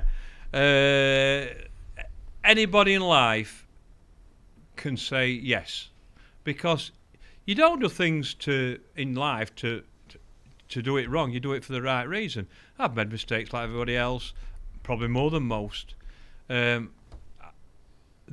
biggest thing I probably wish I'd done the last few years was do my own range of rods. I nearly did it on my own, and I didn't. I went a different direction, but I'm passionate about rods. I look at the rods on the market and think, like, I can't find myself a nice 11 and 12 foot rod that I like. I could find a 10, I can find a 13, but I can't find the middle range of rods. And I've looked at lots that suit me and like. But I've been brought up with rods. We're building them at Tricast and Daiwa, and Maver have got their own place. So it's my passion, and I wish I'd gone through it now and done my own range of rods. I really do. Whether I want to do it now is a different matter. But I think 4 or 5 years ago, I had the opportunity, and that's one in fishing I wish I'd done. And then my personal life, a couple of things, but that's my personal life. But fishing, I also regret not fishing a few more World Championships. I think a couple I could have got in. I regret that a bit, and part of it's my own fault. I'm not blaming anybody else but myself, and I won't. But in the fishing, I'd have loved to have finished my career with my own range of rods. That never happened now, but it's what it is. I've got one of your old rods, Yeah, I think. people I'm still sure use it's a splice tip stick float rod. Yeah, people still use the connoisseurs. They still ring me up. Still bring as much money. Crazy. The purple range of connoisseurs are the best range of rods ever made. And people still pay the same amount they did in the 90s for them. It's quite staggering, really. But they were a fantastic range of rods. I think you should do it if you get the opportunity and you can do it. I'd love to see you do that. No, it won't happen. I'm just going to go fishing. Right. I think it won't happen. But I think I wish I'd have done it because I had all the what I want, and I know what I want in silver and commercial. There's 2 ranges, and I still look and think, I still look at my diagrams and things like that. But honestly, I can't. I've looked at lots and lots of rods, and I can't find what I want. It's quite. I ain't looked at everybody's, in all fairness, but the ones I've looked at, it's. There's a couple of things I've left behind. I think I've left a couple of gold medals behind as well. In different things with fishing. I let a Fishermania go and things like that. So, but end of the day, listen, I can't grumble what I've done. I can't grumble what I've done, what I've achieved. And I've got 2 kids, 2 fantastic grandkids, and a dog. Nah. It was named after a cricketer. I was named after Ben Stokes, yeah. So, wow. So I can't grumble. There's lots of things I'd change, and there's a couple of things I'd like to do but can't. But that's life, isn't it? Of course it is. That's all it is, life, and I can't grumble really. Well, from a personal point of view, I've got so much respect for what you've done, and I know have for you, mate. I have for you. So many people listening will have as well, mate. Well, I hope so. I mean, thank you for sharing it all with us. It's been my pleasure, and I've loved it. And anybody knows me knows I like talking. I'll talk for England, and I love it. And I'll always speak the truth and say it from the heart. And actually, quite a good interviewer as well, to be honest with you. Oh, thanks, mate. Done well, mate. Guess what you've got next? What? Matt Godfrey's quick-fire questions. Oh, aren't we done yet? Not yet. I'll make you a nice brew when this is done. Don't you worry, you're making me a nice brew. Right. Come on, man, let's get these. Everybody gets these. So, right, go on, then. So everyone who comes on the podcast gets and these. And I don't know what the questions are. So. No. Right, go on. An item in your seat box that you couldn't live without. A Levi Piombo. A little who what? A Levi Piombo. What's one of them? It takes the shot off your line. I know what you mean. They are Stomfo make them, I think, don't they? Yeah. How anybody can live without them is beyond me. Two little nippers. That's it. That might be the quickest answer we've ever had. You knew it. Straight on that. There was no doubt. It's the best. You sure I didn't send you these questions? No, it's the best because I've been asked it a million times. And I always say Levi Piombo. Wow. It's the best piece of. In fact, I did a little video. If you go on my Facebook page, it's on a little video, and I cannot believe how many people don't know about it. Right. They just take shot off and start, stink, gone. Love it. Wow. They're fantastic. One venue. If you had to fish one venue for the rest of your life. You know this answer. Where would it be? I'd pack in fishing. I've already answered this. I'd pack in fishing. You wouldn't do it? No. What's your favourite venue of all time then? Tiber in Italy. What we've just spoke about on that match? Yeah. The Chub River. I just love that river. I don't need any excuses to go on that. Love it. I wouldn't want to fish one venue. It would do me head in. It just get boring, and I don't want to be bored. Your fishing's changed so much, even through what we've just talked about today. But I like that. I like the different challenge and the different thing, and it's always been it's always been me. So, Who is the best angler that you have ever fished with? well, Dennis White will always be my best angler. But I'm telling you that, but I think because I'm a bit biased to Dennis, I'm going to tell you Alan Scott on as well, because I think if you've won the World Champs 5 times and the most ever, I think you're entitled to be called the best angler that match angler has ever been. I think you're entitled to that. And I really believe that. So the answer is, from a personal point of view, it's Dennis White. But from fishing's point of view, it's Alan Scott on. If there's one thing you could change about fishing, what would it be? I'd make every fisherman become a member of the Angling Trust. I think we need a strong body to be strong together. I'm fed up of people slagging them off and calling them because it doesn't suit them, but I think fishing needs a strong angling trust so we can all be together and support.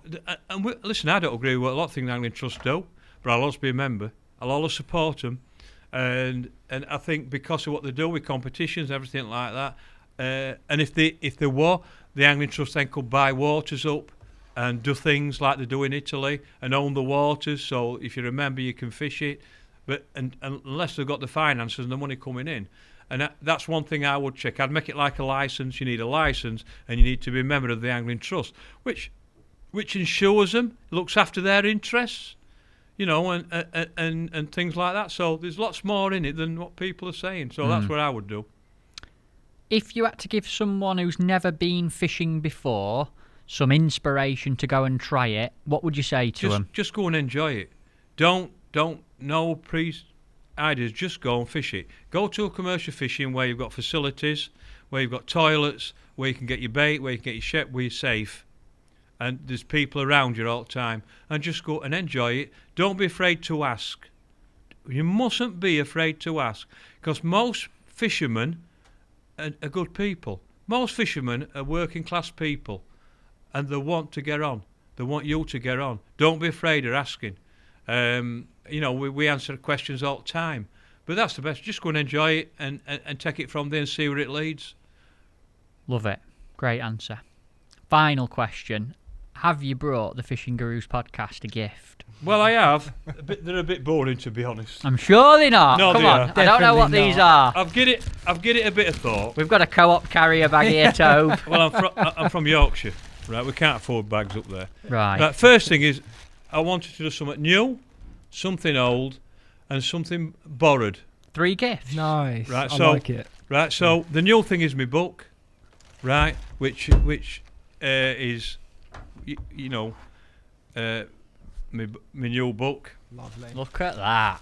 Something borrowed. I brought you an England feeder team shirt. What?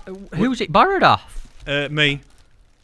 Wow. Right, which if you want you can get, because everybody can get them to sign it and then put it in a frame if you want. Well, we'll get them to sign it when each member's been on the podcast. Something like that, and then you can get it framed.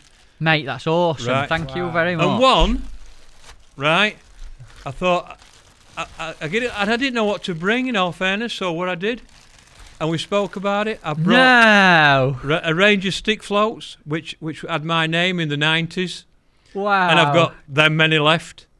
That's your final stick float? Yeah, basically, Wow. yeah. And I did wire stems with my name on them, and I did lignums.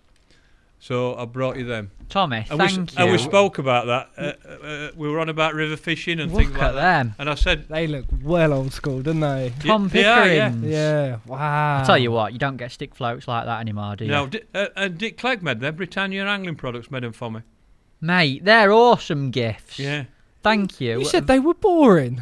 Look at them, Are Tobe. they not boring? No. Oh, right.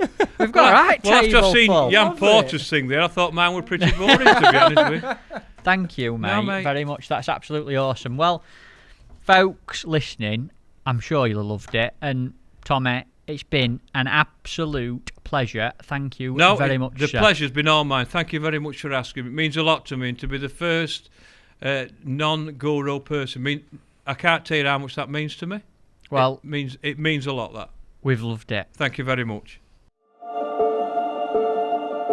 The Fishing Gurus Podcast.